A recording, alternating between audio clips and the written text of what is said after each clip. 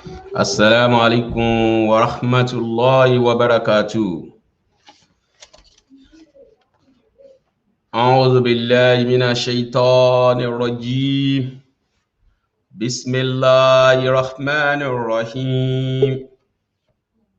أعوذ بالله العظيم وبالوجه الكريم والسلطان القديم من الشيطان الرجيم. بسم الله والحمد لله. اللهم صل على محمد وعلى آله وسلم. اللهم اغفر الذنوب وافتح الأبواب برحمتك. بسم الله الرحمن الرحيم. الذين يشكرون الله قياما وقعودا وعلى جنوبهم ويتفكرون في الخلق السماوات والأرض. ربنا ما خلقت هذا باطلا سبحانك فقنا عذاب النار. ربنا إنك من تدخل النار فقد أخزيته ومن للظالمين من أنصار. ربنا إننا سمعنا مناديا ينادي للإيمان أن آمنوا بربكم فآمنا.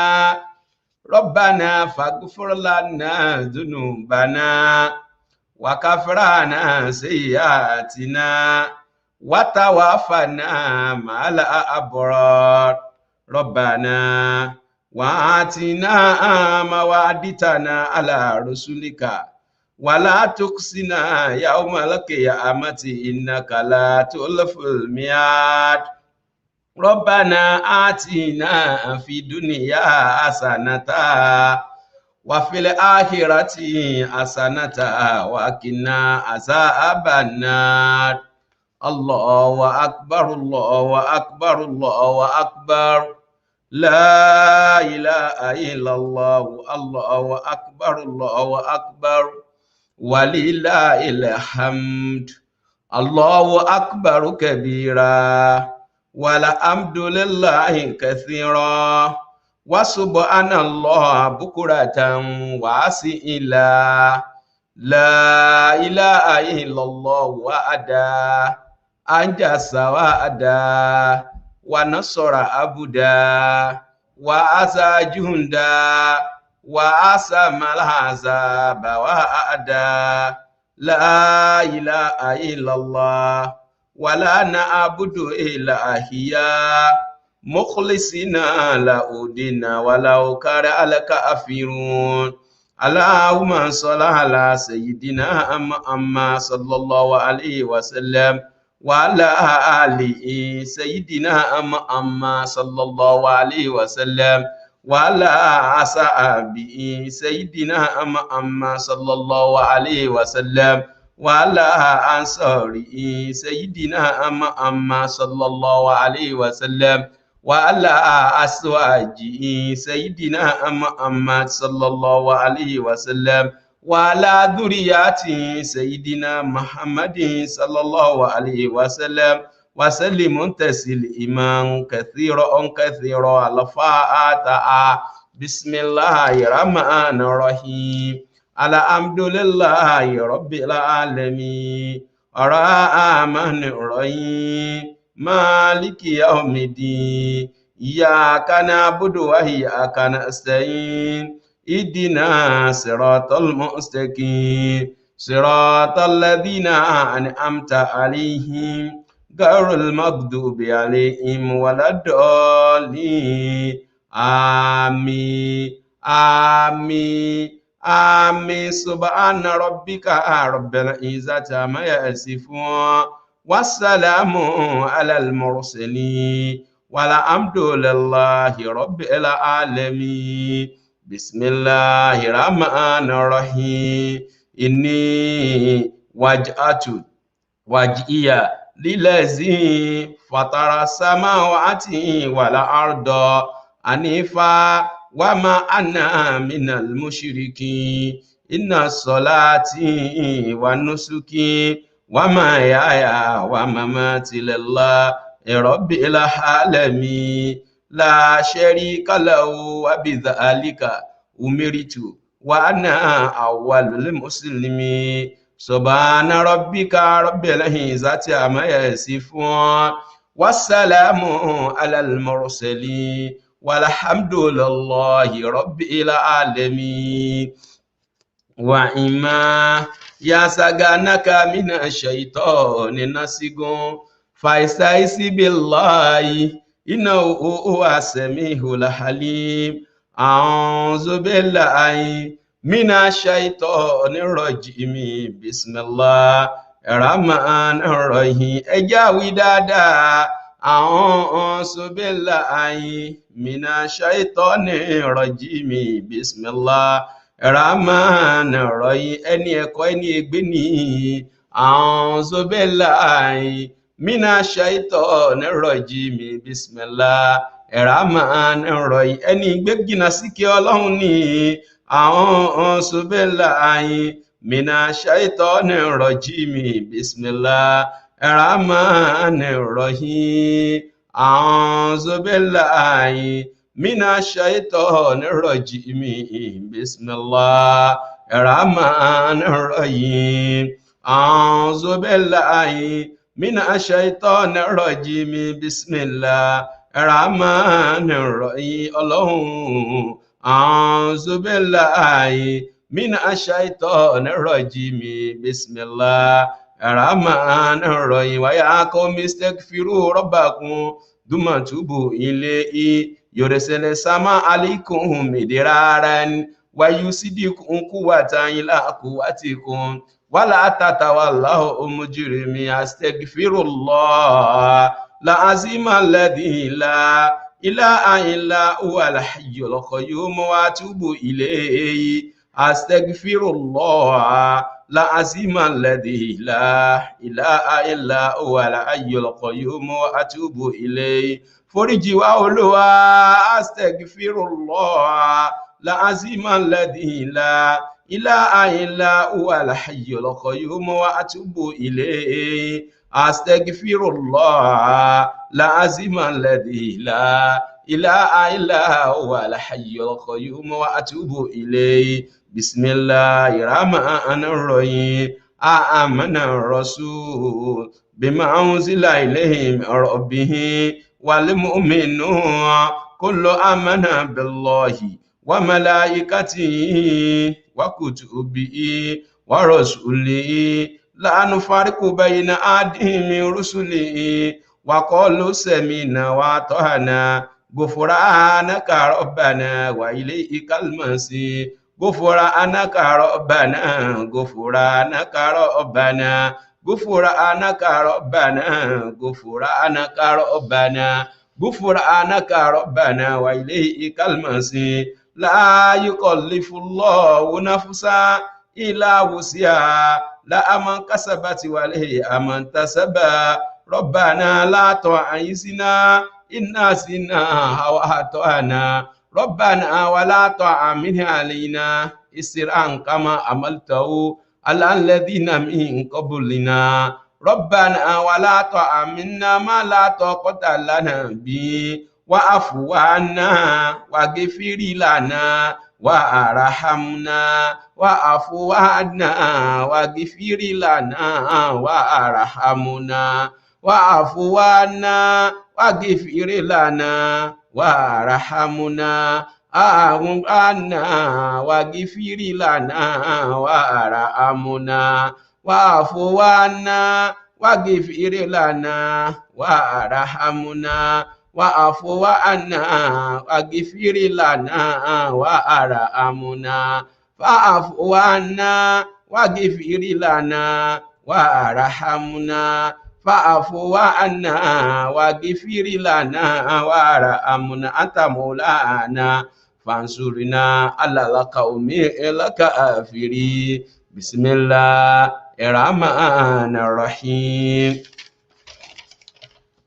فتعالى الله مالك الحق لا إله إلا هو رب العرش الكريم. وما يدعو مع الله إلى أن آخر لا برهان له به فإنما حسابه عند ربي إنه لا يفلح الكافرون وقل ربي اغفر الورحم وأنت خير الراحمين ربي اغفر الورحم وأنت خير الراحمين بسم الله الرحمن الرحيم إن الذين عند ربك لا يستكبرون عن عبادته ويسبحونه ولا يسجدون ولله يسجد ما في السماوات والأرض طوعا وكرها وظلالهم بالغدو والآصال والله يسجد ما في السماوات وما في الأرض من دابة وملائكته وهم لا يستكبرون يعافون ربهم من فوقهم ويفعل ما يؤمرون ويقولون سبحان ربنا إن كان وعد ربنا لمفعولا ويخافون الأسقان لا يبكون ولا يزيدون سوءا أولئك الذين أنعم الله عليهم من نبيهم ومن ذرية آدم ومما عملنا مع نوح ومن ذرية إبراهيم وإسماعيل ومما هدينا واجتبينا إذا تتلى عليه آيات الرحمن خروا سجدا وبكيا ألم ترى أن الله يسجد له ما في السماوات ومن في الأرض والشمس والقمر والنجوم والجبال والشجر والدواب وكثير من الناس وكثير الأقوالين عذاب وما يؤلن الله فمن له من مكير إن الله يفعل ما يشاء يا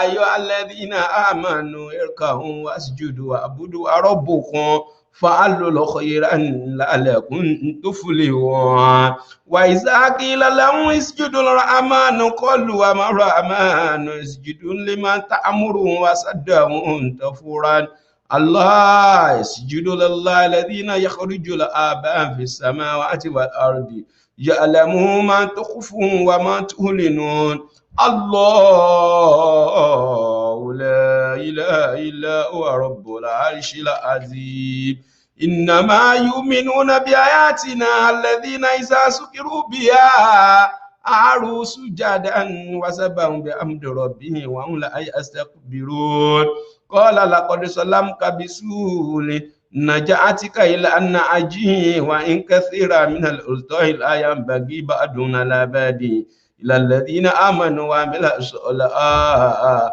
وقليل ما وصلنا داود أنما فتن فاستغفر ربي وأرون ورقا وأنابا وأن استكبروا والذين عند ربك يسبحون له بالليل والنهار وهم لا يسمعون فاسجدوا لله فاعبدوه وإذا قرأ عليهم القرآن لا يسجدون كلا لا تطيعوا واسجدوا واقترب الله أكبر سبح قدوس رب الملائكة والروح سبح قدوس رب الملائكة والروح سبح قدوس رب الملائكة والروح سبح قدوس رب الملائكة والروح اللهم سبح قدوس رب الملائكة والروح لك سجدنا سبح قدوس رب الملائكة والروح وإليك نبنا سبح قدوس رب الملائكة والروح وإليك توكلنا سبح قدوس رب الملائكة والروح سجدنا وجوهنا سبح قدوس رب الملائكة والروح للذي خلقه سبح قدوس رب الملائكة والروح سجدنا وجوهنا سبح قدوس رب الملائكة والروح للذي خلقه سبح قدوس رب الملائكة والروح النية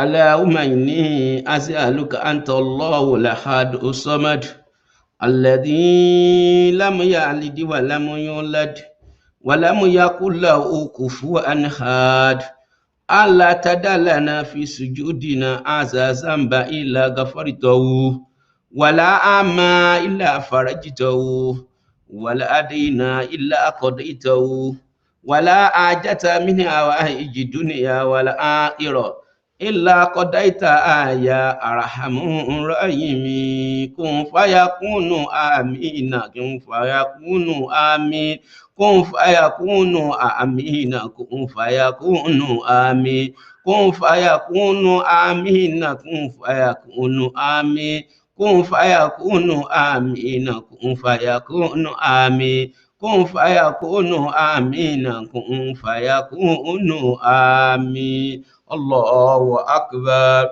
بسم الله الرحمن الرحيم تبارك الذي بيده الملك وهو على كل شيء قدير الذي خلق الموت والحياة ليبلوكم أيكم أحسن عملا وهو العزيز الغفور الذي خلق سبع سماوات طباقا من ترى في خلق الرحمن من تفاوت فارجع البصر هل ترى من فتور ثم ارجع البصر كرتين ينقلب إليك البصر عاصيا وهو الحسيب ولقد سيرنا سمح الدنيا بمصابيح وجعلنا رجوما للشياطين واعتدنا لهم أصحاب السعير وللذين كفروا بربهم أصحاب جهنم وبئس المصير إذا ألقوا فيها سمعوا لها شهيقا وهي تفور تكاد تميز من الغيظ كلما ألقي فيها فوج سألهم حسنتها ألم يأتكم نذير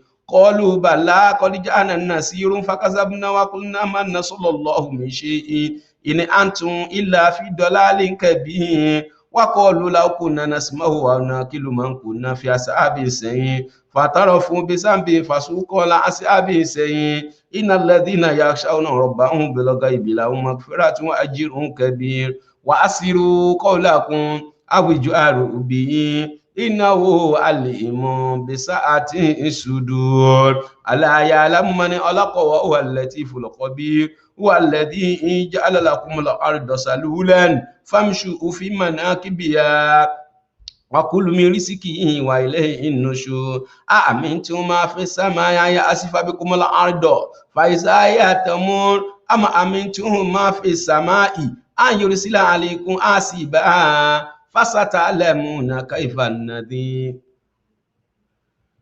ولقد كذب الذين من قبلهم فكيف كان النكير أولم يروا إلى الطير فوقهم صافات ويقبضن ما يمسكون إلى الرحمن أو بكل شيء بصير أمن هذا الذي هو جند لكم ينصركم من دون الرحمن إن الكافرين إلا في غرور أمن هذا الذي يرزق نمسك رزقهم بل لجوا في عتو ونفور أفما يمشي مكبا على وجهه أحدا أما يمشي سويا على صراط مستقيم قل هو الذي أنشأكم وجعل لكم السمع والأبصار والأفئدة قليلا ما تشكرون قل هو الذي سارعكم في الأرض وإليه تحشرون ويقولون متى هذا الوعد إن كنتم صادقين قل إنما العلم عند الله وإنما أنا النذير المبين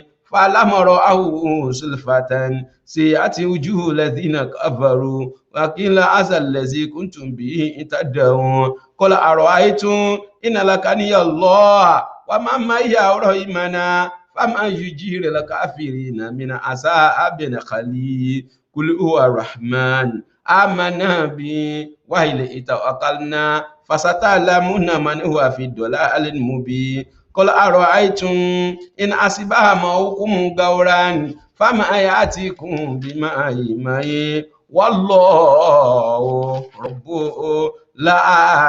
العالمين اللهم أنت ربي لا إله إلا أنت خلقتني وأنا عبدك وأنا على عهدك ووعدك ما استطعت أعوذ بك من شر ما صنعت أبو لك بنعمتك علي وأبو بذنبي فاغفر لي فإنه لا يغفر الذنوب إلا أنت لا إله إلا أنت سبحانك إني كنت من الظالمين لا إله إلا أنت سبحانك إني كنت من الظالمين لا إله إلا أنت سبحانك إني كنت من الظالمين لا إله إلا أنت سبحانك إني كنت من الظالمين لا إله إلا أنت سبحانك إني كنت من الظالمين Ọlọ́run لا إله إلا أنت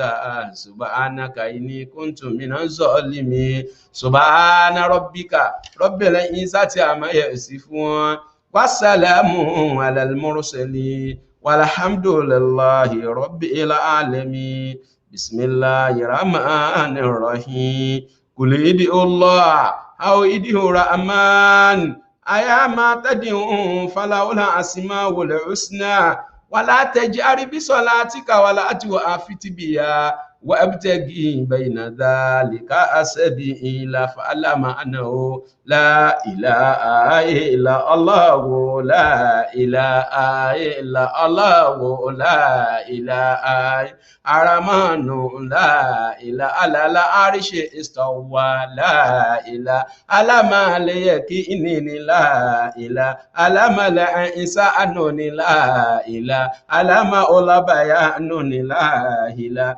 وسمس والقمر لا إله في حسبان لا إله على أتتقى لا إله في الميزان لا إله أرحيم لا إله على ملك لا إله على قدوس لا إله السلام لا إله على مؤمن لا إله على مؤمن لا إله على عزيز لا إله على جبار لا إله على متكبر لا إله على خليق لا إله على عليك لا إله على بري لا إله على مصور لا إله على غفار لا إله ọba aláforíjì ni la ilaha dákun wá foríjì wá la ilaha ya Gafuru la ilaha ya Gafuru ni la ilaha alaqaharu la ilaha alaqaharu la ilaha alaqaharu la ilaha alawahabu ni la ilaha alafatahu la ilaha ala alimuni la ilaha Ọlọ́run mi alákọ̀bídù ni la ilaha alabasitu la ilaha alaafidu la ilaha arafihu la ilaha almuizu ni la ilaha almudillu la ilaha asami'u ni la ilaha asami'u ni la ilaha alabasiru la ilaha Ọlọ́run mi alabasiru ni la ilaha alaakamu ni la ilaha alaadilu ni la ilaha Ọlọ́run mi ya Latifu la ilaha ọba aláàánú mà ní la ilaha ọba aláàánú mà ní la ilaha dákun wá ṣàánú ẹ̀ fún wa ní la lórí ọmọ dákun wá ṣàánú rẹ̀ la ilaha dákun máa jẹ́ àròfò la ilaha dákun máa jẹ́ àpòfò la ilaha ká má gúnlẹ̀ sébùté òfò la ilaha illallahu la ilaha لا إله alakhabiru la ilaha alahalimu ni la ilaha ọlọ́run mi alazimu ni la ilaha alagofuro la ilaha aishakuro la ilaha aishakuro ni la ilaha alaaliyu ni la ilaha alakabiru ni la ilaha alaafisu la ilaha alimukitu la ilaha alaasibu ni la ilaha aljalilu la ilaha alakarimu ni la ilaha arakibu ni la ilaha almujibu la ilaha alawasi'u ni la ilaha alakimu ni la ilaha alawadudu la ilaha alamajidu ni la ilaha ashayidu ni la ilaha alaaku ni la ilaha alawakilu ni la ilaha alaqawiyyu la ilaha alawaliyu ni la ilaha alamatinu la ilaha alamusi la ilaha alamubudhiyu la ilaha alamuyi la ilaha alamumitu la ilaha ala ayyuni la ilaha ọlọ́run mi alákọ̀yọ́mù ni la ilaha alawajidu la ilaha alamajidu ni la ilaha ọlọ́run mi alawajidu ni la ilaha ala ahadu la ilaha ala ahadu la ilaha kò lóró ogún kò lọ ọba kan la ilaha kò bímọ ẹnìkan òbí la kò ní níwájú ni kò ní lẹ́yìn ni la ilaha àṣùlọ ọlọ́run ọba mi la ilaha àṣùlọ ọlọ́run ọba mi la ilaha illallahu la ilaha asọmọdò la ilaha asọmọdò la ilaha ọba àjírònú kan ni la ilaha dákun wá rònú kan wà la ètò gbésí ayé wa dọ̀wọ́ rẹ̀ la ilaha alakadero la ilaha alemoketadero la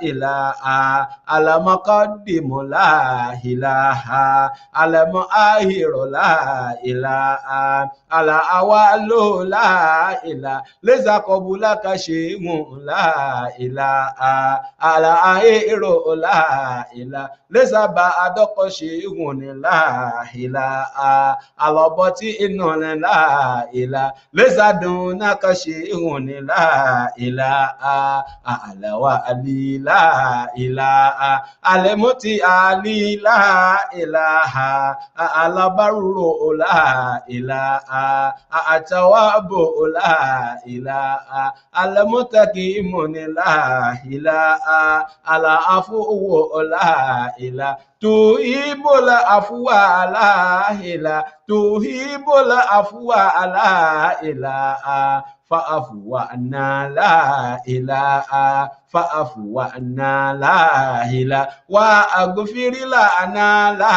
ilaha wa arhamna la ilaha anta maulana la ilaha Allahu la ilaha araufu la ilaha malikul mulki ila malikul mulki ila zul jalali ila wale ikramini la ilaha alamuki iseto la ilaha alajami'un la ilaha alaganiyo la ilaha alamugini la ilaha Ọlọ́run mi ànímàní òun ni la ilaha adọ́rò la ilaha anafi'un la ilaha anoro la ilaha ọlọ́run mi ọba ìmọ̀lẹ̀ ní la ilaha lọ́run mi ọba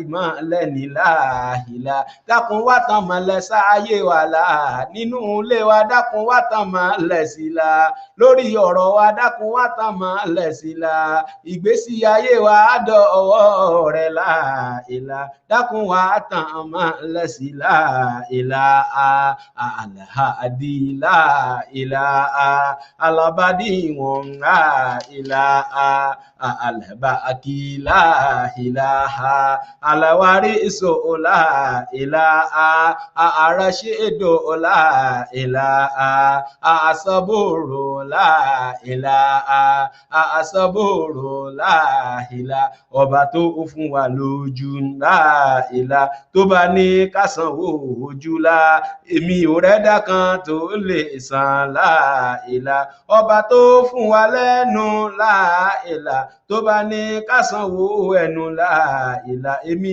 ò rẹ́dá kan tó lè san la ilaha ọba tó fún wa lọ́wọ́ la ilaha tó bá ní ká sanwó ẹ̀ ń kọ́ èmi ò rẹ́dá kan tó lè san la ilaha tó bá rí bẹ́ẹ̀ lọ́dọ̀ ẹ̀ la ilaha bó ṣe rí bẹ́ẹ̀ lọ́dọ̀ mi la ilaha lánàá kó o ṣàdúrà fún la ilaha kò fi gbé gbá ọpẹ́ fún la ilaha àforúkọ rẹ̀ bẹ́ẹ̀ la àníkù rẹ̀ á wá fi ibẹ̀ la Mẹ́kà Mẹ́dínà ẹ̀ á wá fi ibẹ̀ la mọ̀gàrí tóró ẹ̀ á wá fi ibẹ̀ la jàbàlá rámọ̀ ẹ̀ á wá fi ibẹ̀ la àwọn tí ó gbà fún á wá fi ibẹ̀ la àwọn àfáà rẹ̀ á wá fi ibẹ̀ la ilaha dákun wá àṣàánú fún wa la ilaha dákun wá àṣàánú fún wa la ilaha dákun má fi ìwà sílẹ̀ la má fi wá sílẹ̀ o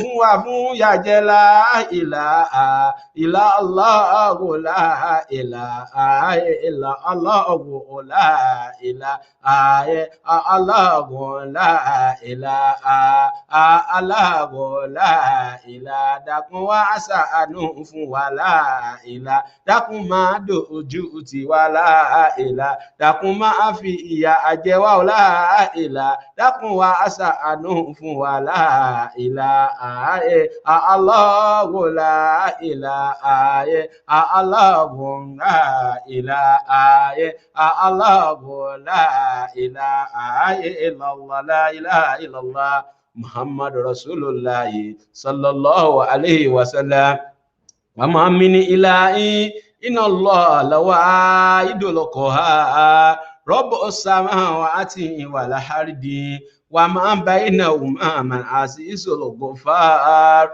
la ilaha illallah lawahidul qahhar rabbus samawati wal ardi wa ma bainahuma al azizul ghaffar la ilaha illallah wahdahu la sharika lahu lahul mulku wa lahul hamdu yuhyi wa yumiitu wa huwa hayyun la yamut biyadil khayri wa innaka ala kulli shay'in qadir la ilaha illallah wahdahu la sharika lahu lahul mulku wa lahul hamdu yuhyi wa yumiitu wa huwa hayyun la yamut biyadil khayri wa huwa ala kulli shay'in qadir subhana rabbika rabbil izzati amma yasifun wa salamun alal mursalin walhamdulillahi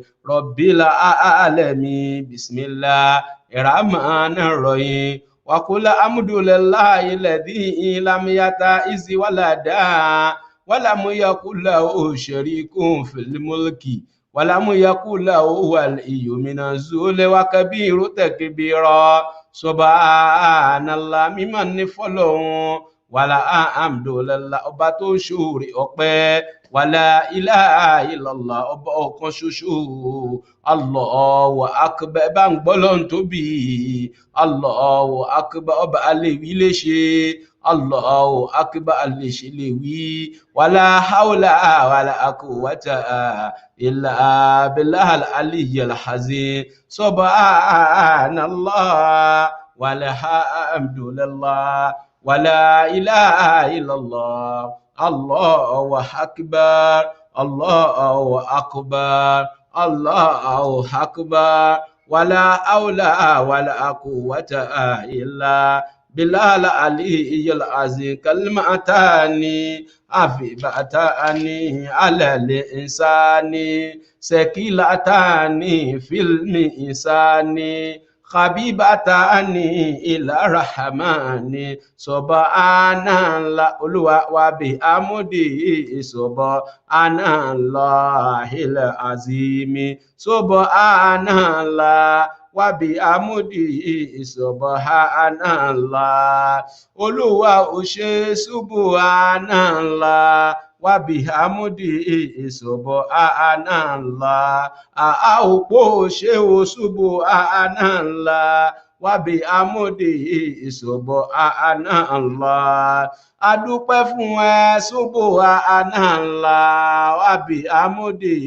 subhanallah lórí ìlú táwa yìí ó subhanallah adúpẹ́ wa bihamdi subhanallah èyí tó kù lẹ́yìn subhanallah wa bihamdi subhanallah ọlọ́run bá wa ṣe subhanallah wa bihamdi subhanallah má fi kan sílẹ̀ láì gbọ́ subhanallah wa bihamdi subhanallah ila azimi subhanallah wa bihamdi hadada haliki warido nafsi wasinata arishi wa midada kalmati subhanallah walhamdulillah astaghfirullah la ilaha illallah subhanallah walhamdulillah astaghfirullah Allahu la ilaha illa Allahu ayo wahidu ayo lọ́kọ̀ yóò mọ̀ dáìmọ̀ ayo Allahu ayo wahidu ayo lọ́kọ̀ yóò mọ̀ dáìmọ̀ aképe Allahu ayo wahidu ayo lọ́kọ̀ yóò mọ̀ dáì ọba tí ń pa ní Allahu ayo wahidu ayo lọ́kọ̀ yóò mọ̀ dáì ọba tí ń yé ní Allahu ayo wahidu ayo lọ́kọ̀ yóò mọ̀ dáì mọ̀ ayo subhana rabbika rabbil izzati amma yasifun wassalamu alal mursalin walhamdulillahi rabbil alamin bismillahir rahmanir rahim wa annatil wujud lala ayilqayun wa qad aba man amala zulma wa ma yamal min zalaha wa huwa mu'minu fala ya'fu dhulma wala hadima ya hayo ya akọ̀yò ọmọ alálà àìlà ẹjẹ́ àjọ wíyá hayo ya akọ̀yò ọmọ alálà ìròyìn ẹ̀ẹ́jú bẹ́ẹ̀ lọ ya hayo ya akọ̀yò ọmọ alálà ọlá ẹ̀ẹ́jú bẹ́ẹ̀ lọ ya hayo ya akọ̀yò ọmọ alálà àtẹ̀rẹ̀rẹ̀ kárí ayé ya hayo ya kọyó ọmọ alálà ọba lánàá ọba alẹ ní yá ayò yá akọyò ọmọ alálà sóhun ló lọ́jọ́ gbogbo yá ayò yá akọyò ọmọ alálà kábíyèsí ọba olúwa yá ayò yá akọyò ọmọ alálà dákun wá àṣàánú àwa yá ayò yá akọyò ọmọ alálà dákun má fi wá sílẹ̀ yá ayò yá akọyò ọmọ alálà adúpẹ́ lórí Amẹ́ríkà àyà ayò yá akọyò ọmọ alálà látijọ́ tàgbò mi ìnira àyà ayò yá akọyò ọmọ alá ò bá wa sọ ọdún mi ìnira yá ayò yá akọyò ọmọ alálà jẹ́ ká rí tiwa ṣe níbẹ̀ yá ayò yá akọyò ọmọ alálà dákun máa yẹ̀yẹ́ àwa yá ayò yá akọyò ọmọ alálà ṣe ìṣe wa kó má dìbàjẹ́ yá ayò yá akọyò ọmọ alálà dákun máa ní wa lára yá ayò yá akọyò ọmọ alálà tó ń wáwé fún wọn aníwèé ìyá ayò yá akọyò ọmọ ẹni tó ń wáṣẹ fún wọn àníṣẹ́ yá ayò yá akọyò ọmọ ẹni tó ń wọkọ̀ fún wọn lọ́kọ̀ yá ayò yá akọyò ọmọ ẹ ń wá láfíà fún alálàáfíà yá ayò yá akọyò ọmọ alálà dákun wa àṣàánú fún wa àyà ayò yá akọyò ọmọ alálà dákun wá àṣàánú fún wa àyà ayò yá akọyò ọmọ alálà ọ̀rọ̀ wa àdọ̀wọ́ rẹ̀ yá ayò yá akọyò ọmọ alálà ọ̀rọ̀ ọkùnrin ìdọ̀wọ́ rẹ̀ yá ayò yá akọyò ọmọ alálà ọ̀rọ̀ obìnrin ìdọ̀wọ́ rẹ̀ yá ayò yá akọyò ọmọ alálà ọ̀rọ̀ gbogbo wa àdọ̀wọ́ rẹ̀ yá ayò yá akọyò ọmọ alálà ìwọ tó bá lọ́wọ́ fi sàsíkiri yá ayò yá akọyò ọmọ alálà ọwọ́ tó ń sàsíkiri yá ayò yá akọyò ọmọ alálà a ò ní fi gbọ́mọ̀ sí láyé yá ayò yá akọyò ọmọ alálà ojú tó ń wojú Ọlọ́run yá ayò yá akọyò ọmọ alálà a ò ní fi sunkún ọmọ yá ayò yá akọyò ọmọ alálà a ò ní fi sunkún ọmọ yá ayò yá akọyò ọmọ alálà ara tó ń sàsí ìkiri ìdá ayò yá akọyò ọmọ alálà ara tó ń sàsí ìkiri ìyá ayò yá akọyò ọmọ alálà ó dá mi lójú kò ní ìwọ náà yá ayò yá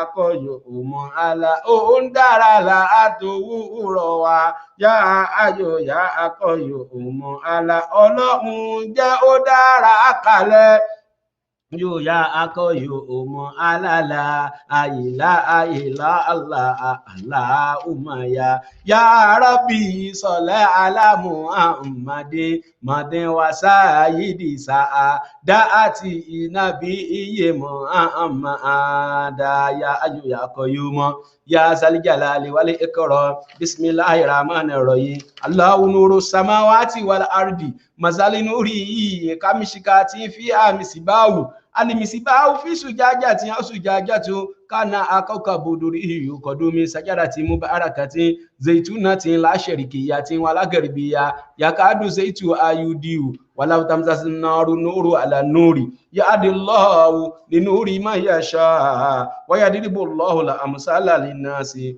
wallahu bikulli shay'in halim subhana rabbika rabbil izzati amma yasifun wassalamu alal mursalin walhamdulillahi rabbil alamin inna allaha wa malaikatahu yusalluna ala nabi ya ayyuhalladhina amanu sallu alayhi wa sallimu taslima Allahumma ya rabbi salla ala Muhammadin madin wa sayyidi dáàtì ìnàbí iye mọ̀hán ẹjẹ́ àjọ wí Allahumma ya Rabbi ìsọ̀lá alámùhàmmadin madin wa sayyidi dáàtì ìnàbí iye mọ̀hán àníṣẹ́ nígbà oyún Muhammad támínà bá ti rè kọjá kọjá nígbà oyún ànábì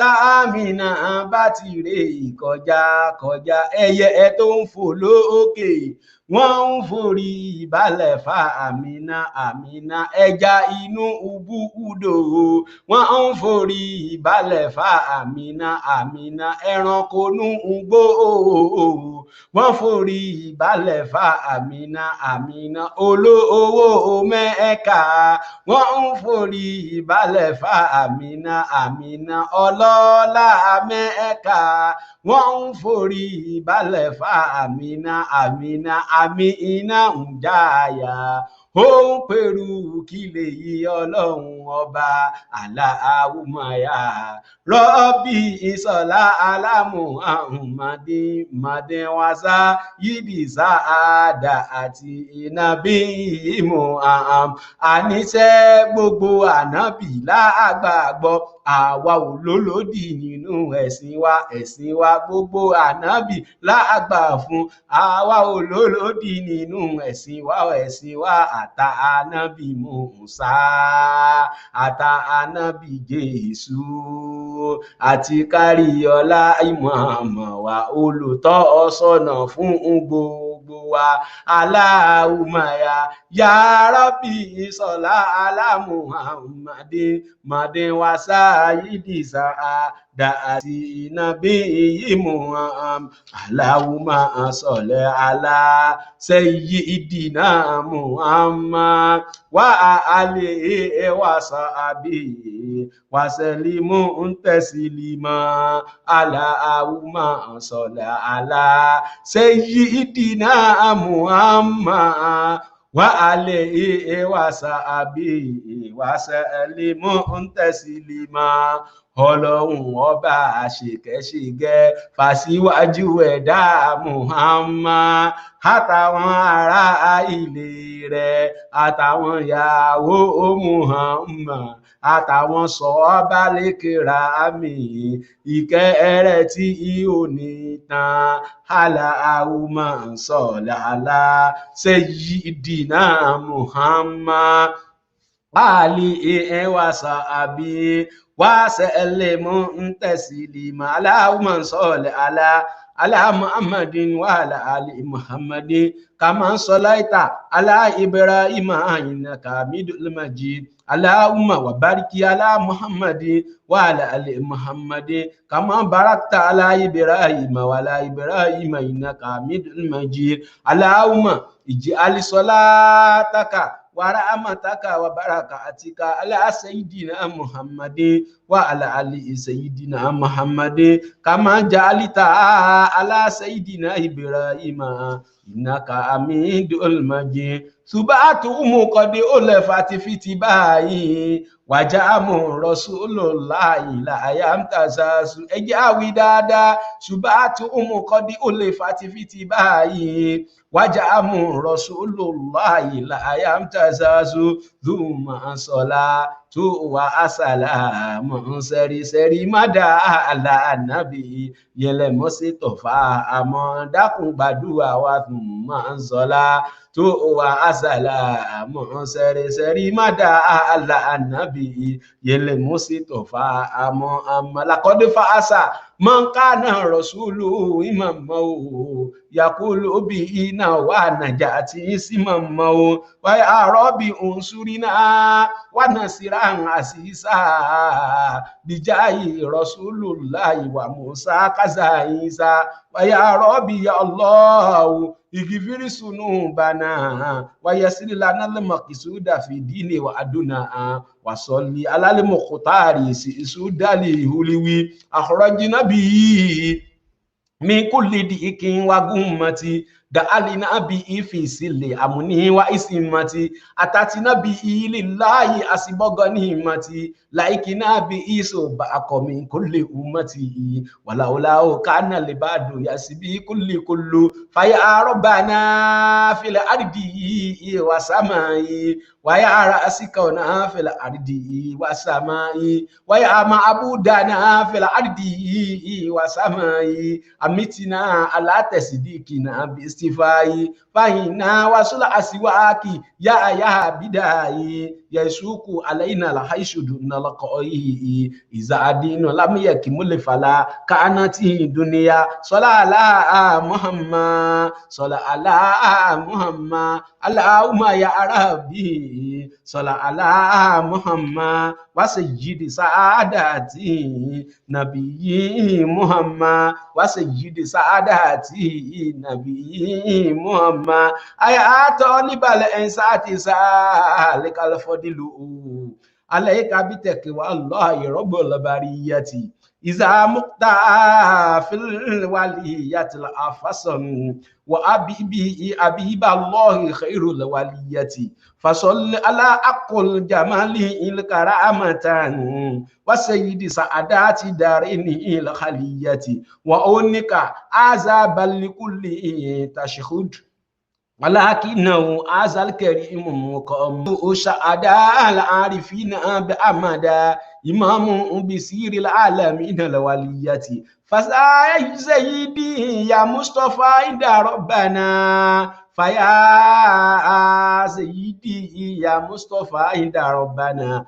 ومشهد أسات الله جل الولية فيا ربي كل منك رغب فيا ربي كل منك رغب بجاه منير الله ذات العلية وصلي عليه بكرة وعشية صلاة دواما مطلقة بلا عزيمة فسبحان ربي يأمركم كما يكون بسعة الله جل الفضيلة زهور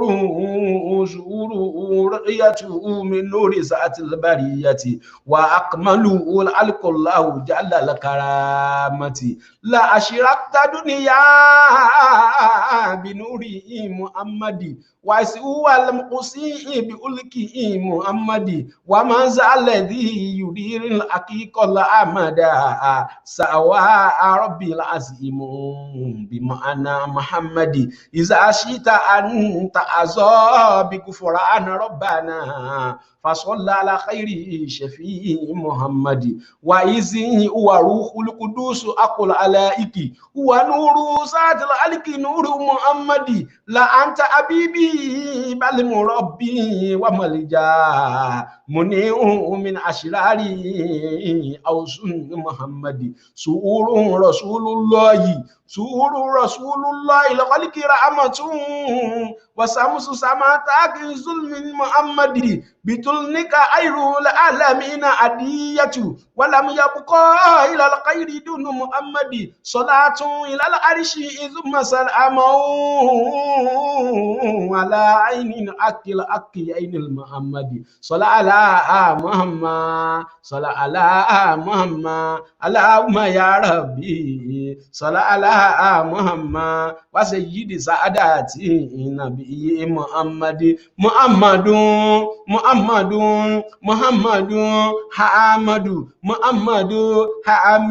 محمد حميد محمد عاهد محمد واحد معي عشير عاقب طاعة ياسين طائر مطائر طيب سيد رسول نبي رسول رحمة فهيم جامع مقتاف كامل إكليل مدثر مزمل صلى على محمد صلى على محمد اللهم يا ربي صلى على محمد وسيد سعادتي النبي محمد معلوم شاهر شاهد مشهود بشير مبشر ناصر مؤزر نور سراج مصباح هدى معدي منير داء مدعو مجاب أفي ولي أكون قوي أمين معلوم كريم مكرم مكين متين مبين صلى على محمد صلى على محمد اللهم يا ربي صلى على محمد وسيد سعاداتي نبي محمد وكم سيدي في أمن تبي سيدي وأسبك بصديق تلوى محمد وأبو فاروق أسببي مقدي صلاة وتسليم على قبر أحمد وقبر أبي بكر وقبر أبو أفوس صلى على محمد صلى على محمد على كل الفاني على كل فاني فضل الله فانه على كل فاني على كل فاني فضل الله فانه بأن فرد الذين قوامون وسنوا فقد ساء إن صلى ألك تورا وجنه ويد نصر في ألك تعالى بأنه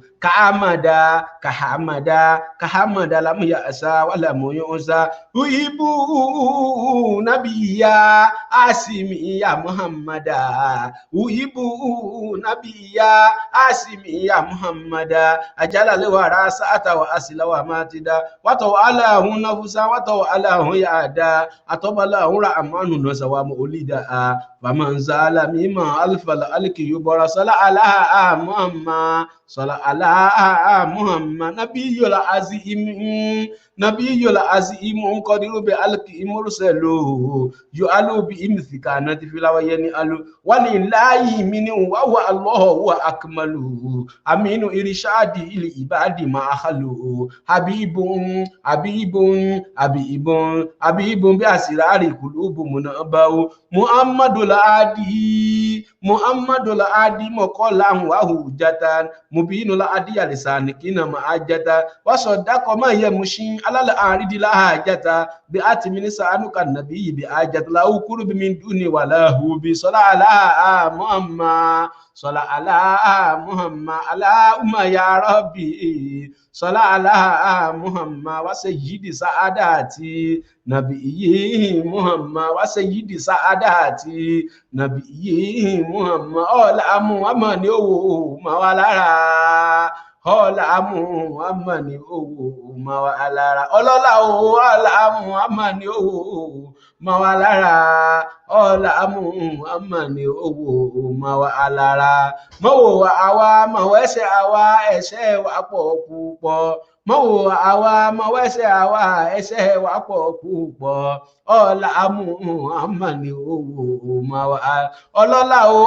ọ̀làmù amani owó ma mi lára ọ̀làmù amani owó ma mi lára ọlọ́run ọ̀làmù amani owó ma mi lára ọ̀làmù amani owó ma mi lára mọ́wò àmì mọ̀wọ́ ẹsẹ̀ mi pọ̀ púpọ̀ mọ́wò àmì mọ̀wọ́ ẹsẹ̀ mi pọ̀ púpọ̀ ọ̀làmù amani owó ma mi lára torí àsàlà àti wàsàlà àmù àlàyéká yá àràsúlà àlà àsàlà àti wàsàlà àmù àlàyéká yá àràsúlà àlà àsàlà àti wàsàlà àmù àlàyéká yá àràsúlà àlà àsàlà àti wàsàlà àmù àlàyéká yá muhammadu musi ìtọ̀fà yá àràsúlà àlà ànábì yá àràsúlà àlà mujitaba yá àràsúlà àlà tọ̀ irú yá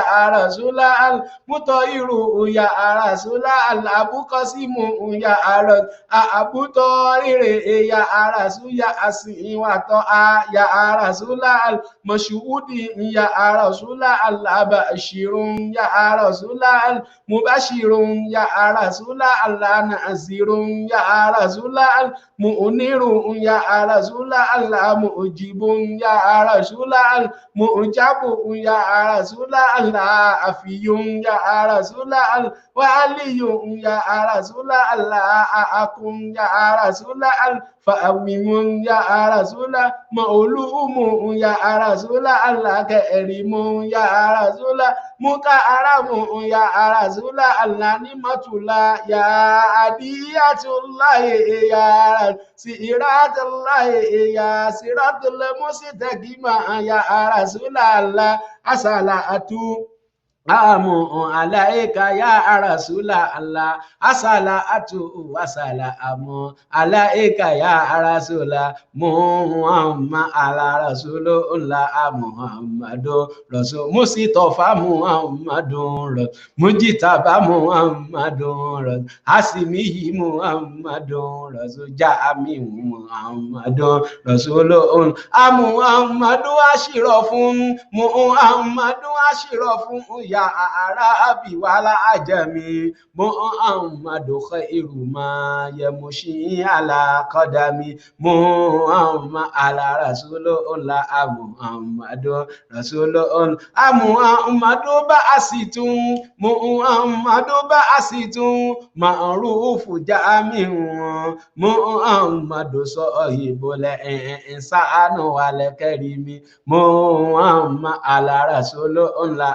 Muhammadu rasulun Muhammadu ta'ajuru suli illahi katibatan Muhammadu sadiqul aqwal wal kalimi Muhammad ala rasulullah Muhammadu rasulun Muhammadu ruhibati bi inuriti inatu Muhammadu lam yazal nura min qadimi Muhammad ala rasulullah Muhammadu rasulun Muhammadu khairu khalqi illahi min mudarin Muhammadu khairu rusuli illahi kulli imi Muhammad ala rasulullah Muhammadu rasulun Muhammadu sikiruhum Muhammadu sikiruhum ru'ul anfusina Muhammadu syukuruhum faridun alal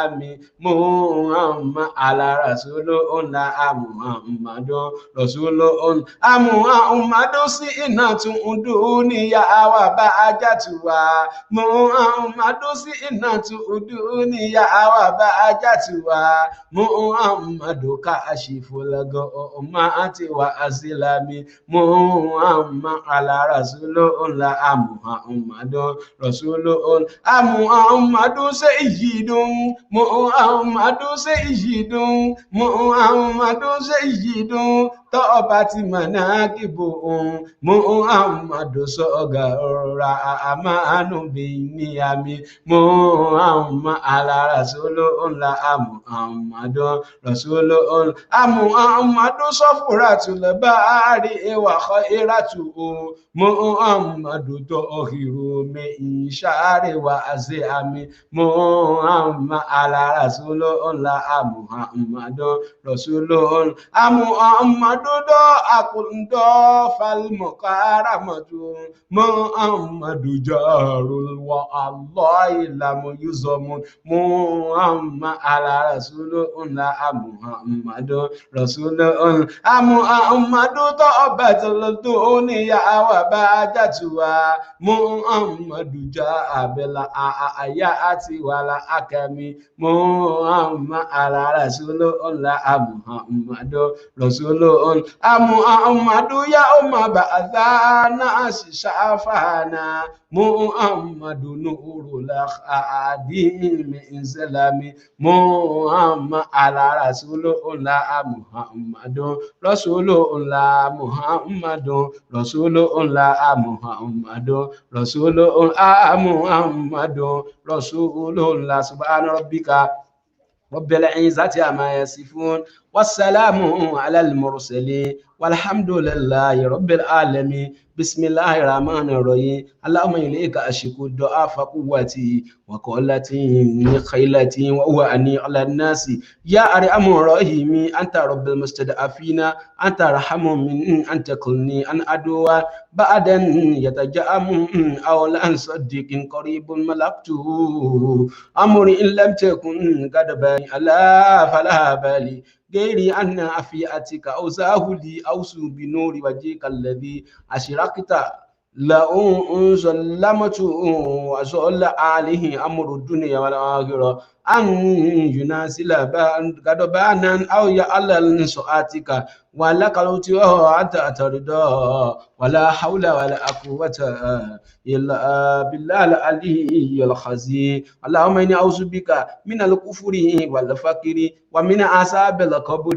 لا إله إلا أنت اللهم إني أعوذ بك من الأمن والحزن وأعوذ بك من العجز والكسل وأعوذ بك من الجبن والبخل وأعوذ بك من غلبة الدين وقهر الرجال اللهم إني أعوذ بك من قلبي لا يخشى ونفسي لا يسبى وعلم لا ينفع ودعائي لا يستجاب له اللهم رب الناس أسئب الباس اشفي أنت شافي لا شفاء إلا شفاؤك شفاء لا يغادر سقما وإذ صرفنا إليك نفرا من الجن يستمعون القرآن فلما أدروا قالوا أنصتوا فلما قضي ولوا إلى قوم مسلمين قالوا يا قومنا إنا سمعنا كتابا أنزل من بعد موسى مصدقا لما بين يديه يهدي إلى الحق وإلى طريق مستقيم يا قومنا أجيبوا داعي الله وآمنوا به يغفر لكم من ذنوبكم ويجركم من عذاب أليم اللهم يصرف عنا الوباء والبلاء اللهم يصرف عنا الوباء والبلاء اللهم في شوا اللهم يصرف عنا الوباء والبلاء níbi ojú tí wò ní اللهم يصرف عنا الوباء والبلاء níbi ọkàn tí ń ṣàìdá sí ni اللهم يصرف عنا الوباء والبلاء ọ̀tá ilé ni ọ̀tá òde اللهم يصرف عنا الوباء والبلاء ọ̀tá tó ṣe bí ọ̀rẹ́ sí ni اللهم يصرف عنا الوباء والبلاء àtọ̀rẹ́ tó ń ṣe bí ọ̀tá o اللهم يصرف عنا الوباء والبلاء afẹ́nimọ́fẹ́ wà dénú اللهم يصرف عنا الوباء والبلاء ọ̀tá bí iṣẹ́ wa اللهم يصرف عنا الوباء والبلاء èyí tó ń dènà ayọ̀ wa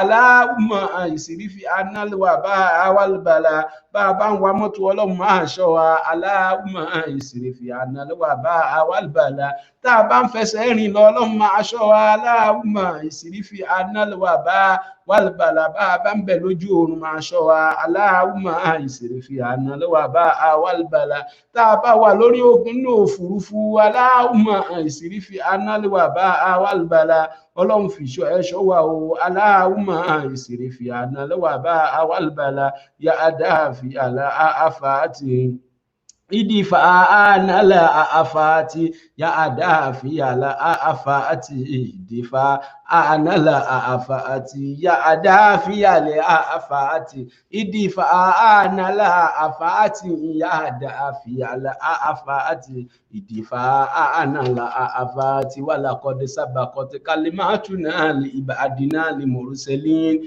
inna la umul mansuru wa inna jundana lahum al-ghalibuna wa inna jundana lahum awala abori inna jundana lahum al-ghalibu Ọlọ́hun wa inna jundana lahu ẹni tó bá dètè sí wa inna jundana Ọlọ́hun lahum al-ghalibuna wa inna jundana bọ́dẹ̀ náà dọ́mọ ẹgbẹ́ wa iná jundana Ọlọ́run lahumul ghalibuna wa iná jundana lahumul ghalibuna rabbi najini wa ali mimma ya'maluna rabbi najini wa ali mimma ya'maluna rabbi najini wa ali mimma ya'maluna rabbi najini wa ali مما يعملون بسم الله الرحمن الرحيم بسم الله الرحمن الرحيم اللهم يا حي يا قيوم يا دافع يا قهار إكرام ما أرادنا بدور بكارك يا من خرج من الجنة ورده ويا من دور أيوب وشفاه ويا من جلد أهل موسى والنجاو ويا من رفع عيسى إلى السماء ويا من جل يونس في بطن الحوت وخرجه ويا من نجا نوح فقومه من ماء طوفان نجنا يا الله ويا من سلم إبراهيم من نار نمروس سلمنا من كل الفساد والحسن والأم والغم والدور والشر والفقر والمرض والشقاق الفسوق والفسوق ومن كل شر ومن جميع مصائب الدنيا والآخرة يا أرحم الراحمين ويا من خرج يوسف من غيبة الوجوب وسيانه بالحسنى يا قديم الإنسان إنسانك القديم يا دائم يا قيوم يا كريم حسبنا الله ونعم الوكيل نعم المولى ونعم النصير وأيوب إذ نادى ربه وأني مسني يدور وأنت أرحم الراحمين فاستجبنا لهم فكشفنا ما به من دور وآتيناه على ومثله معه رحمة من عندنا والذكرى للعابدين وتوكل على العزيز الرحيم الذي يراك إن تقوم تقبك في ساجدين إنه هو السميع العليم حسبنا الله ونعم الوكيل نعم المولى ونعم النصير نصر من الله وفتح قريب نعم المولى ونعم النصير torí pé agbójúlé ẹ agbọ́kànlé ẹ agbójúlé ẹ agbọ́kànlé ẹ àfigbésí ayé àwa lólùwà lọ́wọ́ ọba tí ṣàánú àwa látàtà náà ọlọ́run títí dòní ọlọ́run máa padà lẹ́yìn wa títí lọ láéláé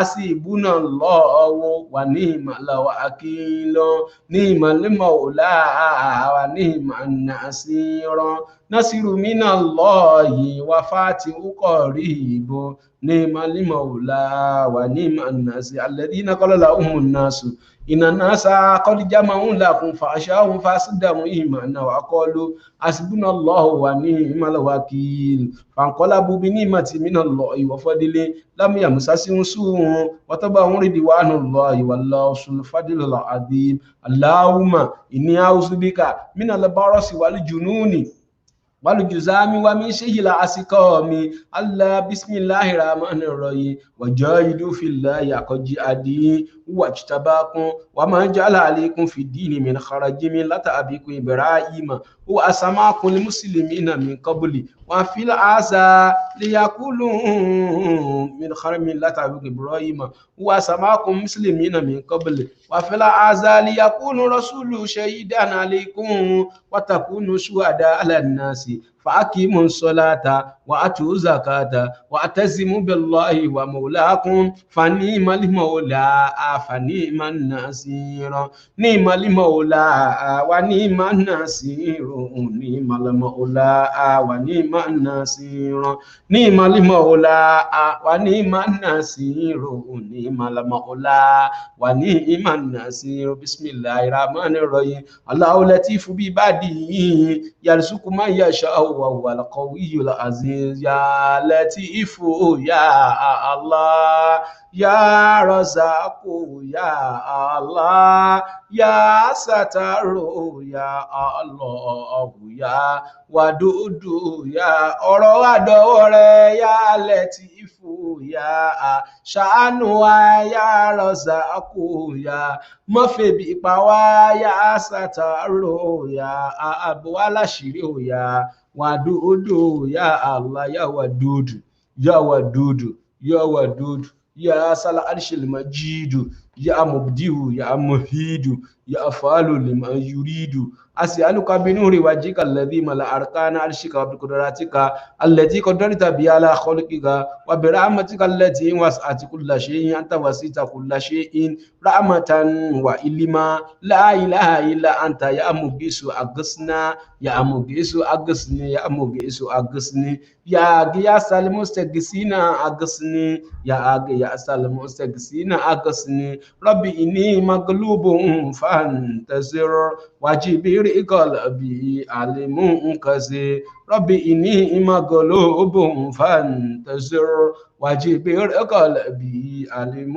كثير ربي لا تكلني إلى أحد ولا توجني إلى أحد وأغنني عن كل أحد يوم إليه مستند وإليه مختمد وهو الواحد الفرد الصمد لا شريك له ولا ولد أسبي يدي من الضلال إلى رشدي ونجني من كل ضيق والنقد وأفاوض أمري إلى الله إن الله بصير بالعباد وأفاوض أمري إلى الله إن الله بصير بالعباد يا خالق النفس من النفس ويا مخرج النفس من النفس ويا مخلص النفس من النفس أليسيا duma sebila ya ansara Ọlọ́run duma sebila ya ansara Ọlọ́run duma sebila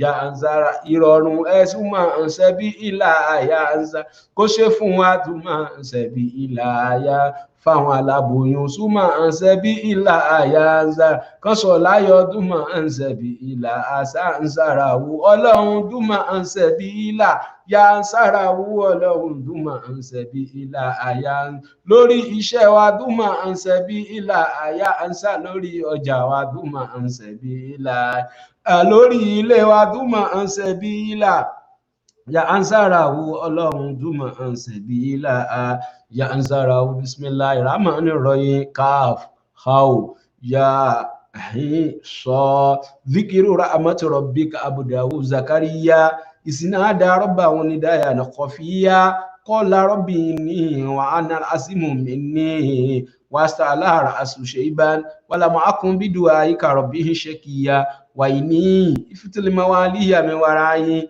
وكان امراتي آكرا فأب لي من لدنك وليا يرثني ويرث من حالي يعقوب وجعله رضيا أعوذ بكلمة الله تامت من غضبه وشر عبادي وأمسات الشياطين وأن يدور بسم الله الذي لا يدور مع اسمه شيء في الأرض ولا في السماء وهو السميع العليم اللهم لا مانع لمن أعطيت ولا مطيع لمن منعت ولا أراد لمن قضيت ولا ينفع ذا الجد منك الجد ربي زدني علما ربي زدني علما ربي زدني علما ربي زدني علما ربي زدني علما اللهم إني عبدك وابن عبدك وابن أمتك الناسية بيدك مأدي فيها حكمك عدل فيها قضاؤك أسألك بكل اسم ولك سميت به نفسك أو أنزلته كتابا أو علمته أحدا من خلقك أو استأثرت بفعل من الغيب عندك أن تجعل القرآن ربيع قلبي آمين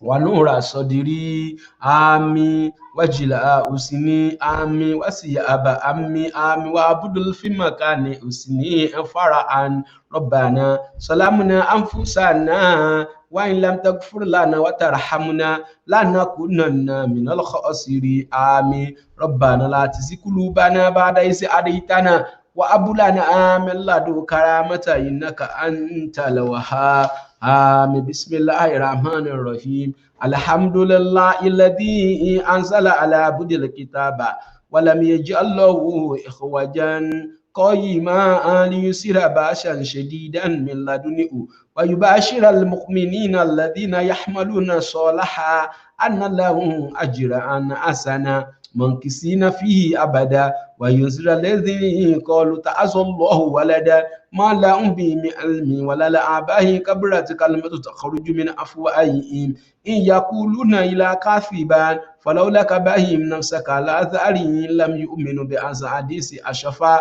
إنا جعلنا ما على الأرض سنة لآن نبلوهم أيهم أحسن عملا وإن لجاهلون ما عليها صعيدا جرزا أم حسبت أن أصحاب الكهف ورقم كان من آياتنا عجبا إذ يأوى الفتية إلى الكهف فقالوا ربنا آتنا من لدنك رحمة وهيئ لنا من أمرنا رشدا ربنا اكشف عنا العذاب إن المؤمنين ربنا تقبل منا إنك أنت السميع العليم ربنا آتنا في الدنيا حسنة وفي الآخرة حسنة وقنا عذاب النار ربنا أتم لنا نورنا فاغفر لنا إنك على كل شيء قدير ربنا لا تجعلنا فتنة للذين كفروا فاغفر لنا ربنا إنك أنت العزيز الحكيم بسم الله الرحمن الرحيم وتلك حجتنا آتيناها إبراهيم عليه الصلاة والسلام على قومه نرفع درجات من نشاء إن ربك الحكيم العليم وأبنا له إسحاق عليه الصلاة والسلام ويعقوب عليه الصلاة والسلام كلا هدينا ونوحا هدينا من قبل ومن ذريته داود عليه الصلاة والسلام وسليمان عليه الصلاة والسلام وأيوب عليه الصلاة والسلام ويوسف عليه الصلاة والسلام وموسى عليه الصلاة والسلام وهارون عليه الصلاة والسلام وكذلك نجزي المحسنين وزكريا عليه الصلاة والسلام ويحيى عليه الصلاة والسلام وعيسى عليه الصلاة والسلام وإلياس عليه الصلاة والسلام كل من الصالحين وإسماعيل عليه الصلاة والسلام واليسع عليه الصلاة والسلام ويونس عليه الصلاة والسلام ولوط عليه الصلاة والسلام وكلا فضلنا على العالمين ومن آبائه وذريته وإخوانه واجتبيناه وهديناه إلى صراط مستقيم. الفاتحة. بسم الله الرحمن الرحيم.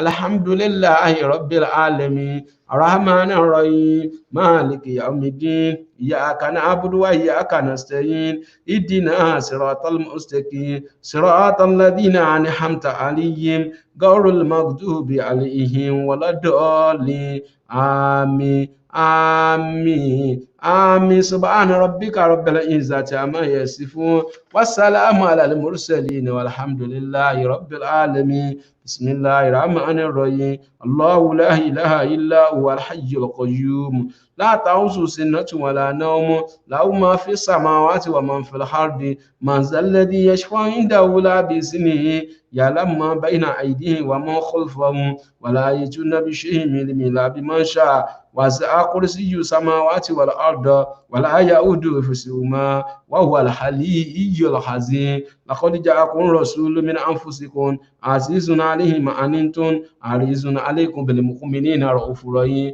فإن تولوا فقل حسبي الله لا إله إلا هو عليه توكلت وهو رب العرش العظيم.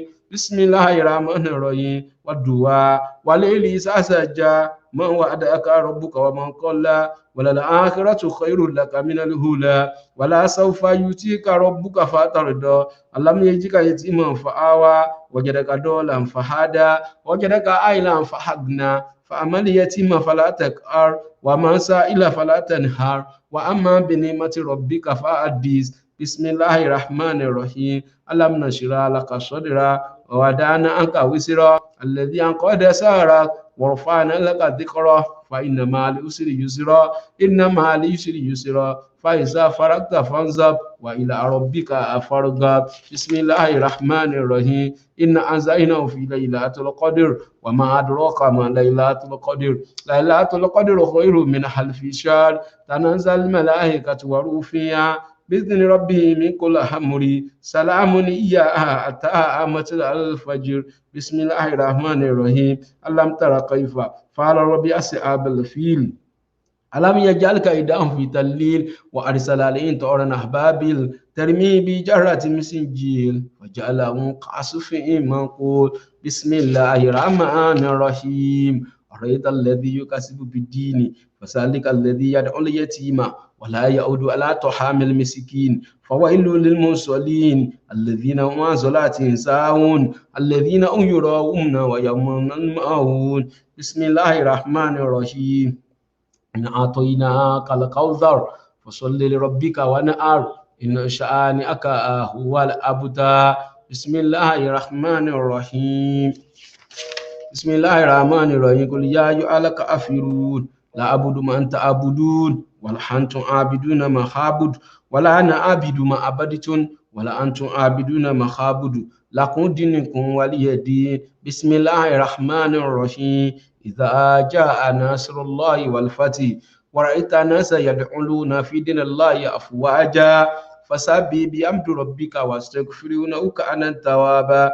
بسم الله الرحمن الرحيم. تبت يدا أبي لهب وتب ما أغنى عنه ماله وما كسب سيصلى نارا ذات لهب وامرأته امرأة الحطب في جيدها حبل من مسد. بسم الله الرحمن الرحيم. قل هو الله أحد الله الصمد لم يلد ولم يولد ولم يكن له كفوا أحد. بسم الله الرحمن الرحيم.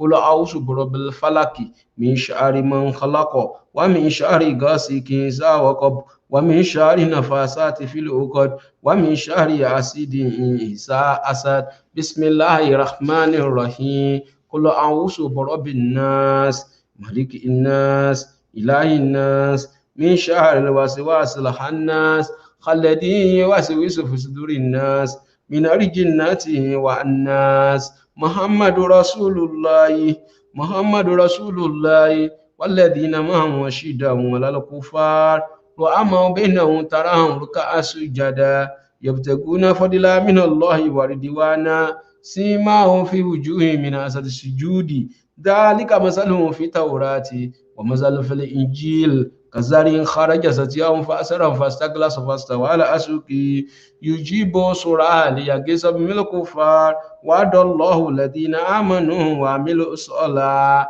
منهم مغفرة وأجرا عظيما منهم مغفرة وأجرا عظيما منهم مغفرة وأجرا عظيما لا إله إلا الله الله لا إله إلا الله الله محمد رسول الله لا إله إلا الله الله أوزلي سلام الله بألي سلام الله بدر سلامة أي أنت وسلام الله أنت من تراني الله اسمع كلامي الله فعلم ما كان يأدوم لا تزني الله لا إله إلا الله الله لا إله إلا الله الله محمد رسول الله لا إله إلا الله الله ọ̀rọ̀ wa dọwọ́ rẹ̀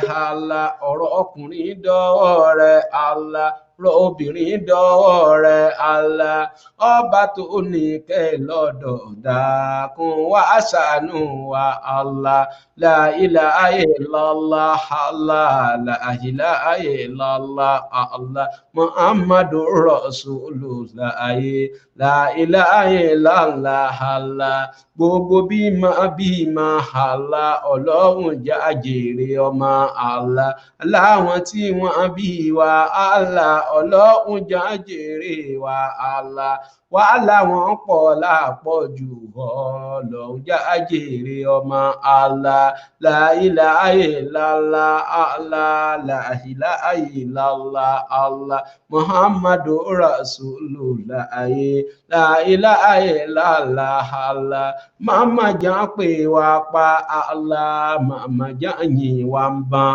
Allah àwọn tó ń forú pé yàn màmá jà pé wá pa Allah subhana rabbika rabbil izzati amma yasifun wa salamun ala al-mursalin walhamdulillahi rabbil alamin. I will give thanks to Almighty Allah, the Lord of the world, the omnipotent, the merciful, the Lord of the day of accountability. We thank Allah, we praise Him, we adore Allah for the today askar, the redaction of the our book, inshallah. May Allah in infinite mercy accept it as an act of ibadah, accept it as an act of worship from us. Barahmatika ya arhamar rahimin. Today in the history of America, today is Independence Day of America, inshallah. Some of us have been in holiday since Friday till Monday, and we go back to work on Tuesday. Some of us will go back to work on Wednesday, inshallah. If you're military, you got that to go to work, to go back to work on Wednesday, or you go back to work on Tuesday. And this is the Independence Day of our country, of our dear country, the United States of America. July 4th, a man celebrated. May Allah continue to be with America, be with our president Joe Biden, be with all the parliament, be with all the parasitas in America, inshallah. Be with all the governors, all the states, inshallah, especially the state we are in here, the Washington, D.C. state. May Allah in infinite mercy continue to guide them, protect them, inshallah. The president has been doing wonderfully well, inshallah. May Allah continue to guide him, inshallah. Rahmatika ya arhamar rahimin. That is why we tag our lecture today, Our lecture today we target as what does July 4th, the independence, means to all Muslims in America, inshallah. And we have our erudite scholar in person of Ashik Hamir Muhammad, the American Islamic Heritage Museum here in Washington, D.C. Is coming to come and give us a talk, inshallah. It's going to be a seminar, a discussion panel in which we're going to learn a lot of things about the Muslims in America. Where are we coming from? Where are we going? Inshallah. We implore every one of us to stay tuned, sit down, enjoy yourself, so that we can celebrate July 4th, Independence Day of America together. Also, if Allah wills, we are expecting our brother Wariz Abdul Majid, inshallah. Inshallah, he's a doctor, inshallah. We have most of our brothers that are born here that are Muslims and they are performing beautifully well, inshallah. Inshallah, they connected to the government and they are doing where they coordinate the Islamic circle in America, inshallah. Inshallah, may Allah continue to guide us too. That is what we are for Nasfat, to showcase what we have, to showcase Islam to every nooks and cranny of America, Canada, and wherever you are looking at us. Because Allah says we must be a role model to people. We must be a role model for everybody. That is why our program today is to celebrate the United States of America, the Independence Day of our dear country, in which we pledge allegiance to. Personally, me, I pledge allegiance to United States of America. It's a very sweet and beautiful and awesome country. Kí Ọlọ́run jọ̀ọ́, Ọlọ́run má bà Amẹ́ríkà jẹ́, Ọlọ́run má bà Amẹ́ríkà jẹ́. Tọ́lọ́run bá ti bà Amẹ́ríkà jẹ́, ìpínlẹ̀ tiwa náà, ibi tá a ti wá ní Nàìjíríà, Ọlọ́run má bà jẹ́ o. Ọlọ́run bá fi àlàáfíà síbẹ̀, Ọlọ́run bá fi ayọ̀ síbẹ̀, Ọlọ́run bá fi oyin síbẹ̀, Ọlọ́run bá fi ìdùnnú síbẹ̀. Gbogbo dùgbẹ̀dùgbẹ̀ tó ń fi yìí, Ọlọ́run bá ṣàánú àwọn olórí wa. John nífẹ̀ẹ́ àwọn ará mẹ̀kúnnù. Now, without wasting much of our time, inshallah, we're going to Tankara, inshallah. We have our doctor in the house, in person of Al-Imam Muizzuddin Ajibade. May Allah in infinite mercy continue to be with our Imam, inshallah. Bi rahmatika ya arhamar rahimin. Father, your Sheikh. أعوذ بالله من الشيطان الرجيم بسم الله الرحمن الرحيم إن الحمد لله اللهم صل وسلم وبارك على سيدنا محمد وسلم. Alhamdulillah. Tankara, we start at Tankara today. We are still in Surah Al-A'raf. Surah Al-A'raf, Quran 7. We are proceeding now from verse 88. Verse 88, we will end at verse 116. Verse 116, inshallah. Quran 7, verse 116. May Allah accept it from us as an act of ibadah. أعوذ بالله من الشيطان الرجيم بسم الله الرحمن الرحيم قال الملأ الذين استكبروا من قومه لنخرجنك يا شعيب والذين آمنوا معك من قريتنا أو لتعودن في ملتنا قال أولو كنا كارهين قد افترينا على الله كذبا إن عدنا في ملتكم بعد إذ نجانا الله منها وما يكون لنا أن نعود فيها إلا أن يشاء الله ربنا وسع ربنا كل شيء علما على الله توكلنا ربنا افتح بيننا وبين قومنا بالحق وأنت خير الفاتحين وقال الملأ الذين كفروا من قومه لئن اتبعتم شعيبا إنكم إذا لخاسرون فأخذتهم الرجفة فحسبه في دارهم جاثمين الذين كذبوا شعيبا كأن لم يغنوا فيها الذين كذبوا شعيبا كانوا هم الخاسرين فتولى عنهم وقال يا قوم لقد أبلغتكم رسالات ربي ونصحت لكم فكيف آسى على قوم كافرين وما أرسلنا في قرية من نبي إلا أخذنا أهلها بالبأساء والضراء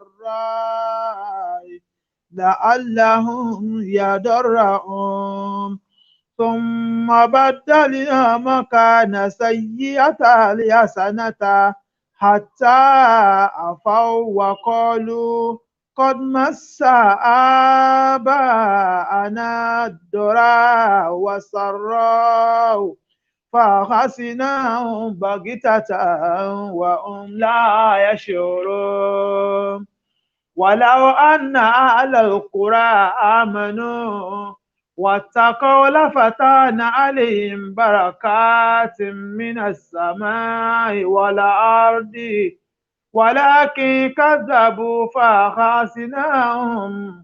فأخذناهم بما كانوا يكسبون أفأمن أهل القرى أن يأتيهم بأسنا بياتا وهم نائمون أوأمن أهل القرى أن يأتيهم بأسنا ضحى وهم يلعبون أفأمنوا مكر الله فلا يأمن مكر الله إلا القوم الخاسرون أولم يهد للذين يرثون الأرض من بعد أهلها أن لو نشاء أصبناهم بذنوبهم ونتبع على قلوبهم فهم لا يسمعون تلك القرى نقص عليك من أنبائها ولقد جاءتهم رسلهم بالبينات فما كانوا ليؤمنوا بما كذبوا من قبل كذلك يطبع الله على قلوب الكافرين وما وجدنا لأكثرهم من عهد وإن وجدنا أكثرهم لفاسقين ثم بعثنا من بعدهم موسى بآياتنا إلى فرعون وملئه فظلموا بها فانظر كيف كان عاقبة المفسدين وقال موسى يا فرعون إني رسول من رب العالمين حقيق على أن لا أقول على الله إلا الحق قد جئتكم ببينة من ربكم فأرسل معي بني إسرائيل قال إن كنت جئت بآية فأت بها إن كنت من الصادقين فألقى عصاه فإذا هي ثعبان مبين ونزع يده فإذا هي بيضاء للناظرين قال الملأ من قوم فرعون إن هذا لساحر عليم يريد أن يخرجكم من أرضكم فماذا تأمرون قالوا أرجي وأخاه وأرسل في المدائن حاشرين يأتوك بكل ساحر عليم وجاء السحرة فرعون قالوا إنا لنا لأجرا إن كنا نحن الغالبين قال نعم وإنكم لمن المقربين قالوا يا موسى إما أن تلقي وإما أن نكون نحن الملكين قال ألقوا فلما ألقوا سحروا أعين الناس واسترهبوهم وجاءوا بسحر عظيم صدق الله مولانا العظيم الحمد لله رب العالمين اللهم ارحمنا بالقرآن وجعله لنا نورا وهدى وإماما ورحمة في الدين والدنيا والآخرة. Alhamdulillah. This is the summary of Surah Al-A'raf, Quran 7 verse 88 to 116. Between verse 88 to 93, the eminent among Shu'aib's people rejected faith and threatened him with eviction if he did not return to paganism. There, Shu'aib insisted to stand by a religion of monotheism and would never invent lie against Allah. He said, together with those who followed him, they relied on Allah. Yet, the unbelievers continued propaganda against him and his followers. Allah therefore sent earthquake to seize them while their homes became their corpses and all of them got lost. Shu'aib indeed conveyed Allah's message to them with advice, so no cause for him to grieve for their loss. Verses 94 to 99. All cities who denied Allah's message were seized with poverty and hardship for them to be humble towards Allah. Due to this, good conditions were put in place of the bad and increased them in prosperity, even though their fathers were touched with hardship and ease. Blessings from heaven and earth would have opened if people believed. Meanwhile, people of the cities did feel secure from punishment at night and in the morning, or did they feel so secure from Allah's plan? Why shouldn't be except the losing people? Allahu Akbar. Verses 100 to 102. If Allah wills, He would afflict those who later inherited the earth. Allah related such cities to Prophet Muhammad ﷺ that they disbelieved the clear proofs and thus Allah sealed over their hearts. This was because they were found defiant and disobedient to Allah. Verses 103 to 116. Narration about Prophet Musa alayhi salam and his encounter with Pharaoh and his establishment were gathered here. Pharaoh insisted the rejection of Musa's messengership. Musa explained that he came with clear evidences that the children of Israel should be given freedom. Then Pharaoh requested that he should show him the evidences. There, Musa showcased two evidences to him. Number one, a staff that suddenly changed to a serpent. Number two, his hand drew out whitish with radiance. Yet, they claimed that his Pharaoh and his followers claimed he, Musa alayhi salam, was a magician, and they decided to show theirs as well on a feast day. Pharaoh and his men gathered their magicians together and challenged Prophet Musa and Harun. Prophet Musa gave them to go ahead to throw their staff. Then they bewitched the eyes of the people and struck terror into them. However, Prophet Musa presented his own and eventually conquered them. May Allah subhanahu wa ta'ala continue to guide us aright. Allah has spoken the truth. May Allah lighten our heart and our mind with the light and the understanding of the Quran. Eléyìí ni wọ́n bá tí a kà nínú Suratul Al-A'raf, Quran orí keje, verse 88. Ìyẹn ni wọ́n pè ní ẹsẹ̀ kejì-dín-ní-àádọ́rùn-ún títí dé ẹsẹ̀ mẹ́rìndínlógún àti ọgọ́rùn-ún, inshallah, verses 8 to 116. ọlọ́run ọba ó tẹ̀síwájú nípa bá a sọ̀rọ̀ lórí ànábì Shuaib alayhi salam wípé àwọn ìjọ ẹ̀, àwọn èèyàn ńláńlá náà àwọn ìran ẹ̀, wọ́n kọ ìgbàgbọ́ pẹ̀lú ọlọ́run. Kódà wọ́n tún dúnkokò mọ́ ànábì Shuaib àti àwọn tó tẹ̀lé pé àwọn ò lé wọn kúrò nílùú tí wọ́n bá padà síbi ẹ̀sìn ẹbọ. Níbẹ̀ ni Shuaib ti ń jẹ́ kó yé wọn pé òun dúró ṣinṣin lórí ìsìn ọlọ́run ọba, lórí ìjọsìn ọlọ́run ọba ẹyọ kan ṣo tí ń ṣe Islam, àti pé òun ò tiẹ̀ ní fi ọ̀nà kankan gbé irọ́ kalẹ̀ lórí ọ̀nà ojú ọ̀nà ọlọ́run.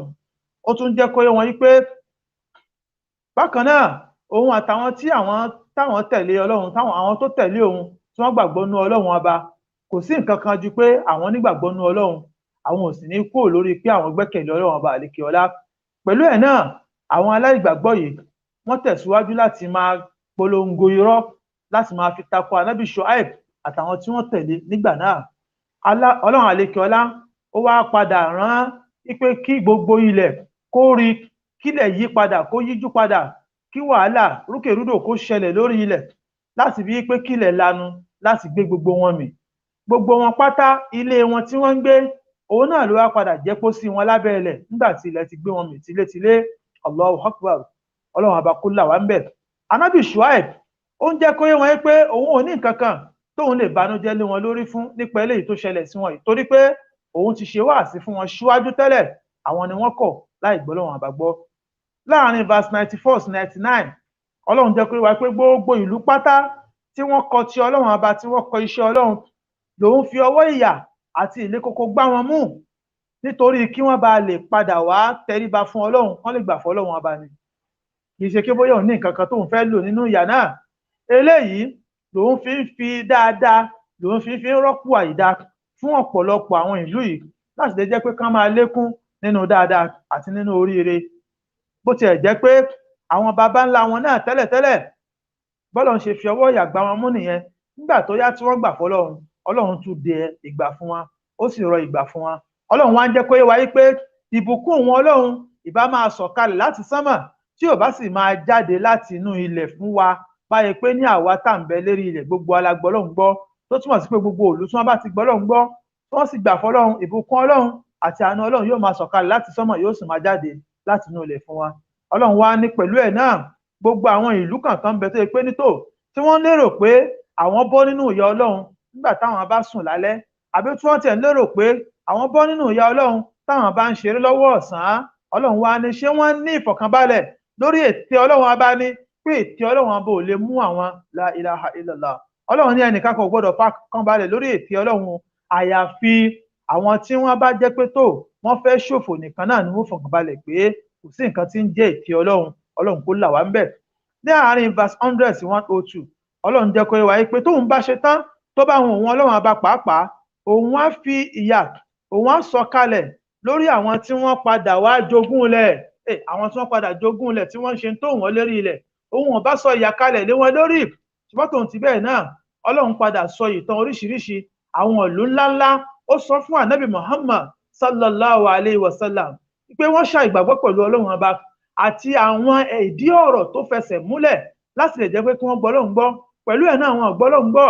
Ọlọ́run wá ní látàrí èdè eléyìí, òun dí ọkàn wọn pa pátápátá, òun dí ẹ̀mí wọn pa, òun ò tiẹ̀ wá jẹ́ kí wọ́n gbà fọ́lọ́run mọ́, òun ò tiẹ̀ jẹ́ kọ́rọ̀ Ọlọ́run yé wọn mọ́. Láti ibẹ̀ wọ́n wá dẹni òfò, wọ́n dẹni àdánù nítorí àìgbọràn wọn àti ìyà àkókò nàkí wọn sí Ọlọ́run ọba àlékè ọlá. Verse 103 sí 116, níbẹ̀ ni Ọlọ́run ọba ti sọ ìtàn ànábì Musa alayhi salatu wassalam pẹ̀lú tó Fìràúnà fojú rẹ̀ rí pẹ̀lú àwọn ọmọlẹ́yìn Fìràúnà. Ànábì Fìràúnà la'natullahi alayhi, kọ́lọ́run ọba aṣẹ́bílé. Fìràúnà tẹ́rí yìí ó ṣe gbogbo ẹ̀ títí ó kọ iṣẹ́ Ọlọ́run tí Musa jẹ́ fún. Ànábì Musa tún ṣàlàyé fún pé òjíṣẹ́ Ọlọ́run ni mo jẹ́, mo sì ní ẹ̀rí pé kó o bá mi dá àwọn Bani Israila, kó o dá wọn sílẹ̀, kó o fún wọn lómìnira, kó o kún wọn, kó o fi wọn sílẹ̀ kan kó o lóko ẹrú. Pẹ̀lú ẹ̀ náà Fìràúnà ní wáyé pé lóòótọ́ ló jẹ́ òjíṣẹ́ Ọlọ́run, mo fẹ́ kó o fún mi ní àwọn ẹ̀rí tá a fi mọ̀ pé òjíṣẹ́ Ọlọ́run ni ẹ́. Níbẹ̀ ni ànábì Musa ló ti ń jẹ́ kó mọ̀ pé ọ̀pá ara ẹ̀rí tọ́lọ́run abá fún ni. Ó sọ ọ̀pá sílẹ̀, ọ̀pá náà sì di ejò abàmì ńlá. Lẹ́yìn náà ó tún yọ ọwọ́ rẹ̀ jáde, àtẹ́lẹwọ́ rẹ̀ ó funfun gbòò, ó sì bẹ̀rẹ̀ sí kọ mọ̀nàmọ̀nà sójú àwọn èèyàn débi pé ó fẹ́ fọ́ wọn lójú. Eléyìí náà jẹ́ ìyàlẹ́nu fáwọn èèyàn àwọn èèyàn Fìràhónà. Wọ́n wá sọ pé tó Mùsá yìí onídán kan ni, idán ni, òpin idán ni jàre. Àwọn náà wá sọ pé tó àwọn náà ó gbé idán tàwọn náà jáde. Wọ́n mú ọjọ́, wọ́n dájọ́ pẹ̀lú ànábì Mùsá pé idán tó mú wáyìí a ní ìtójú bẹ́ẹ̀ lọ, a sì mú jáde fún ẹ níjọ́ báyìí. Wọ́n wá jọ dájọ́ níjọ́ náà lọ́hùn-ún. Fìràhónà àti àwọn èèyàn rẹ̀ wọ́n kó àwọn òpìdán oríṣiríṣi jọ, kódà wọ́n tún import àwọn òpìdán wọlé láti ìlú bòmíì láti wá kojú ànábì Musa alayhi salam àti ànábì Haruna alayhi salatu wa salam. Pẹ̀lú ẹ̀ náà ànábì Musa yàǹda fún wọn pé tó ẹ kọ́kọ́ ṣíwájú, ẹ já rí náà yín, ẹ já wo tẹ̀ ń ṣe. Láti bẹ̀ wọ́n wá di pé tó wọ́n padà wọ́n sọ ọ̀pá sílẹ̀, ejò rẹpẹtẹ ó wà nílẹ̀. Ẹ̀rù bẹ̀rẹ̀ sí bá àwọn èèyàn, ẹ̀rù ń bà ànábì Musa pàápàá, ṣùgbọ́n Ọlọ́run àbá fi láyà balẹ̀. Ànábì Musa náà padà sọ ọ̀pá tiẹ̀ sílẹ̀. Ọ̀pá ànábì Musa ó padà di ejò ńlá tó gbé gbogbo àwọn ejò ọ̀pá tí wọ́n mì pátápátá. Bẹ́ẹ̀ ni ànábì Musa borí wọn lórí ète àti idán wọn yìí. Níbi náà ládùú sí, lára ibi tí súnmù Kùránì tá dùú sí tó dúró sí lè ní. Abẹ́ Ọlọ́run àlekè ọlá, Ọlọ́run kó là wá, kó gbé aburú gbogbo ìta àwọn kèfèrí. Ọlọ́run ọlá ànábì Musa, ọba tó gbé Musa borí, kó gbé àwa náà borí. Èmi náà mo kí gbogbo ẹ̀yin èèyàn wa ní Amẹ́ríkà ipe a kú àjọ̀dún òmìnira tí à ń ṣe, àjọ̀dún òmìnira America Independence. Kọ́lọ́run àbá àlekè ọlá kó jẹ́ ká ṣe púpọ̀ ọdún láyé. Amẹ́ríkà náà Ọlọ́run má jẹ́ ó bàjẹ́. Gbogbo àwọn mùsùlùmí tá wà ń bẹ̀, Ọlọ́run kó lé wa kún pẹ̀lú dáadáa. Ọlọ́run má padà lẹ́yìn wa, Ọlọ́run má dojú àdúrà tì wá. Ọlọ́run wọlá ìfọ̀kànbalẹ̀ tọ́lọ́run fi sáàrin yín, Ọlọ́run kó jogún ìfọ̀kànbalẹ̀ fún gbogbo ibi tí mùsùlùmí wà ní káàkiri àgbáńlá ayé. Ọlọ́run kó túbọ̀ gba àdúrà wa. Aqulu qawli hadha wa astaghfirullaha li wa lakum. Assalamu alaikum wa rahmatullahi wa barakatuh. Wa alaikumus salam wa rahmatullahi wa barakatuh. Adúpẹ́ fún Ọlọ́run, àṣeyìn fún Ànábì wa Muhammad sallallahu alayhi wa sallam. Adúpẹ́ lọ́wọ́ àwọn ìmáàmù wa, Ọlọ́run jẹ́ àrí pẹ́ ọlá ògo Ọlọ́run. Nǹkan ò ní ṣe àlàáfíà yín fún wa, ọlá ògo Ọlọ́run. Bẹ́ẹ̀ ṣe yìí náà ọlá àjò máa dùn sí illal amami insha Allah, illal amami insha Allah. Insha Allah rí pé tí n bá ń ṣe pé COVID tí ó wà ń ta ni àbá ti máa múra ọ̀pọ̀ sísìn lọ fún hajj insha Allah bikudratillah. Àbá ti máa múra ọ̀pọ̀ sísìn lọ sí hajj. Àyè lọ sí hajj náà bí ẹni tó tún lọ sí hajj ni insha Allah torí bí a ṣe last year àwọn ètò tá a ti tò kalẹ̀ fún àwọn al-hujjaj wa tí àwọn tá a fẹ́ kó lọ sí hajj, àwọn ètò tá a ti tò kalẹ̀ lè torí pé a ní lọ sí hajj lọ́dún yìí ká máa ṣe àwọn ètò yẹn. A bẹ̀rẹ̀ àwọn ètò yẹn insha Allah ní July 11th insha Allah.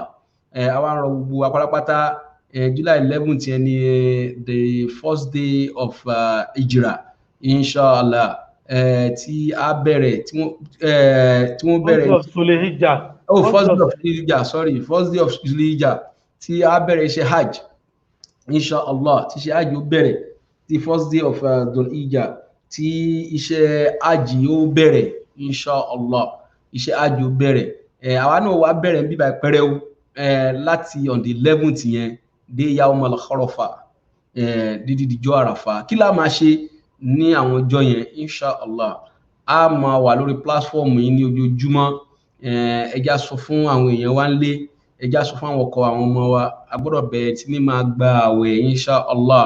A wà máa pàdé ní orí platform yìí pẹ̀lú àwọn lecturer kọ̀ọ̀kan tí wọ́n máa ṣàlàyé ọjọ́ kọ̀ọ̀kan fún wa títí dé Yawmal Arafa insha Allah. Ẹ máa pàdé àwọn ìmáàmù wa Muizuddin náà, ìmáàmù Abdul Samad, àwọn ìmáàmù wa tá a sì máa ṣàdúà fún wa torí pé kí ni significant àwọn ọjọ́ kọ̀ọ̀kan yìí in the life of Muslims. Kí ni significance ẹ̀? Ìgbàdúà wà ń bẹ̀, orí wà ń bẹ̀, ọlá wà ń bẹ̀, ìdùnnú wà ń bẹ̀, gbogbo nǹkan tó dáa ló wà ń bẹ̀ insha Allah. Àwọn lecturer àwọn bá wọlé tó bá di 110 insha Allah òun ni wọ́n fẹ́ bá wọlé torí àwọn náà tún ní kankan tí wọ́n tún ṣe. Ẹ mọ̀ pé Independence Day lè ní àwọn sì ń bá ìjọba ṣiṣẹ́ insha Allah. Ìjà máa retí wọn. Ṣùgbọ́n a continue àwọn programs wa insha Allah. Àwọn tó yẹ ká ṣe a máa ṣe lọ títí wọ́n fi wọlé insha Allah. Tẹ́ bá jẹ́ sọ fún wa insha Allah on the 11th ẹjá lọ gbáradì, ká gbáradì lẹ̀ àti ìyàwó àtọmọ wípé a fẹ́ gba ààwẹ̀ fún ọjọ́ 9 tàbí fi gba ààwẹ̀ láti fẹ́ fi bí Ọlọ́run, a fẹ́ fi bí Ọlọ́run tí a wá ṣe lónìí rẹpẹtẹ ní Yawmal Arafah bí a ṣe ṣe lọ ní last year inshallah. Ìgbàdúrà pọ̀ gan púpọ̀ torí oore tí Ọlọ́run fún wa ní last year àti ìjẹtán dì sí wallahi àti ìjẹtán dì sí nítorí pé bí a ṣe ń bẹ̀rẹ̀ àwẹ̀ ní last year ta fẹ́ ṣínú tí bàbá Sheikh Daoud Afala ọlọ́jà rí bàbá pẹ́ tí bàbá jẹ́ ẹni tí ó wá bá kú gba Yawmal Arafah tó ń bá kú gbà ilẹ̀ gbogbo àwẹ̀ tá a ti ń gbàbọ̀ òjò sì ń rọ̀ káàkiri United States at the same time nígbà tí a bẹ̀rẹ̀ special prayer inshallah ó fi di pé orí platform yìí Ọlọ́run wà pẹ̀lú wa, Ọlọ́run sì ń ṣe kíni, Ọlọ́run gbàdúrà wa, kọ́lọ́run jọ kọ́lọ́run túbọ̀ máa gbàdúrà wa, Ọlọ́run má fi wálẹ̀ ọ̀làwòkú Ọlọ́run la hawla wala quwwata illa billahi al-aliyyil. Lọ́dún yìí náà the same thing náà láṣẹ ẹjẹ́ agbáradì àti láwọn ètò àdúrà lẹ̀ tí a máa ṣe lọ́jọ́ kọ̀ọ̀kan. Ìwọ náà gbogbo ohun tó wá ń dùn ẹlẹ́mìí, gbogbo ohun tó ti gbéṣẹ́ mi tó fẹ́ kọ́lọ́run wá ṣe yẹn ìwọ náà wá fi kojú ẹ̀. Ìjọ Sunday tó ń bọ̀ náà ni a bẹ̀rẹ̀ inshallah. Ìjọ Sunday tó ń bọ̀ yìí náà ni a bẹ̀rẹ̀ inshallah. Ìjọ Sunday tí ó ń bọ̀ yìí náà ni first day of the Hijjah inshallah. Ìjọ Sunday tó ń bọ̀ yìí náà ni a bẹ̀rẹ̀.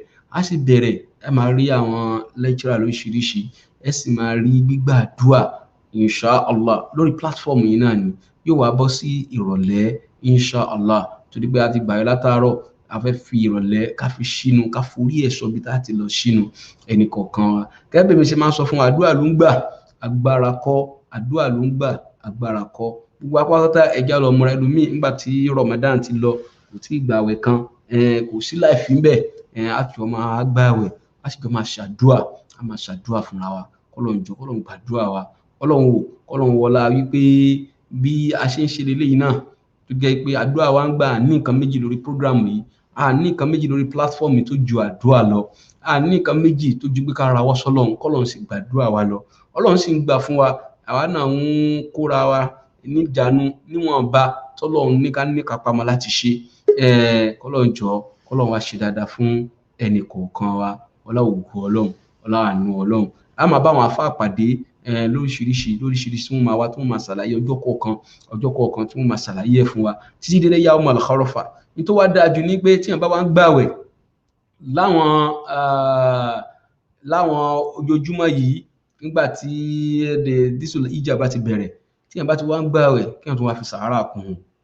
Àwọn ò sí nínú pé kí èèyàn gbààwẹ̀ àbí kó ṣàdúrà kó má sàárà, ó fi sàárà kún. Ìwọ náà lọ ní determination lénìí láì sọ fún wa pé ó ti kọ̀sẹ̀ kan nísìnyí, lọ ní determination yìí pé you want to fast for yourself and you want to fast for Allah. Fẹ́ ṣàdúrà, fẹ́ ní ọjọ́ 9 tí yóò fi ṣàdúrà ká fàwẹ̀ kún.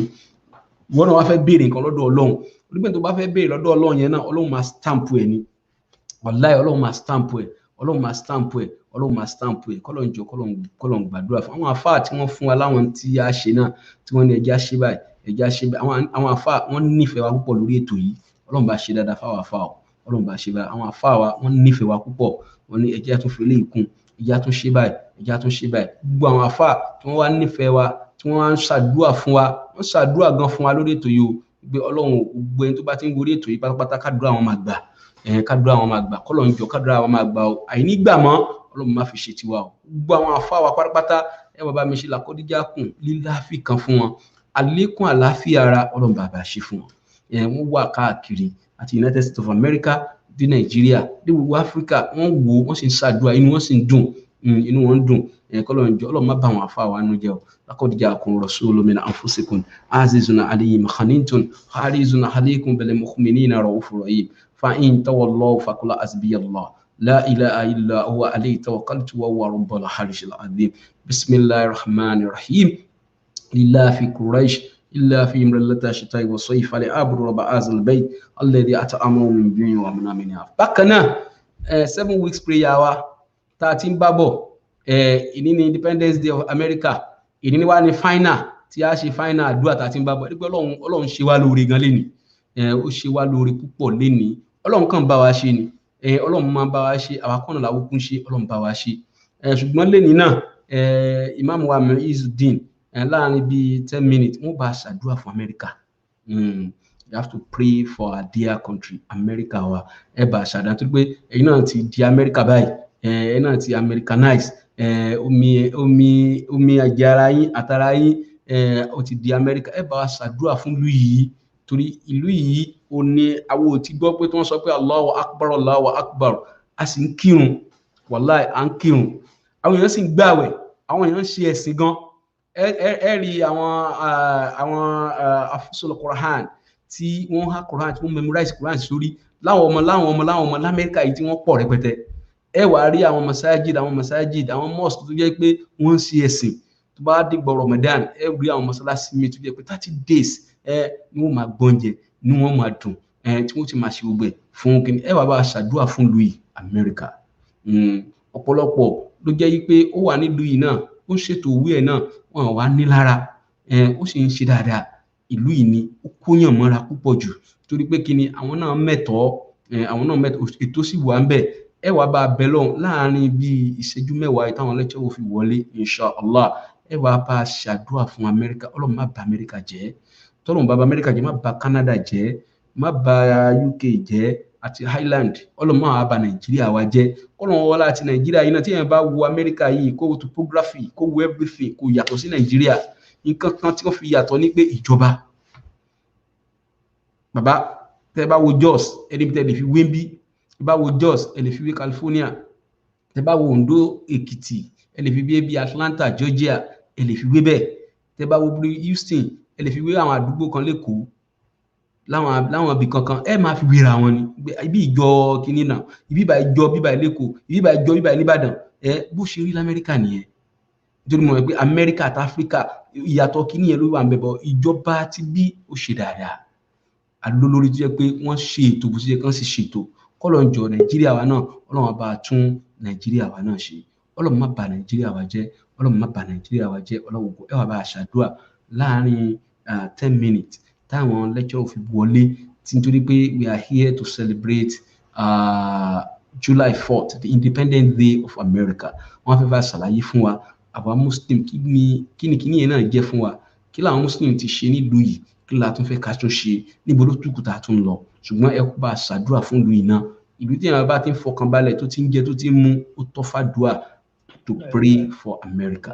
Ìlú tí wọ́n dá wa láàmú, ìlú tí wọ́n ń tọ́jú ọmọ, tí wọ́n fún ọmọ lóyún, tí wọ́n fún ọmọ ní àwọn nǹkan tó yẹ kán fún ọmọ up to 5 years, kò dá wa láàmú. Kọ́lọ́run jọ, Ọlọ́run má bà Amẹ́ríkà jẹ́.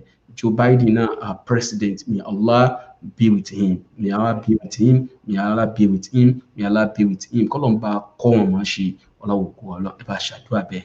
Bismillah. Alhamdulillah Rabbil Alameen. As we are celebrating America today, the independence of America, we are praying to Allah subhanahu wa ta'ala to continue guiding the country aright, especially the leadership of the country. If there is a society, if any society is peaceful, go and check the leadership very well. The leadership are peace lovers. The leadership are the peace maker. It shows that those people in the hands of affairs are peacemakers and they are peace lovers. May Allah subhanahu wa ta'ala continue to make America peaceful for every citizen, for all those who are living there. Bila ilaha illallah Muhammad Rasulullah sallallahu alaihi wasallam. All the leaders, from the president, the vice president, the governors, the mayors, everybody in the country, and every citizen, all Nigerians that are there, all brothers and sisters in Islam, even the people of other religion. May Allah subhanahu wa ta'ala continue to secure them and continue to make peace reign in America. May Allah continue to make peace reign in America. Whenever there is peace in America, we believe Muslim and Islam will continue to survive, and that is our belief. May Allah subhanahu wa ta'ala continue to make peace reign in America. Bila ilaha illallah Muhammad Rasulullah sallallahu alaihi wasallam. From our president Joe Biden, may Allah be with him and continue to guide him aright.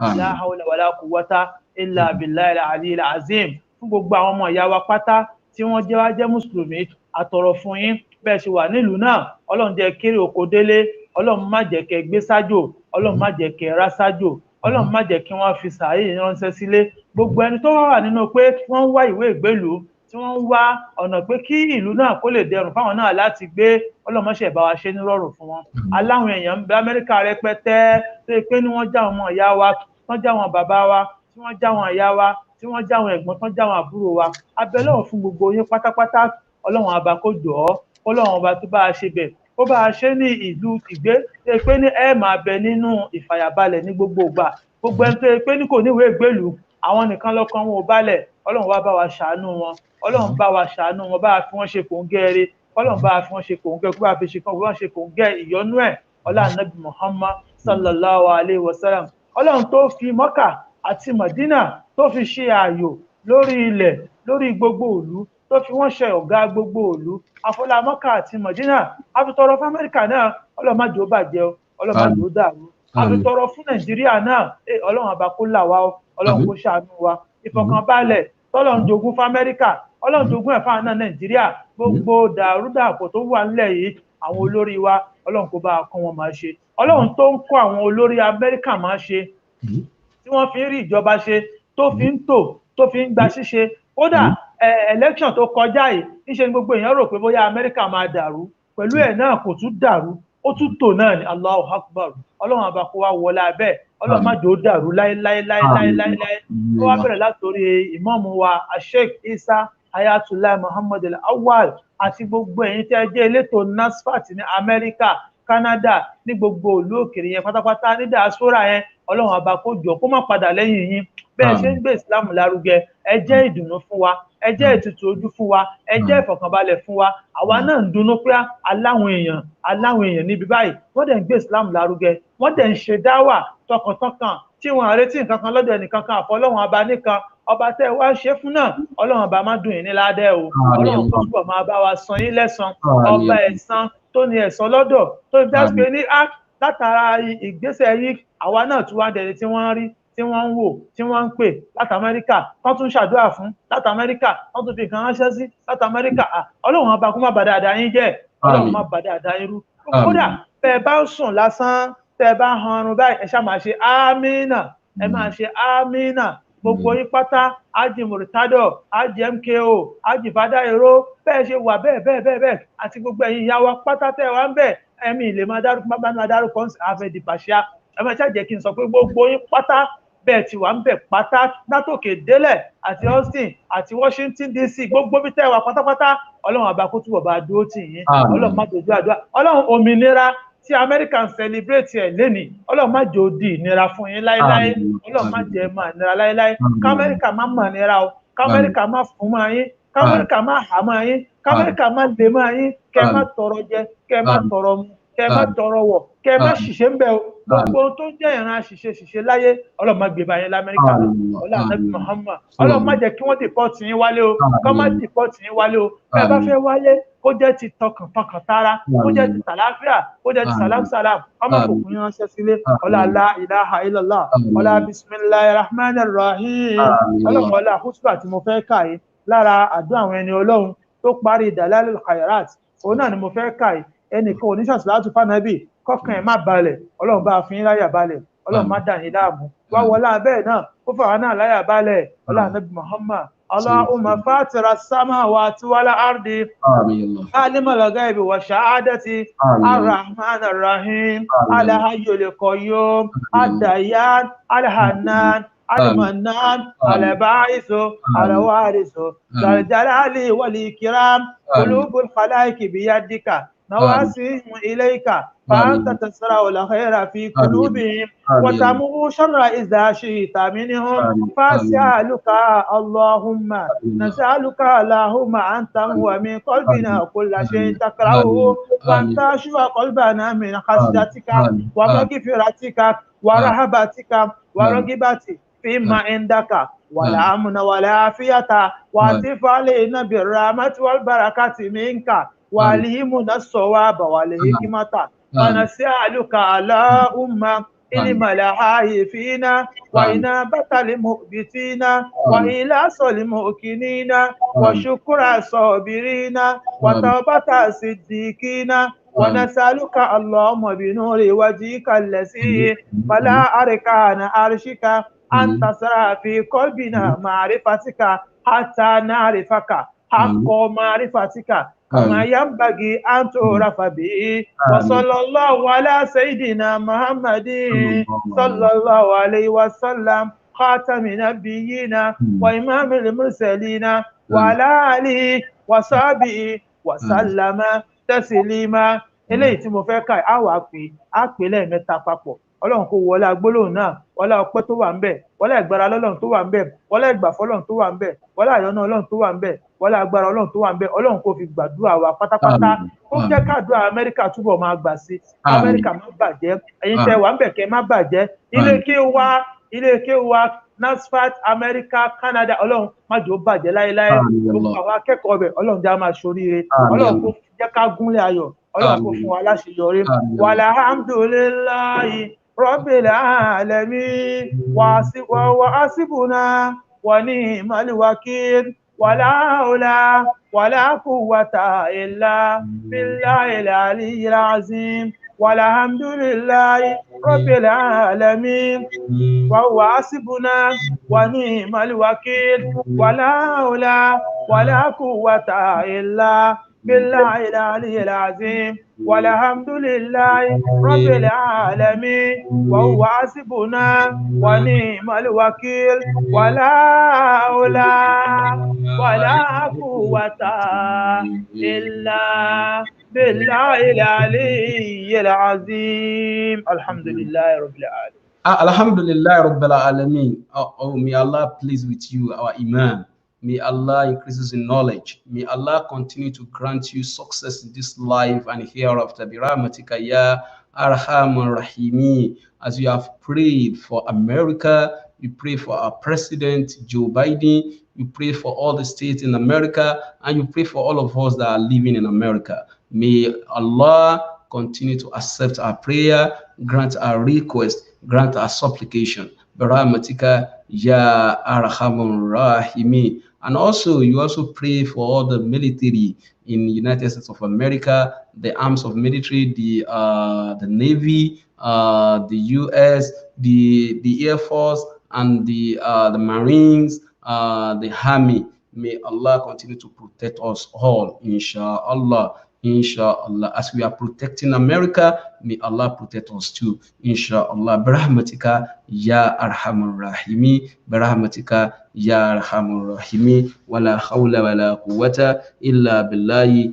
al-aliyyil azim, wala hawla wala quwwata illa billahi al-aliyyil azim. Àkọ́kọ́ àdúà nìyẹn.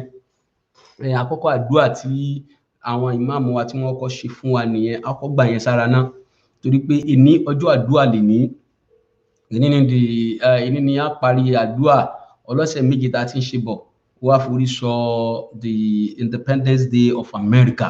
Ṣe rí pé dáadáa ni ìní ọjọ́ tó yẹ kíyàn ṣe sàárà dáadáa ni ọjọ́ tó yẹ kíyàn ṣe sàárà dáadáa ni pé eléyìí Ọlọ́run má jẹ́ ojú mi ìnira. Gbogbo ẹni tí ń wá ìwé ìgbélùú Ọlọ́run bá ṣe fún wọn rọrùn. Gbogbo ẹni tí ń wá ọlá Ọlọ́run bá ṣe fún wọn rọrùn. Gbogbo ẹni tí ń wá kankan àbí kejì Ọlọ́run bá ṣe fún wọn rọrùn. Ọlọ́run jọ̀ọ́ Independence Day of America yìí tó jẹ́ òmìnira fún wọn Ọlọ́run má jẹ́ ó jẹ́ ìnira fáwa. Ọlọ́run gbà tá wá láti Africa ní Nigeria ní Ghana ní wherever we come from to America, kí Ọlọ́run jọ̀ọ́ kọ́lọ́run tù wá lára. Ọlọ́run tù wá lára.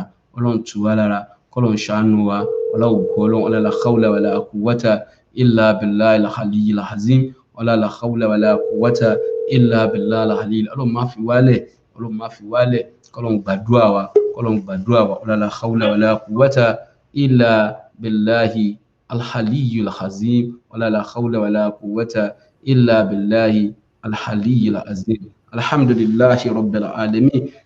We welcoming our guest, inshallah, Sheikh Amir Muhammad, inshallah. May Allah in infinite mercy continue to guide you, continue to accept your prayer, inshallah. Birahmatika ya Arhamar Rahimi, برحمتك يا أرحم الراحمين برحمتك يا أرحم الراحمين. Today is Independence Day of America, United States of America, inshallah. And our topic today is what does July 4 independence mean to Muslims in America? Inshallah. Inshallah. Before anything, before we call on our guest lecturer today, inshallah, in person of Sheikh Amir Muhammad, inshallah. As we all know, Nasfat Society commiserates with President Joe Biden and the entire America on the celebration of July 4th. The significance of July 4th in the life of every American cannot be swept under carpet. According to the media, for the 3 million America have traveled and still traveling for the commemoration, which shows how important today is to us as an American. Over 330 million population America celebrates today. That is why we're celebrating today. We're celebrating our independence. Not with guns, not by war, but seminars, motivations, presentation, potluck, barbecue, games, kiddies show, among others related attractions. A study revealed that in America, we have about 3.35 million of Muslims living in the United States of America. That is about 1.1% of the entire population. What is now the significance of today, the life of the Muslim, especially we get to know shortly, inshallah. Also, on the 4th of July, 1776, the then Congress accepted Thomas Jefferson's Declaration of Independence, and that was now the journey began. Aside from these, there are other July 4th that are memorable to Americans. Among these are the significance of the 4th of 1826. Yeah, that is one of the memorable. Also, July 4th of 1884, as well as July 4th of 1911. All of these are more what we stand to be looking at shortly with the eminent personality instead.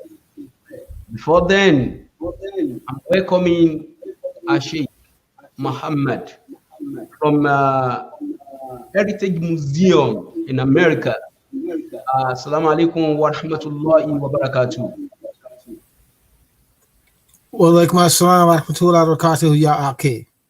Alhamdulillah Rabbil Alameen. I will be listening to your presentation, inshallah. Father Yashik. Inshallah. You said go ahead? Yes. Bismillah ar-Rahman ar-Rahim. Alhamdulillah Rabbil Alameen. First of all, I want to greet everyone and all your guests in the greetings of peace. Assalamu alaikum wa rahmatullahi wa barakatuh. Wa alaikum assalam. Thank you for the opportunity. I want to thank you for the opportunity to share with you. There's some insight of the history of Muslims in America, and to be able to connect this as in Nigerian. There's a lot of different states that make up Nigeria. There's a lot of different cultures that make up Nigeria, and different events and history and in life and in wars that make up the country that we know of as today Nigeria, as well as it is in America. Alhamdulillah, years ago, I was blessed to bring the exhibit to Nigeria to talk about the history of Muslims in America. We was blessed to go to Lagos, Abeokuta, Abuja, Kandu, and Lagos to share the rich history of Muslims in America. And while I was there, it brought me to tears to see my African brothers from Nigeria respond to their brothers coming home. For me, it was like bringing back my brothers that came from Africa, their story home, back home, to be able to share that. But America's story, this is as Allah tells us in the Quran, he make things diverse. Even in trees, we see diversity. So in America, we see diversity, and so the Muslim story is a diverse story. It's not just a African American Muslim story, but it's a Muslim story. And then so I will begin sharing somewhat of that Muslim story and its beginning. So bear with me, and I thank y'all for the opportunity. Inshallah. Bismillah ar-Rahman ar-Rahim. Alhamdulillah. We call it Forgotten Roots, Muslims history in the 20th century of America. This is an exhibit and presentation I did last 2 Julys ago during the month of July. Muslims in America, they first came here as explorers. We came here from West Africa way before Christopher Columbus. You hear the story about the Moors and the Spaniards.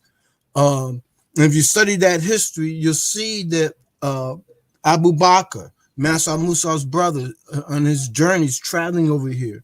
And as we go through, you're going to see some documents of their presence here. So we came here before Columbus. So we was a guiding light on a way and a path that showed those Westerners the way to come here, the land that was here. They came here from the African diaspora, Muslims from the Barbary Coast Wars, your North Africans, Algiers, Libya, and Muscat. And then they came through the fall of the Ottoman Empire in different ways. These books right here, they came before Columbus. Saga of America by Barry Fells. Another book by Ivan Van Sertima. They talk about the presence of these early Muslims way before Columbus, how they found old rooms in the four corners of the United States in Utah, Colorado, and those areas, and all throughout some areas in South in the Caribbean.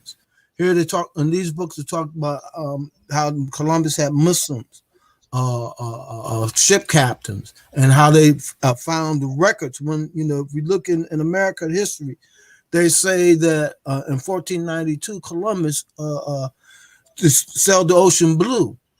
But in the Muslim world, if you take a look at events in 1492, that was the fall of Granada. Prior to that, the Western world thought the world was flat. So in 1492, when they conquered Granada, they found the maps that the Muslims they used to use. So they follow that. And so if you look at the history with the Spaniards, everywhere the Spaniards was, the islands, even all up into Florida. These are the areas where once they conquered those Muslim areas, Portugal, once we lost Spain and Portugal, they started taking over the other areas which Muslims had been at. And a lot of times they try to make you think that these Muslims out of the Moors were Arab Muslims versus West African Muslims.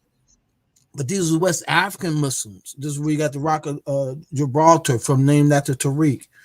And so once these people, that's why you find Portugal being that first European country coming down, taking the people that was enslaved. This is where you hear the story about 1619 in America. But prior to that, this is what West Africa was under the Mali Empire, under Abu Bakr. And this is where the West Africans followed the air currents. This is why you hear many stories of Muslims in South America and the Caribbean, Florida, and this eastern end, southern all the way up to South Carolina and North Carolina in the United States because of that wind. I'm not going to go into the text stories, but these are just some of the stories that were in those books that talk about how Christopher Columbus saw old ruins of old mosques in Panama and Cuba, and how they use the same type of gold mixture that they used in West Africa. He was able to identify. Here, this is Morocco. They say Sal, but it's really a Sali, Morocco. Well, this was named after West Africa. I'm not West African, European. who converted to Islam during the Barbary Coast Wars. And one of his sons wound up coming into the United States, and he's credited being with the first European in Manhattan, or what we call Coney Island today in the New York area. You find all throughout in many parts of the Americas different rooms of Muslims present. This is the fort of the Moors in Puerto Rico. On the wall that's facing the ocean, you have this old Arabic script written on it. Here, in Old San Juan, walking downtown, there's this old restaurant, has an old Turkish tile, pardon me, and Arabic script written on it. You know, and then the first Muslim or the first person, a Muslim who's credited with helping the United States or helping America before American formation, his name was Estevanico. He came with the Moors or came with the Spaniards. He's credited with discovering Arizona and New Mexico. In some African American books, he's called Little Stephen or Negro Stephen, but his name was Estevanico. And in some Arab Islamic worlds, he's known as Mustafa. Another early group of people that came that were of Muslim heritage, the same Muslims through the Spanish Inquisition as well as the Jewish communities. To that Spanish Inquisition came from out of Spain and from the Barbary Coast Wars. When they came here, they was known as Moors, and many of them became known as Melungeons. This is a painting of some of the early Moors and the mixture of the different families it shows. And they wound up living in the Appalachian Mountains of Tennessee, Kentucky, and West Virginia. Some famous Americans that have Melungeons history roots. Abraham Lincoln. There are reports that Abraham Lincoln's mother was a Melungeon. There's reports that Elvis Presley, the famous popular artist, American singer, Elvis Presley, his mother was a Melungeon. These are paintings that they did of these Melungeons. This is a larger map of that Sali Morocco, the brother that I was talking about. And one of his sons, his name was Anthony Van Jameson. They call him Van Sali. Some of his descendants today. This is let me get it right, the 11th generation and the 12th generation. Anthony Van Jameson's descendants. These are Muslims today. Not many of them, but some of them are Muslims. You find, and out of this family, you got the famous American actor Humphrey Bogart. You got Jackie Onassis, and the Vanderbilts are descendants from this family. So this is what helps make up Americana. And then the first African or dark-skinned Moor came in 1693, and they call him Anthony the Moor. Then there's another group of Muslims that they came out of that Spanish Barbary Coast War era period, and they're called the Moors of Delaware. These Moors wound up living and marrying amongst the Nagaco Indians. They live in Delaware and in Bridgeton, New Jersey area, close to around what they call the Philadelphia area. These are reports of them and calling them Moors. And calling the Griswolds Moors out of that Delaware area, and they're marrying amongst the Nagaco Indians. Another group, they call them the Moorish breed, but the Lazarus tribe. They found them in North Carolina. So there was different communities, isolated communities of various indigenous Muslims.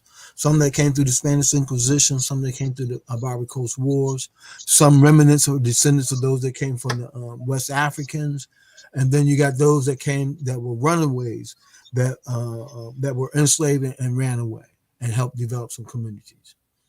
This is a book that report that the U.S. government did where they found about what they call Indian people or indigenous people that helped formate some parts of the United States, like the Guineas of West Virginia. And then they describe some of their family names. The Melungeons of Virginia and Tennessee, some of their family names.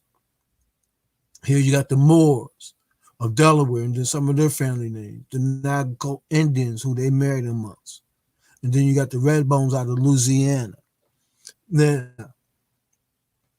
this this roughly makes up that North African and the Spanish Inquisition wave. Then as Islam as we lost Spain, this was in 1492. Now I wanted to show on this map, you see the growth of Islam in Africa. In the 7th century, North Africa, this the Berbers, but then you had the Muslims that came out of West Africa that came and helped rule Spain, and remember the slave trade didn't happen in the late 1400s after we lost Grenada, and then that's when you had the Portuguese coming to be the West Europe, first Europeans coming down and enslaving us throughout the years. But you see, for at least for 5 centuries, Islam all throughout west parts of Africa and some parts of the central parts of Africa.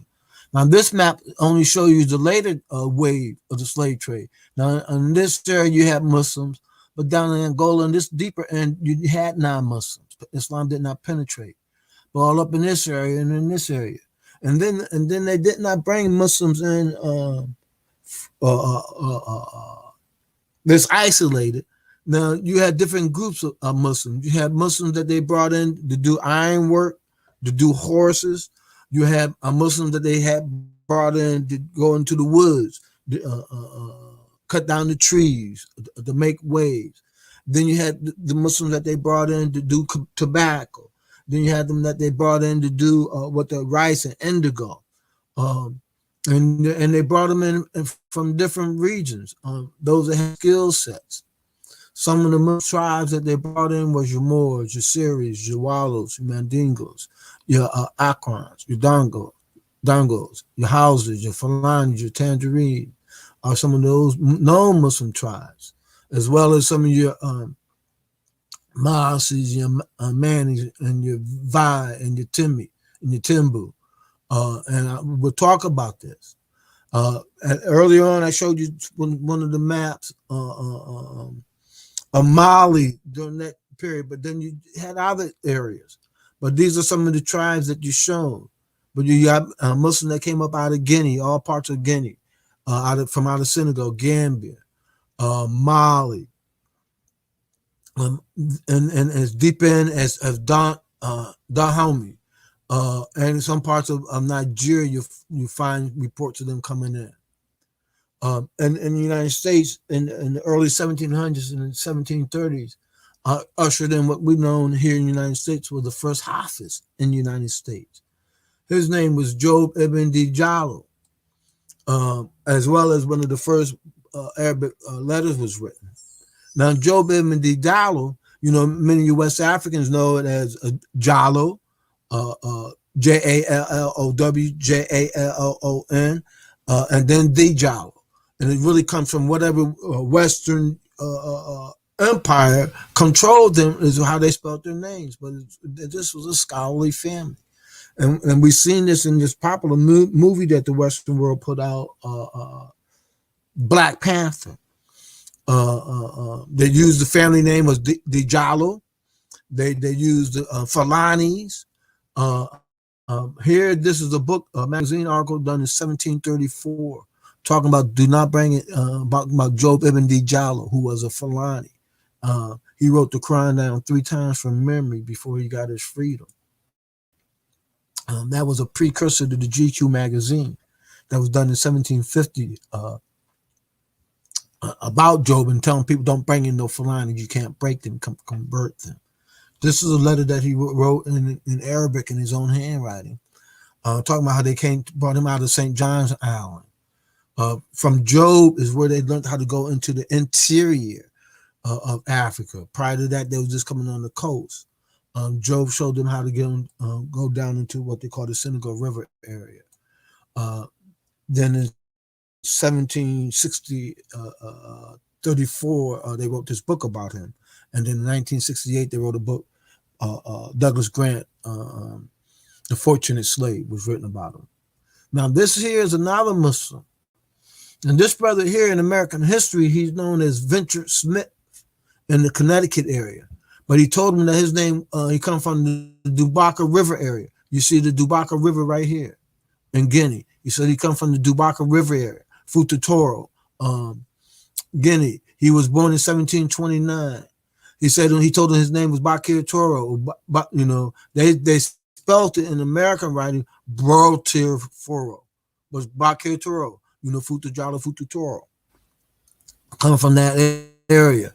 And really, this Dubaka, really they take the aleph off, and it's really was named after one of the famous personalities from the area, Abu Bakr, but it's called the Dubaka River area. And then when he was in America, he wound up owning over 100 acres of land. When he passed, he brought his wife's freedom, two of his children's freedom. One he named is Kof, and the other one he Coffee, and the other one he named is Sulema. And this is his tombstone in the Connecticut area. This year in the United States, the law of the land stated because of the Bobby Coast Wars, when America was trying to get some of their independence, Morocco was the first country to acknowledge America's freedom and independence. Morocco has the longest standing peace treaty with the United States. And because of that relationship, that Americans was able to get their free waterway rights, they had signed this treaty with Morocco. And part of the treaty stated that they will not enslave you. So this is one of the letters that was written in 1753, written by two Muslim brothers that got caught up in the Barbary Coast Wars. And they wrote it all in Arabic in Sumter, South Carolina area. But it was a Jewish woman that did the translation for them, and they was able to get the freedom. One name was Adele Connor, the other one was named Mahmoud Muhammad. They petitioned the government all in the freedom, talking about how they was captured and enslaved. And they was able to win their freedom. It became known as the Moore Sundry Act. Then in 1790, you still have people talking about seeking their freedom, getting their freedom. And then it was 1790. Now, to bring it up a little bit more current to date, most recently, I think you're hearing in the United States, there's a news about these brothers with some guns and everything, and they talk about Moors. Well, these are brothers that believe in that same treaty, that they believe they are indigenous and have rights, independence rights under that treaty. Now, this here is a letter that was written in Arabic, but it's in that West African dialect, using some West African words as well as Arabic words. And is the Al-Fatiha and four of the last surahs of the Holy Quran, for your cool surahs. And they didn't do the translation to that till 76 years later before they were able to do the translation of that. There's also a church in Savannah, Georgia, on the second floor. Many of his pews had the same type of a jammy script written on it. Now, also in American history, we know about the Kunta Kinte. But, and if you go back and read the book Roots of Kunta Kinte, you see that he was a Muslim. His father's name was Omaro. His mother's name was Benta. And it's talking about Ramadan. It's talking about fasting. It talks about the blessings of Allah. This here is an actual photograph or actual painting, a photo of Chicken George, Kunta Kinte's grandson. You see that he's dressed in a throw. This is a painting that hangs up in Alex Haley's museum in Henderson, Tennessee, as well as this is a marker in Annapolis, Maryland, honoring the arrival of Kunta Kinte into United States. So there's that acknowledgement that yes, Muslims are and have been a part of America. Now here, these are runaway slave advertisements. These are brothers running away, seeking for their independence. In the United States, here's one named Mustafa, and this is in 1808. Him and his slave master had a scheme going on. Mustafa, they was running out of North Carolina. And so he gets sold to another slave owner, escape from him, get back with his own original slave owner. They go to another one, get sold, they escape again. That was their hustle. And they made it all the way up to Richmond, Virginia. Then he left. There's no reports about him. And here's two more. Then one named Kwame, one named Sambo, 22 years old, smooth face from the Moorish country. That's not, talking about Muslim being a Moor. Another one named Sambo. Now in American history, they used to make mockery that Sambo, Sambo, where you been? real marquee. But the Muslim brother, the Muslim Imam that buried El Hajj Malik Shabazz, Imam Hisham Jabber, stated they used to make mockery of the African man bending down. You know how a Muslim come up and we say Sami Allahu, you know, and they say they used to make mockery of that Sambo. But in many West African countries, they named that second child Samba. And they said that represents the warrior spirit. And if you look at that, the nature of that child, if you got that second child always want to compete with the oldest, and they got siblings after them, they want to dominate those that are under them. And many West Africans identify that as a warrior spirit, so they named them Samba or Sambo. Here's another runaway slave advertisement in 1774. Before Americans got their independence, you got a brother named Muhammad. See his name Muhammad. 1774. Americans didn't get their independence to July 1776. So here's these Muslim brothers leading the way, seeking their independence before 1776. And this is that group that I talked about, the Moors of Delaware. And they call it the Moor Sundry Act. Then you have Muslims that fought also to help America get their freedom and independence. Here in the reports, the clearest one is Yusuf ibn Ali. He became known as Joseph, which is Yusuf. Ben is Ibn. Haley is Ali. The family name became known as the Ben Haley family. He fought with General Sumter in Sumter, South Carolina area.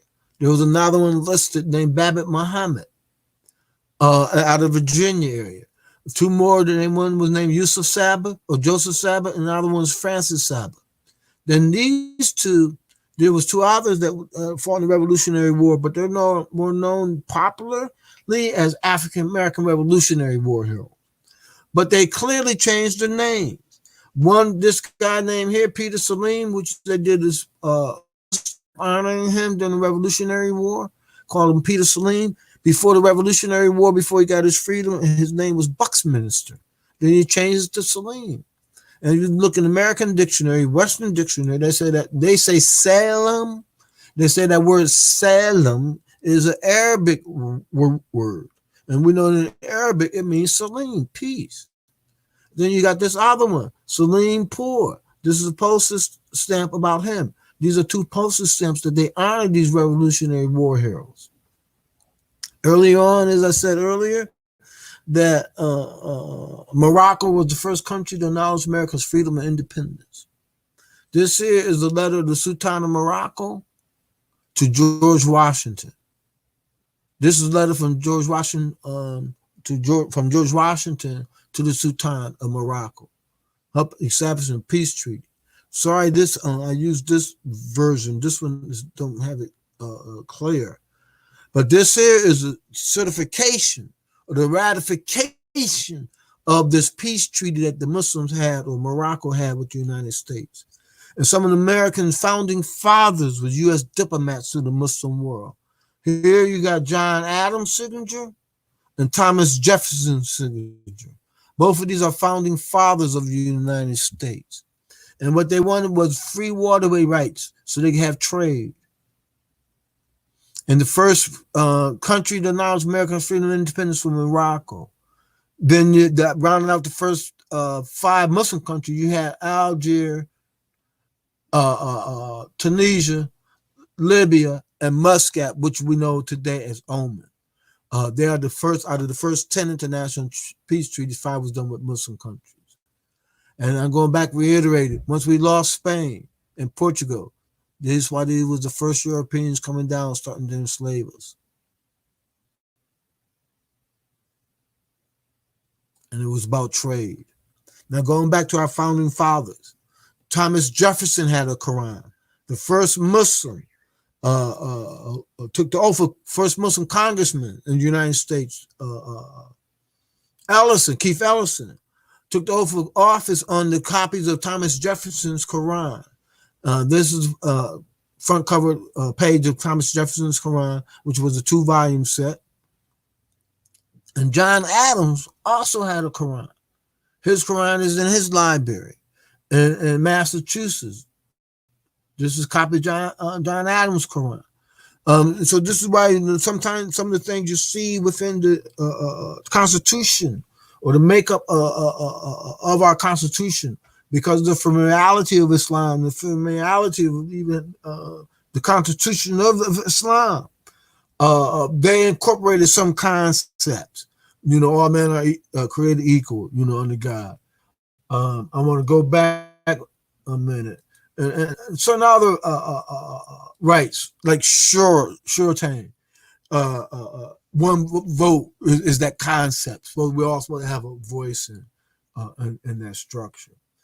Here's an article out of Virginia's law, Article 11. As the government of the United States of America is not in any said founded on the Christian religion, and it has in itself no character of intimate, which is hatred against the laws, religion, or tranquility of Muslim men. They just use F for S's back at those times. And it says states never had entered into any war or hostility against any Mohammedan nations. So these are some of the treaties of harmony and peace that they want to help establish. This is why in the United States, they really took their freedom from religion, from being persecuted, from being oppressed, and they took on took to be able to practice the religion. And this is where the mixture and the balance of the United States come in. They just need to work a little bit better in bringing where freedom comes responsibility and accountability. And these are some of the lessons that I think that we need to learn. Now, in American history, coming into the turn of the century, during the 1800s, you have African-American Muslims, those that was brought here and that was enslaved, their personalities starting to appear. You find that Muslim of African-American heritage, you find either the taqwa, the religious consciousness being written about, being leaders, being scholars, or being entrepreneurs. I'm sorry. And one of the first personalities we see in American history, his name was Yarl Mahmoud. And Yarl lived in Georgetown in Washington, D.C. He was a very famous, known as a swimmer. He owned property. He had a hauling business. He was known for dickering. And matter of fact, just most recently in the last 10 years, they went to knock down his house. This is a painting of Yarl Mahmoud that hangs up in Philadelphia Historical Society. This is a painting of Yarl Mahmoud that hangs up in Washington, D.C. and Georgetown in their public library, honoring Yarl Mahmoud's presence. Then in the early 1800s, we have Muslim leaders. One was known as Bilal Muhammad, out of the Georgia Island area, Sea Island areas. And we know of him in the War of 1812, and when one of the hurricanes came, he also became a local hero. But in the War of 1812, he told his slave master, he said, "Look, I got 80 men that could help defend this island. You can't count on them out of slaves that you own." He identified 8 of them that believed that as he believed. He was one of their leaders, one of the imams. He left a risala, or a little book, a little letter instructing them how to pray. Don't forget Ramadan, holistic living, when times best dhikr. He was a plantation leader over 450 people. This here is a book that's still today in the United States, and what they call the University of Georgia in Athens. And they built some of the first forms of houses out of sand, seashells, and limestones because of the familiarity of the West Coast in Africa. They built these houses that could go against and shelter against the hurricanes and the storms. They also, just like we see in the story about Bilal ibn Rabah during Prophet Muhammad, when Bilal converted to Islam, his slave master tortured him, put a rock on his chest and left him out there in the desert saying, hide. When he couldn't do that no more, put up the one finger for the Tawheed. Well, in America, they did the same thing. They didn't put us out in the desert. They put chains on us on our necks, on our heads, on our arms, whipped us, tortured us, lynched us, just brutalized us, took our names, took our characters, took everything. But one thing I find unique in the United States or in America, in America, the first two Muslim leaders, first reports of early Muslim history in America as communities was about these two Muslim communities. One led by Bilal Muhammad in Sap Island, and the other one was led by Salih Bilali on St. Simon Island. And then between these two islands, I found his first tombstone with the Tawheed on it, with the one finger on it. And his name was Sambo Swift. So they're saying no matter what you did to us, we believe in the one God. We found these tombstones from the top of Florida all the way up to Canada and how far west is Kansas. Here you got another one to say Benna, which is daughter. And some of them use the Star of Morocco. This is a closer look at some of Bilal's writings, which is used Arabic but a Jami script. This is the other brother Salih Bilali that I talked about. This Salih Bilali, this is close to my family, my heritage on my father's side. They was on the island, we lived on the mainland. Our family used the name Baylor. This family used the name Bilali. And they maintained this name Bilali at least up to 1941. The famous football player Jim Brown comes from this island, from what they call St. Simon Island. Matter of fact, in American news, I'm going to bring it current news. When you hear the story about in Georgia, Abadu, the murder of Abadu, Georgia, Simon Island, that is where this Muslim community was. This is where the early Muslim community exists. Right there where you hear that story about. This here, you see this name, these are some of the people that are being enslaved. You see Tammy, you see Ishmael. Alhamdulillah, Sheikh Amir Muhammad. Now, yeah, yeah, because of the time, we still have question for Dr. Majid and question for you too. So that because of the time, I'll wrap it up in 5 minutes. Okay, Sheikh. Okay, inshallah. And so these are just some of the names that you see. You see Ben Aminata, you see the Muhammad, you see Suleiman, you see this other Muhammad, Jetafar, Fatima Suleiman. So these are some of the names that they're still enslaving them. And what they call them in America, they call them Gullah people. And while some was enslaved, you see brothers still with the kufi on and the African Guard. This is out of Jacksonville, Florida area. And these are people they call the Gullah people. Maintaining using their dicker beads and their prayer beads. So I'm just trying to come to, man, and this is one of the houses that they did in what they call Florida, what they called a Moorish house. This is in Florida. And this is that church that I talked about that had that Agami script written on the pews. Okay. I will stop there. This is a letter, matter of fact, to go a little closer in. This is a letter from a brother written in 1828, Abdul Rahman. And he came from the city of Timbuktu. And he lived in Timbuktu, the capital. So, I just wanted to, hopefully that's brought some enlightenment to share with your audience.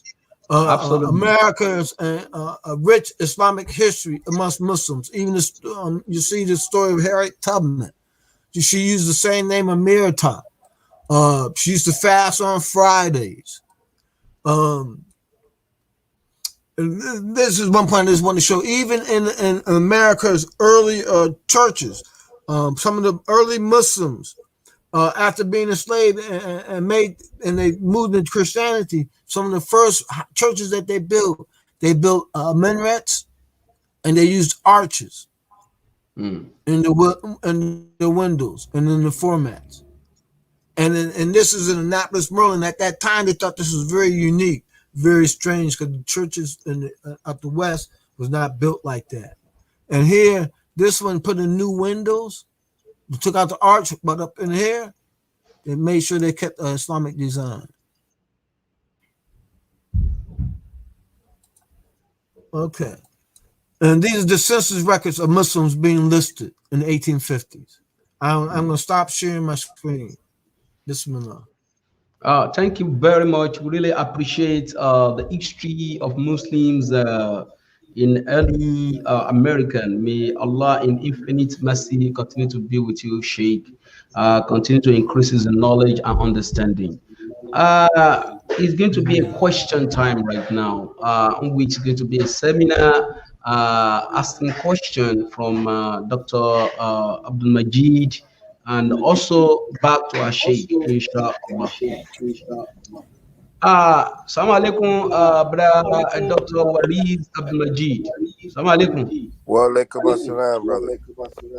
Alhamdulillah Rabbil Alameen. My first question to you, uh, Doctor, what has been the contribution of the Americans economically, socially, morally, in terms of culture, among others?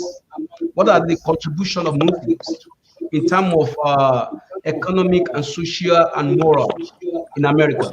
Well, I definitely think that Sheikh Amir pointed out how long America has benefited from Islam and from Muslims, and a lot of the things that have been created, while they may not in the forefront seem to be created through the Islamic lens, we know that the contributions are great.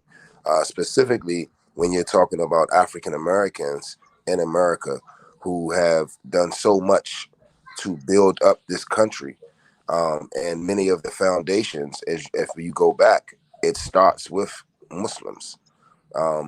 And now, in this current time, Muslims have been able to join together, and give a lot to America. And also, we have come to a point now where it is accepted. And you know, salam and brothers, assalamu alaikum, alaikum assalam. This is a common thing that you hear in America now. Brothers and sisters, as far as business, culture, everything, the even down to politics, sports. Muslims have, I mean, we have done so much for America, and so today, while celebration of independence is definitely, Allah has blessed you to show that Islam is part of the reason why you can have an Independence Day. So I think today was amazing. Sheikh Amir, I learned so much every time I hear from the brother, but it just shows that Islam is the way, and it has been here in America for so long, and its impact. If you haven't known by now, its impact is great and vast, and Allah is definitely been blessing us all. Alhamdulillah. Alhamdulillah for that beautiful submission from Dr. Abdul Majid Waris. And these questions is going to go with you and Sheikh Amir Mohammed, inshallah. I want two of you to shed light to this, inshallah. As we all know, in every nation, politics and political system are very key. The politics and political systems are very key. The Muslim and the American politics journey. What can you say about this? The Muslim and the political journey. Uh, what can you say about this? Sheikh Amir.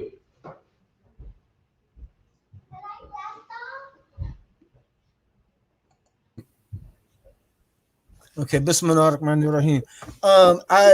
I could, what I want to add so people can understand the continuation. The brother said the last comment that he talked about was about sports.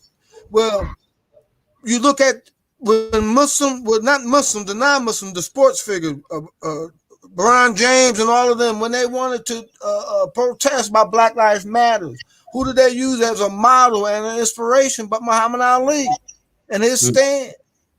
So that inspiration, that motivation is still there, and it's coming from a Muslim representative. Same thing with Malcolm X. Malcolm X is a motivation and stimulation for many people, Muslims and non-Muslims from around the world. So that motivation is there. Now you bring it home into politics.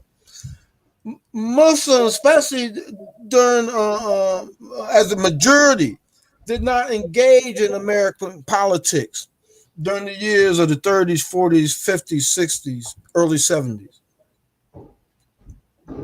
It wasn't until the transition of Imam Muhammad that opened up the door and the concept to the masses of the Muslim community to engage into this country. This is our country. We fought for it. Our family members fought for it.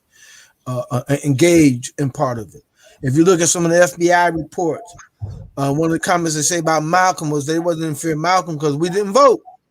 We didn't bring that political power, energy to vote. But now Muslims are engaged in all kind of politics. The first Muslim congressman was an African-American Muslim. Now you got 3 Muslim Congress people in office. You got many elected Muslim officials around the country as judges, as mayors, as local political officials, all throughout. So they're starting to engage. Then what you also see in America, you got a unique thing that's going on, is that you got different cultural waves where you had the African American community was the leaders and Muslim community was the leaders of political engagement and involvement. Okay. Then you came along your Arabs getting politically involved and engaged. But then what you see now uniquely, and I say strategically, excuse me,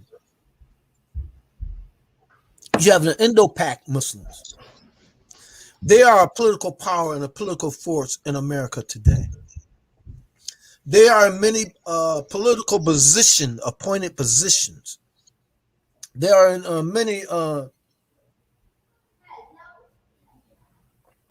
critical and crucial positions in American society. And the only way the Muslim as a whole going to benefit from that if we come together as a whole. We remove racism and bigotry from our perceptions, from our understanding, from our desires. We stop trying to want to be like the Western world, follow the best of what you got in this world, but come to Islam. Come to Islamic principles, come to Islamic values. This world is lost. This world is a world of materialistic desires and aspirations, full of lust and desires, that we lost a consciousness.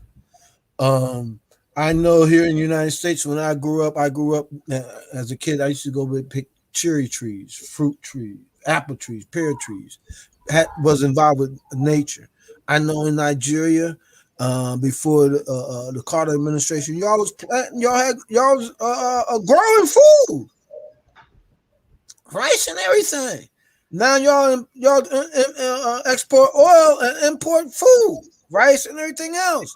You know, we got to reverse things. Allah has given us all something. We got to be balanced. We got to move away from following this Western world.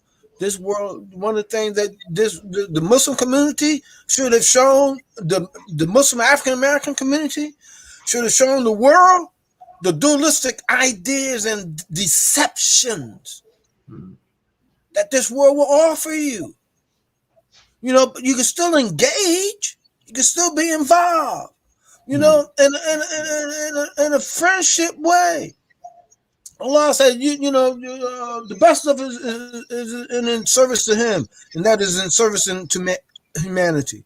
One of the things that you see that Muslims are growing to now in our country, and that is social service.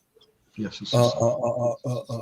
And providing food aid, and providing other aid to the community, coming a benefit and a service to the community. Um, and once the Muslims, we start recognizing this, and there's other little pockets. Like I know there's up in Maryland, MCC does a medical clinic. We've come up with a medical clinic. These are all charitable things. These are things that we got to do as Muslims. So Alhamdulillah. once we start doing those things that Allah asks us of, we'll become models and leaders to guide the world and how to become more humane. Prophet Muhammad Allah. Sallallahu Alaihi Wasallam was what? He was a prophet for humanity, right? Not No. for the Arab, for the black, for the white, for the Nigerian, for the Algerian, for the humanity. So our call should be a human call, and this is what the Muslim call has been. Malcolm was a humanity call. Elijah Muhammad was a humanity call. Imam Muhammad was a humanity call. Imam Jamil Al-Amin, most Muslims in the United States of leadership has been a call of humanity. One humanity, one consciousness, one society. I'm sorry for taking up too much. Oh, thank you very much. This question we goes to Dr. Waris. I had from our Sheikh Amir Muhammad about racism and Islamophobia. You just mentioned it right now, and I want to ask that question from Dr. Waris. What is the way forward, and what is your take about Islamophobia and in America? Well, not the same as it was 20 years ago, even 10 years ago.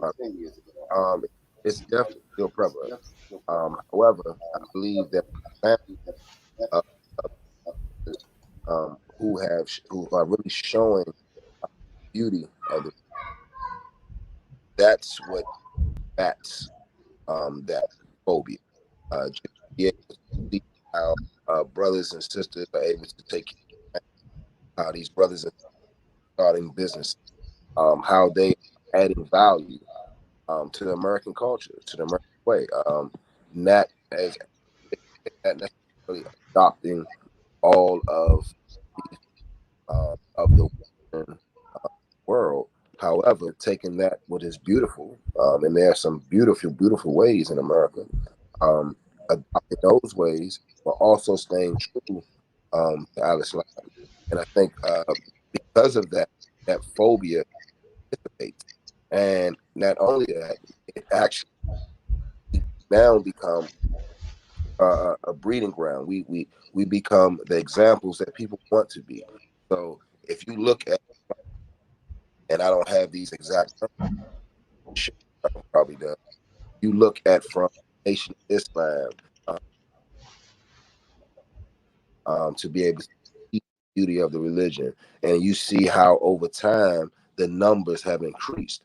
And now in America, there's not a community that we can go in where we don't have an influx of Muslim brothers and sisters, people that are coming to the religion. And then when you start to see some of the individuals who are in positions of leadership, whether that's political or entertainment, or these other individuals that we see in all of the different media forms, that's another way to bring individuals in and to destroy that phobia. Because the phobia really comes from through ignorance, right? And the best way to kill that ignorance is really by your actions. You know, we have a lot of brothers and sisters that are very big on the traditional ways, right? So, you know, if I know a certain amount of Quranic Arabic, or because I have on a kufi, that makes me more Muslim than the next brother. So I think now that we're getting to a point where that is not what we've kind of said, that does not mean that you are more Muslim. It's not, you know, you're not more Muslim. You don't know. It's your example. It's your ways. It's your heart. That's what Allah sees. And it's more brothers and sisters who stand up and show what Islam is through their actions. That kills the phobia right there. And now we're starting to see so many brothers and sisters, all white, black, doesn't matter, that are coming to the religion and learning it from Americans, right? People who were born and raised in America, which at one point in time, those teachings came from individuals who were not from America. So that's the beauty of it. So it's almost it's being homegrown now, and you're starting to see that, and then that phobia goes away, and that's been a blessing from Allah. And Alhamdulillah. Another question goes to you too. Uh, this question goes thus. What other areas do we Muslim comes to collaborate in giving the support to the present administration as a Muslim? What other way can we collaborate? Be it African Muslims, other Muslims from other continents coming together in unity so that you can help the present administration of our dear President Joe Biden. How can we do this? So we actually are doing something right now that we call a movement. And we started it in DC, Washington, DC, which is where I'm from. And one of the things that we just did, alhamdulillah, just last week, was we brought different Muslims communities together, right? And these different Muslim communities, whether it was Nation of Islam or the different masjids that were in the DC, Maryland, Virginia area, these imams came together. And it was a beautiful thing because some of the imams afterwards, alhamdulillah, they actually called me and they told me how, they hadn't spoke in years, right? And what they had decided to do was during the Jummah, they were going to come and do each other's khutbahs. And I just thought that alone was so powerful because we have a community right now, even though you're talking about how do we come together to add value to the American community, the first thing we need to do is we have to come together, right? So all the Muslim brothers and sisters have to come together and know that we all put that one finger up, right? And say Allah, Allahu Akbar. And we all know that we all praying to one God, right? And so as we come together and build our base, then it makes it easier for us to show the foundation and the strength of Al-Islam. Then we can go out and add even more value because the value is already in our communities, but we are so separated. So I feel like first thing that we have to do is we have to come together, right? We need to build our base up and show what the beauty of Al-Islam is. And once we do that, then it becomes so much easier for us because we do need to be more in politics. The brother said about voting. If you look at the number of Muslims or individuals who identify with Al-Islam in America, and you put that behind the number of individuals who are actually voting, that's power in its own right there. We can make changes overnight just from the voting power of African Americans, or not just African Americans, of Muslims in America. And so adding value, I think we need to add more value into the school system. I believe that we need to add more value into the political system, of course. I think we need to identify all of those athletes and entertainers and start to have a collective voice when we're talking about the beauty of Al-Islam, the beauty of the religion, and what has already been given and prescribed to us, and making sure that we are adding that to America. And inshallah, I believe that is happening, and it will happen even greater. Alhamdulillah Rabbil Alameen. This is the last question for today, inshallah. When you look at Muslims all over the world today, we are being tagged as terrorists. Muslims being tagged as terrorists everywhere. Whenever you heard about Islam or you heard about Muslims, they think we are violent, and we are not, because we are the last page of Al Quran. The Hadith, the non-Muslim will not read the Hadith, they will not read Quran, but they are reading Muslims. That is the situation we find ourselves right now. My question goes thus: how can we, as a Muslim community, come together to help government to foster peaceful coexistence so that they can see Islam is peace? Yes, yeah. So I believe we touched on that in the last comment. Media, okay? Media definitely dictates the way people think. Media plays a huge role. And I believe with the resources that individuals have, especially those who identify with Al-Islam, I'm talking about money, influence, understanding. The more we control the narrative, right? The more we control the narrative, the more people will get to see the beauty of the religion. And at this point, I don't believe that we are actually controlling the narrative. So those individuals who are controlling the narrative, they are pushing that. They're pushing that fear, right? Because I believe that the most dangerous thing and the most powerful thing in the world are people who are conscious. And that's one thing that Al-Islam makes you. It makes you conscious, right? And it shows that beauty. A lot of the things that we are facing today, a lot of the ills that we're facing today, Al-Islam is the cure for all of that. It's the cure. But a lot of people in power do not want that message to be pushed. So they want to continue that narrative, right? And they want to continue to have people thinking that this is what Al-Islam is. So we have to control the media. We have to, as brothers and sisters who already identify with this religion and call ourselves Muslim, we have to lead by example. And I believe that alone will take us to where we need to be. And then it will show individuals all around the world the beauty of Al-Islam, the beauty of it. And that small percentage of individuals who may say Assalamu alaikum, who are doing these horrible things, does not represent Al-Islam. It does not represent Muslims. It does not represent what we're doing. And inshallah, that will happen. Alhamdulillah Rabbil Alameen. I just want our Sheikh Amir Muhammad to give the Muslim in America a short advice. What next as a Muslim in America?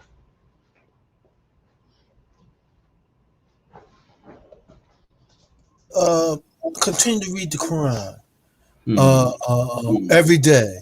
Apply the Quran. Use the wisdom of the prophets as example. We see it in Abraham. He used reasoning and rationale, his own self-thinking, and his relationship with Allah. One of the things that Muslims in America, because we was taught the freedom of religion, the freedom of thought, that we are more free as individuals to have our relationship for Allah. Allah says that He's close to us in our jugular vein. So I mean, you have a relationship with Allah. You don't need no intercessor. You don't need no imam, no sheikh, no rabbi to guide you. The book is the guide. Read the book. Apply the book. Allah will ask Allah to open your heart for guidance.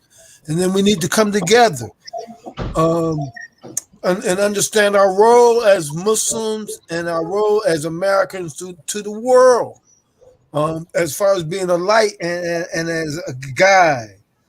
We're that one thing that brings us all together, and that is the work. One thing that, and then we got to learn to bring our economics together and our political and our numbers together and see ourselves in a diverse way. Allah has blessed us and put the African American male in a position of leadership in America.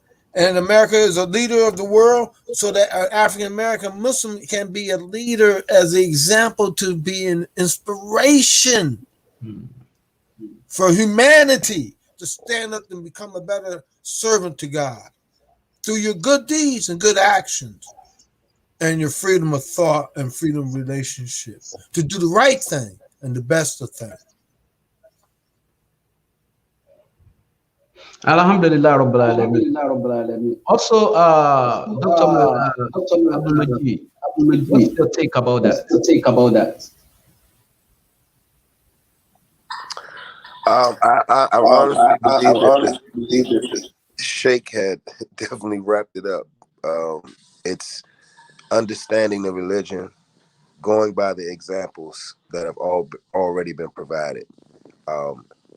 Al-Islam is a simple religion, and we have to make sure that the world understands its simplicity.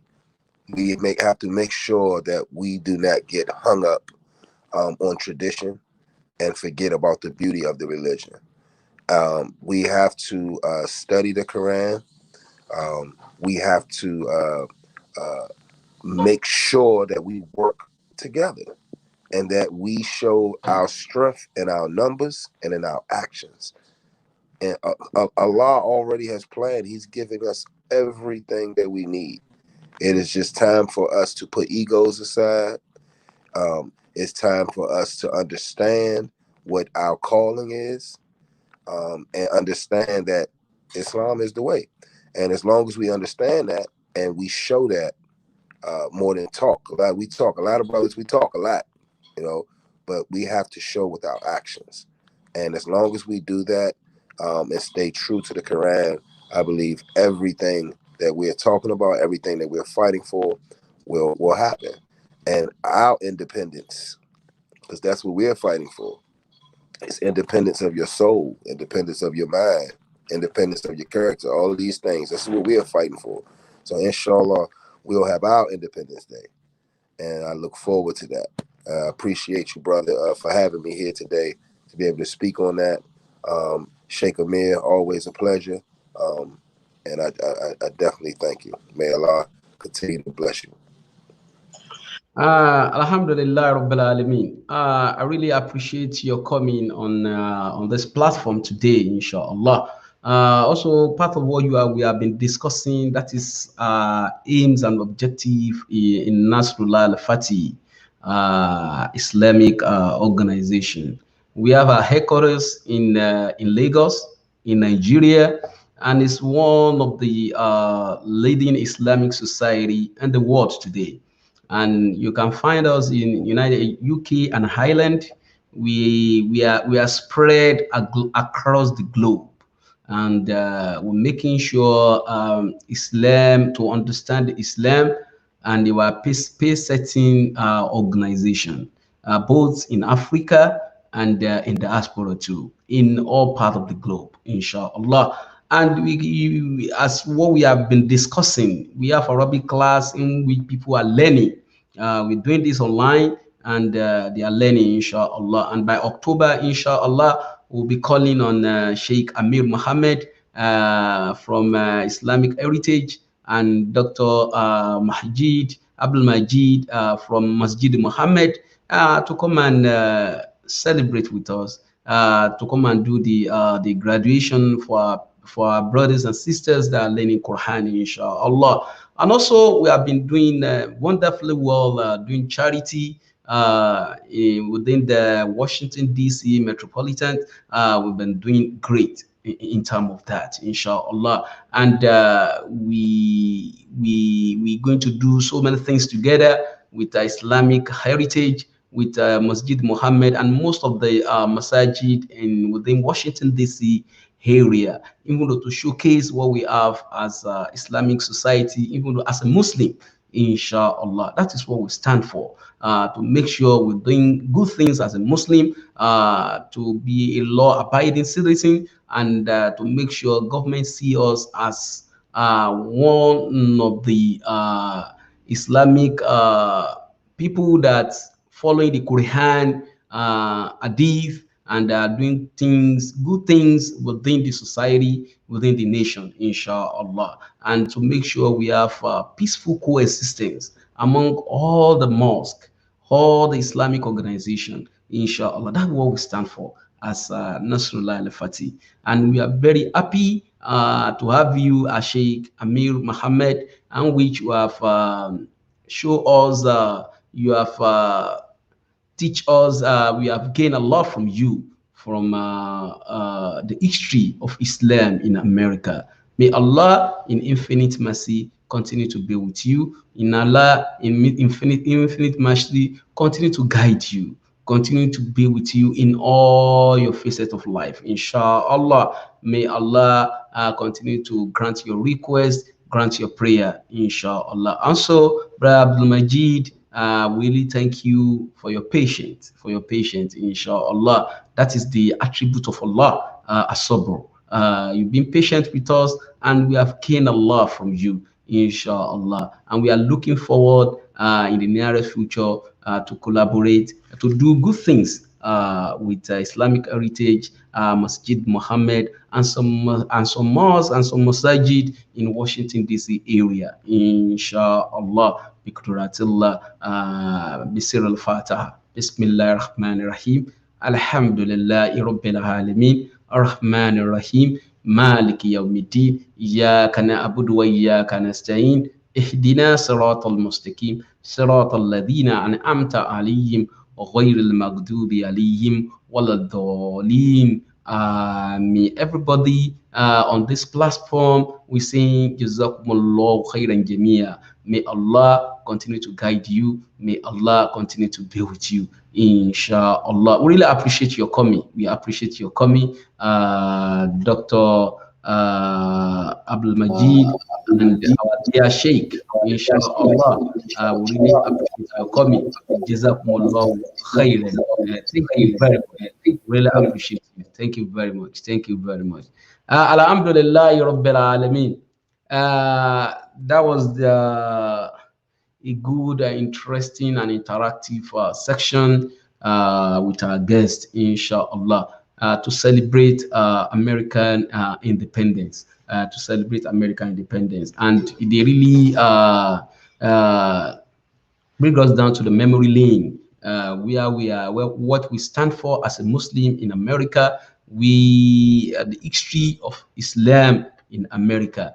And inshallah, they will be giving us a paper presentation. Inshallah, we have the paper for every one of us on this platform, and it's going to be there on Nasfat radio, TV, inshallah, on our WhatsApp, inshallah, for us to really know the history of Islam in America, inshallah. Alhamdulillah Rabbil Alamin for today and tomorrow, inshallah. Adúpẹ́ fún Ọlọ́run, àṣeyìn fún Ànábì Muhammad sallallahu alaihi wasallam. Ọ̀nà láti gbọ́ yẹn látara àwọn tí a ti interview, àwọn tí jẹ́ pé they are in forefront in Washington DC láti máa propagate Islam. Kí Ọlọ́run jọ̀ọ́ k'Ọlọ́run gbàdúrà ẹnì kọ̀ọ̀kan wa. Ọlọ́run má dojú àdúrà tiwa, Ọlọ́run ògo Ọlọ́run, ọlá àánú Ọlọ́run. Báyìí èní ní á parí àdúrà tí a ti ń bá bọ̀ láti ọlọ́sẹ̀ méje tí a ti ń bá bọ̀. Èní la fẹ́ parí ẹ̀, àdúrà tí wọ́n ń pè ní Luna, they call it Luna, inshallah. Yasin Luna ni wọ́n máa ń pè é. A fẹ́ parí ẹ̀ ní èní. Àwa bẹ̀ wá, arọ̀ wá, ẹjá jókòó dáadáa. Kájọ ṣàdúrà yìí, ọ̀sẹ̀ méjì tá a ti ń ṣe bọ̀ lélẹ̀, kí Ọlọ́run á gbàdúrà ẹnì kọ̀ọ̀kan wa. K'Ọlọ́run má dojú àdúrà tiwa, ọlá ògo Ọlọ́run. Gbogbo ń tá fẹ́ k'Ọlọ́run ṣe fún wa. Èyí tọ́kàn wa kọ̀, k'Ọlọ́run bá a kọ́. K'Ọlọ́run jọ̀ọ́, òmìnira tí à ń celebrate ẹ̀ l'Amẹ́ríkà lénìí, Ọlọ́run má jẹ́ ó jẹ́ òmìnira fẹ́ni kọ̀ọ̀kan wa, ọlá ògo Ọlọ́run. Ibi tí aláyọ̀ ti ń yọ ayọ̀, ẹlẹ́kùn náà máa ń sunkún, Ọlọ́run má jẹ́ á bá wọn sunkún. Gbogbo ń tọ́wọ́ wa ti tẹ̀ l'Amẹ́ríkà tá wa ń dunnú fún, tó jẹ́ ní dúkìá, tó jẹ́ towó ni, tó jẹ́ tàlàáfíà ni, Ọlọ́run má gbà kó lọ́wọ́ wa, ọlá ògo Ọlọ́run. Àṣẹ Ọlọ́run, orí Ọlọ́run tọ́lọ́run ti fẹ́ ní kọ̀ọ̀kan wa, Ọlọ́run má jẹ́ ó kúrò ńbẹ̀, ọlá ògo Ọlọ́run. La hawla wala quwwata illa billahi al-aliyyil azim. Èní la parí final. Ẹsẹ̀ pé final yóò mú túbà dání. Ara wa tù wá látẹ̀ní lọ, àní rí wàhálà ń gbèsè ayé wa. Látẹ̀ní lọ, àní rí òṣì ní gbèsè ayé wa. Látẹ̀ní lọ, a máa jẹ gbádùn ni. Látẹ̀ní lọ, orí a máa dé bá orí, ọlá ògo Ọlọ́run. Wọ́n láyé pé l'Amẹ́ríkà lénìí, wọ́n máa ń celebrate, ẹni tó bá dọ̀la wọ́n celebrate. Látẹ̀ní wọ́n ti máa celebrate. Àwọn èèyàn tí ń travel, wọ́n ti ń ṣe gbogbo ẹ̀. They are celebrating the Independence Day of America. Ọlọ́run o, àwa náà jẹ́ á rí ayọ̀, jẹ́ á rí oore ńbẹ̀, jẹ́ àwa náà lè celebrate nígbèsí ayé wa. Olórin kan, olórin àwọn other opposite kíní wa ni, wọ́n láwọn tí ń bá aláyọ̀ yọ̀yọ̀yọ̀ láti ìjọ́ yìí, wọ́n láwọn retí ọjọ́ tí wọ́n yọ̀ fáwọn náà. Mo gbọ́ orin yẹn, ó dẹ̀ wà touching. Wọ́n ní ẹ̀gàn pọ̀ jù, ojú ń ti àwọn, wọ́n ní ayérayé ẹlẹ́rù yíyìn, káwọn gbégbé ọpẹ́, jẹ́ kí wọ́n bá wọn náà gbégbé ọpẹ́, jẹ́ kí wọ́n bá wọn náà gbégbé ọpẹ́, wọ́n bá wọn náà gbégbé ọpẹ́, wọ́n bí mi náà gbégbé ọpẹ́, wọ́n bí mi náà yọ ayọ̀. Ẹlòmíì náà ayọ̀ tiẹ̀ ní pé kíkiri kàdí ìdè, k'Ọlọ́run wá wọlá útúbà àdúrà tá a fẹ́ ṣe lénìí, Ọlọ́run bá fún wa.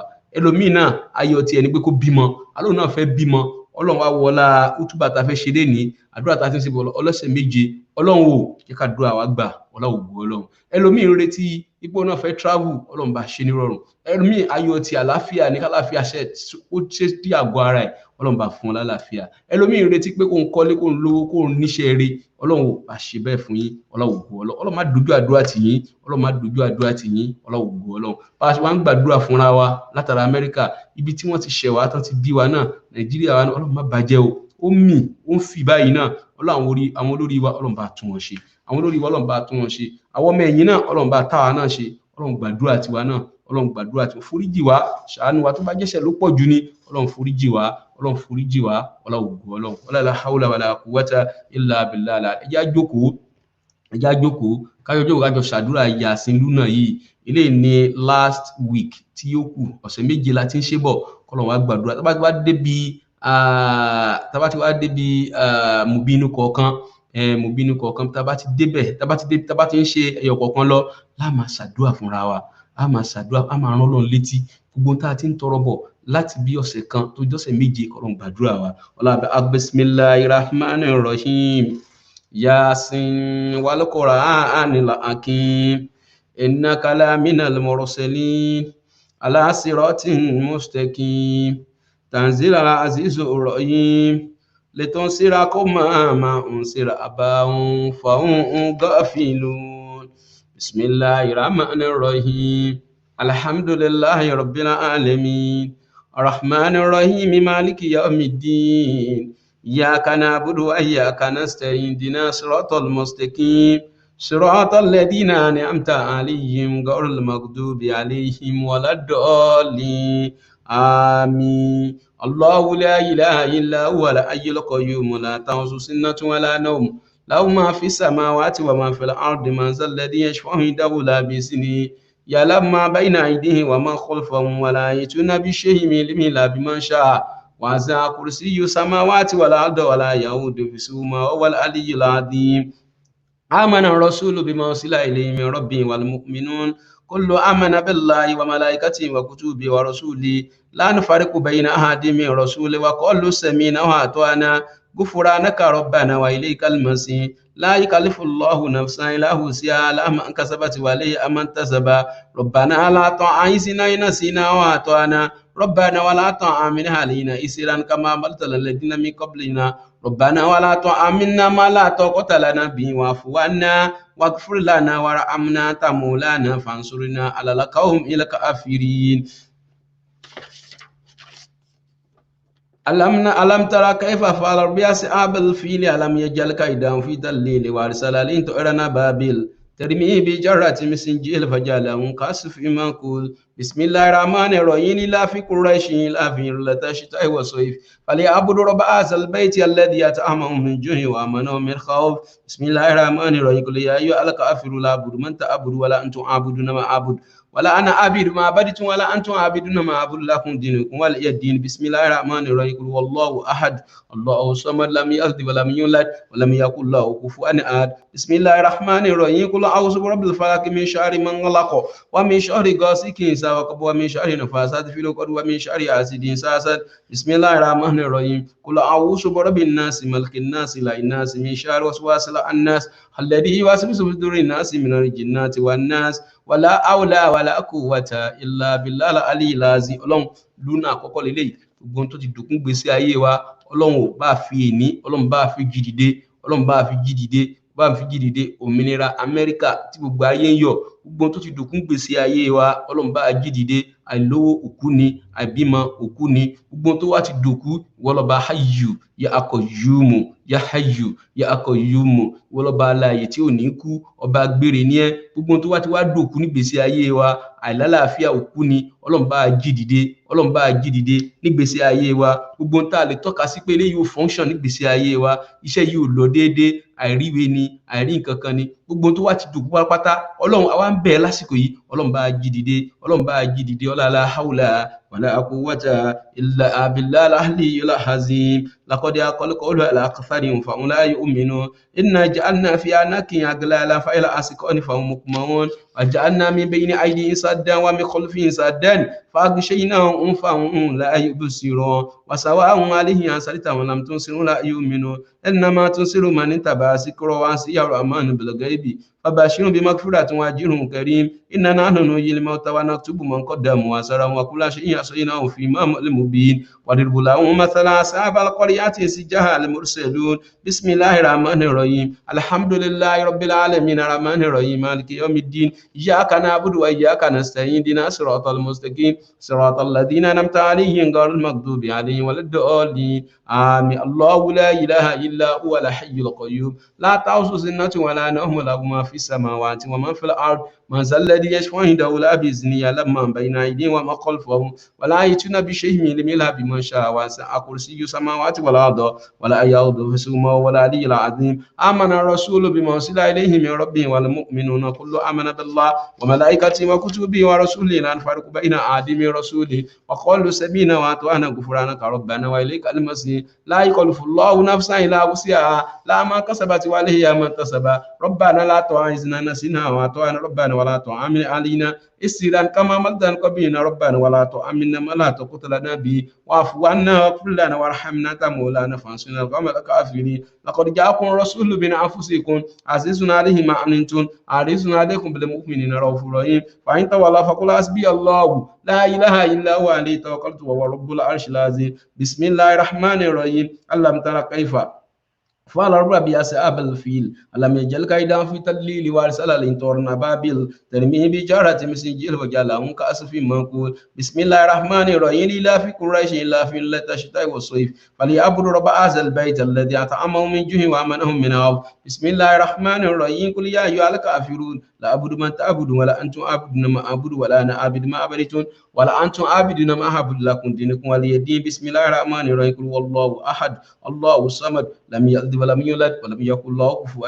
أحد بسم الله الرحمن الرحيم قل أعوذ بالفلق من شر من خلق ومن شر غاسق إذا وقب ومن شر النفاثات في العقد ومن شر حاسد إذا حسد بسم الله الرحمن الرحيم قل أعوذ برب الناس ملك الناس إله الناس من شر الوسواس الخناس الذي يوسوس في صدور الناس من الجنات والناس ولا حول ولا قوة إلا بالله العلي العظيم الله wọlá lúnà ẹlẹ́ẹ̀kejì yìí náà àfi bí ọlọ́run gbogbo àdáwọlé wa ọlọ́run jó yọrí sí rere gbogbo àdáwọlé wa ọlọ́run jó yọrí sí rere àgbọ́kàtẹ́ wa ọlọ́run má jẹ́ ó dòfo gbogbo tá a bá dáwọlé tá a fẹ́ ṣe ní ti dáadáa ọlọ́run jó yọrí sí rere ọlọ́run jẹ́ a máa rí ṣe rọrùn ọlọ́run jẹ́ a máa rí ṣe rọrùn ọlọ́run ṣàánú wa ọlọ́run má jẹ́ a ṣàṣetì ọlọ́run má jẹ́ a ṣàṣetì ọlọ́run jẹ́ a máa rí ṣe rọrùn ọlọ́run haúlá ولا قوة إلا بالله العلي العظيم إذا سعينا إليه مسنين فكسبهما فسسنا بثالث فقالوا إن إليكم مرسلون بسم الله الرحمن الرحيم الحمد لله رب العالمين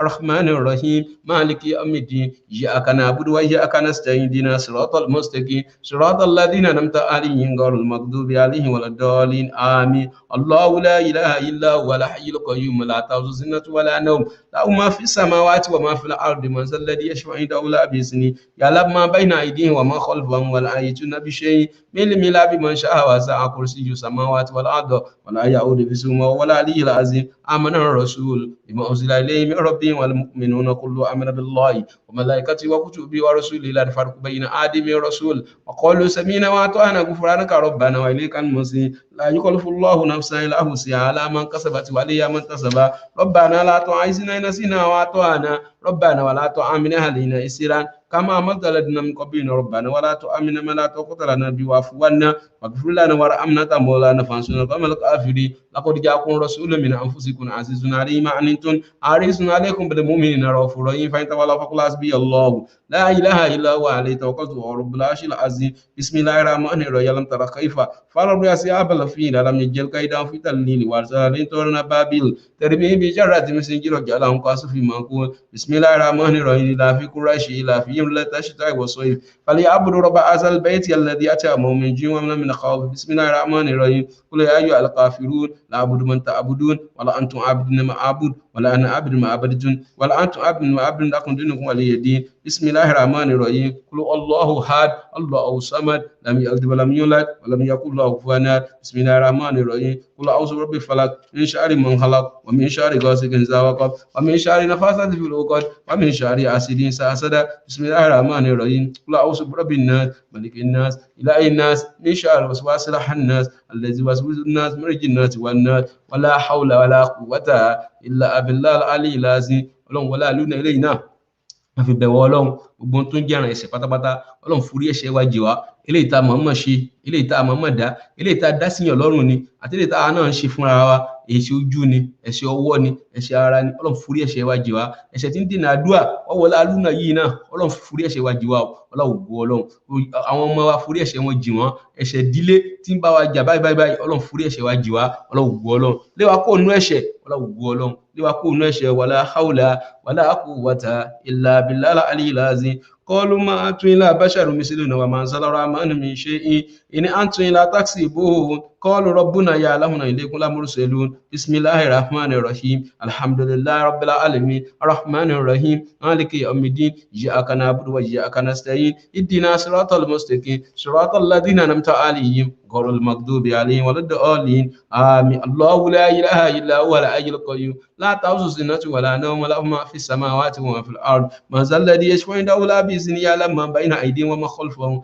ولا يأتون بشيء من علمه بمن شاء وسع كرسي السماوات والأرض ولا يؤوده ولا العلي العظيم آمن الرسول بما أرسل إليه من ربه والمؤمنون كل آمن بالله وملائكته وكتبه ورسوله لا نفرق بين أحد من الرسول وقالوا سمعنا وأطعنا غفرانك ربنا وإليك المصير لا يكلف الله نفسا إلا وسعها على ما كسبت وعليها ما اكتسب ربنا لا تؤاخذنا إن نسينا وأطعنا ربنا ولا تحمل علينا إسرا كما حملت قبلنا ربنا ولا تؤمنا ما لا طاقة لنا به واعف عنا واغفر لنا وارحمنا أنت مولانا فانصرنا على القوم الكافرين لقد جاءكم رسول من أنفسكم عزيز عليه ما عنتم حريص عليكم بالمؤمنين رؤوف رحيم فإن تولوا فقل حسبي الله لا إله إلا هو عليه توكلت وهو رب العرش العظيم بسم الله الرحمن الرحيم ألم ترى كيف فار ربي أصحاب الفيل ألم يجعل كيدهم في تضليل وأرسلني طيرا أبابيل ترمي بحجارة من سجيل فجعلهم كعصف مأكول بسم الله الرحمن الرحيم لله في قريش إلا في ملة الشتاء وصيف العبد رب هذا البيت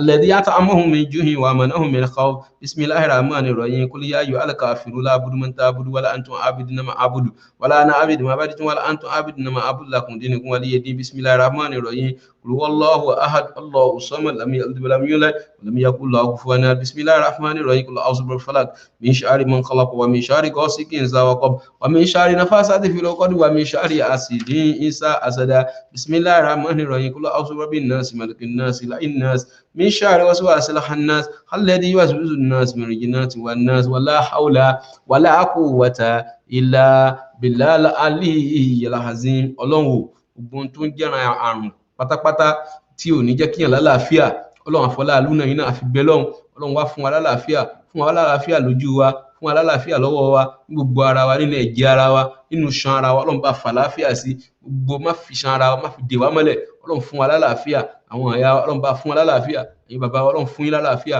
ọkùnrin lọ́dọ̀ obìnrin lọ́dọ̀ gbogbo wa pátápátá ọlọ́run bá fún wa lálàáfíà ọlọ́run gbogbo ọlọ́run ìran àlàáfíà tí ń narajá tí ń tọ́ arajá ọlọ́run fún wa lẹ́nu kọ̀ọ̀kan wa lálàáfíà fàlàáfíà sójú wa fàlàáfíà sí tiwa fàlàáfíà sí mú wa gbogbo oríkèéríkèé ara wa ọlọ́run bá fàlàáfíà sí ọlọ́run gbogbo ọlọ́run wọ́n láwọ́ ọlọ́ba àlàáfíà wọ́n láyé pé àlàáfíà wọ́n lọ́làáfíà lọ́dọ̀ kò sí tó fẹ́ fi ṣe wà nídìí àlàáfíà láti fi ṣẹ̀sìn yẹn ọlọ́run fún wa lálàáfíà ọlọ́run fún wa lálàáfíà wọ́n lá lúnà yìí náà àfi bẹ̀rẹ̀ àlàáfíà lọ́dọ̀ rẹ̀ ọlọ́run fún wa lálàáfíà wala la hawla wala quwwata illa billahi al-aliyyil azim وما علينا إلا البلاغ المبين قالوا إن تطيرنا بكم لئن لم تنتهوا بيومكم ولمسانكم من عذاب أليم قالوا طائركم معكم إن شئتم بل أنتم قوم مسرفون وجاء من أقصى المدينة رجل يسعى قال يا قوم اتبعوا المرسلين اختبئوا ما يسألكم أجرهم مقتدون وما لي لا أعبد الذي فطرني وإليه ترجعون أتعيسوا من دون آلهة إن الرحمن بدون لا تغني عن شفاعتهم شيئا ولا ينقذون إني سأل في ضلال مبين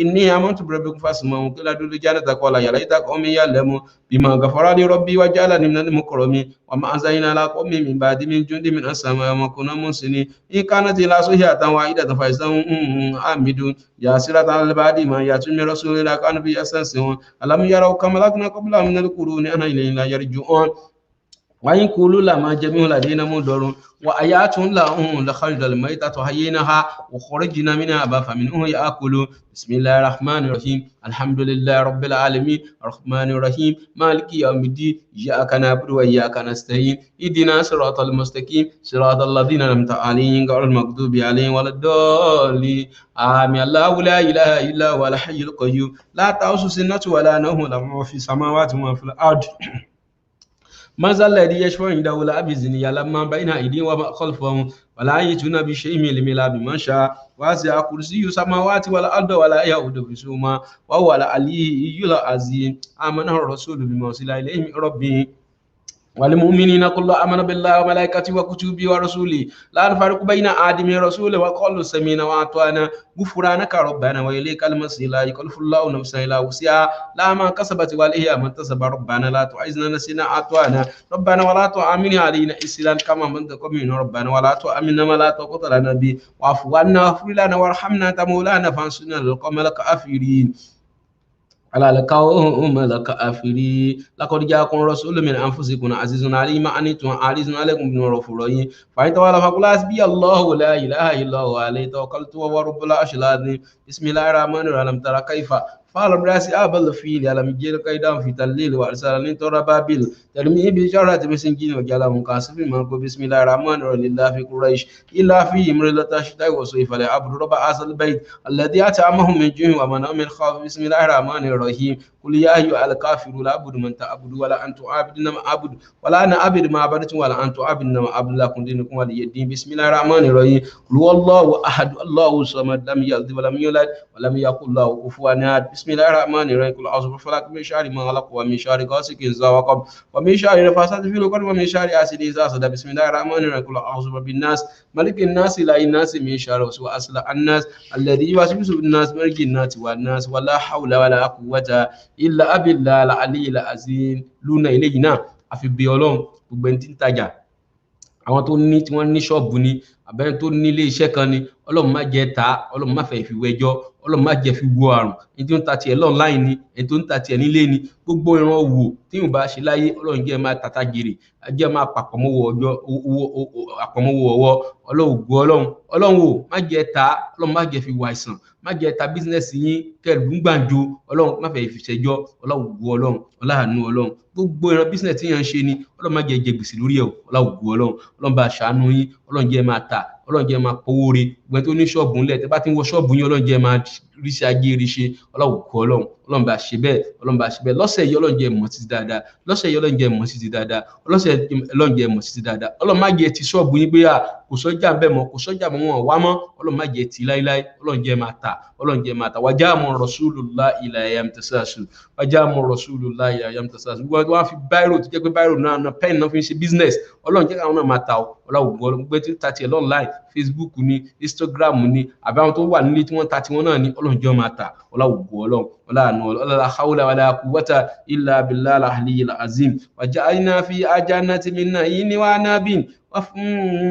وعناب وشجرنا فيها من الخيول ليأكلوا من ثمره وما التي أيدينا فلا يشكروا سبحان الذي خلق الأزواج كلها مما تنبت من الأرض ومن أنفسهم وما لا يعلمون ويأتون النسل من النار فإذا هم مسلمون وسمس جرم سقول لا أسأل كتكتر أسأل العليم ولكم قدائنا ومن أسأل أتى قالوا جود القديم لا سمس ينبغي الله أن تدرك القمر ولا لا يسابق النهار وكل فلك يسبحون ويأتون لو أن من نسل فلكم ولكن لم مثل ما يركبوا وإن شاء نغرقكم على أسر على لهم ينقصون للأرى متى منها ومتى إلهي وإذا قيل لهم تقوم بين أيديكم وما خلفكم لعلكم ترحمون وما تأتي من آيات ربي لا كانوا عن أمر دي وإذا قيل لهم أنفقوا من رزقكم الله قال الذين كفروا الذين آمنوا نؤتي ما إن شاء الله أتي ما أنتنا في ضلال مبين ويقولون متى هذا الوعد إن كنتم صادقين ما يصلون إلى صيحة واحدة ثم هم يأزمون فلا يستطيعون توصية ولا إلى أن يرجعون ونفخ في الصور فإذا هم الأجداث إلى ربهم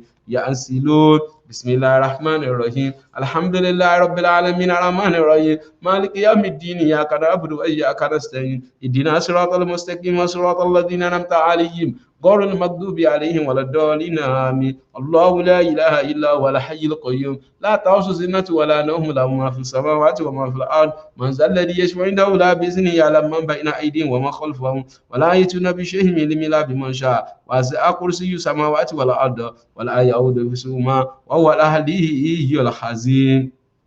آمن الرسول بما أنزل إليه من ربه والمؤمنون كل آمن بالله وملائكته وكتبه ورسوله لا نفرق بين أحد من رسوله وقالوا سمعنا وأطعنا غفرانك ربنا وإليك المصير لا يكلف الله نفسا إلا وسعها لها ما كسبت وعليها ما اكتسبت ربنا لا تؤاخذنا إن نسينا وأخطأنا ربنا ولا تحمل علينا إصرا كما حملته على قومنا ربنا ولا تحملنا ولا تقتلنا به واعف عنا واغفر لنا وارحمنا أنت مولانا فانصرنا على القوم الكافرين.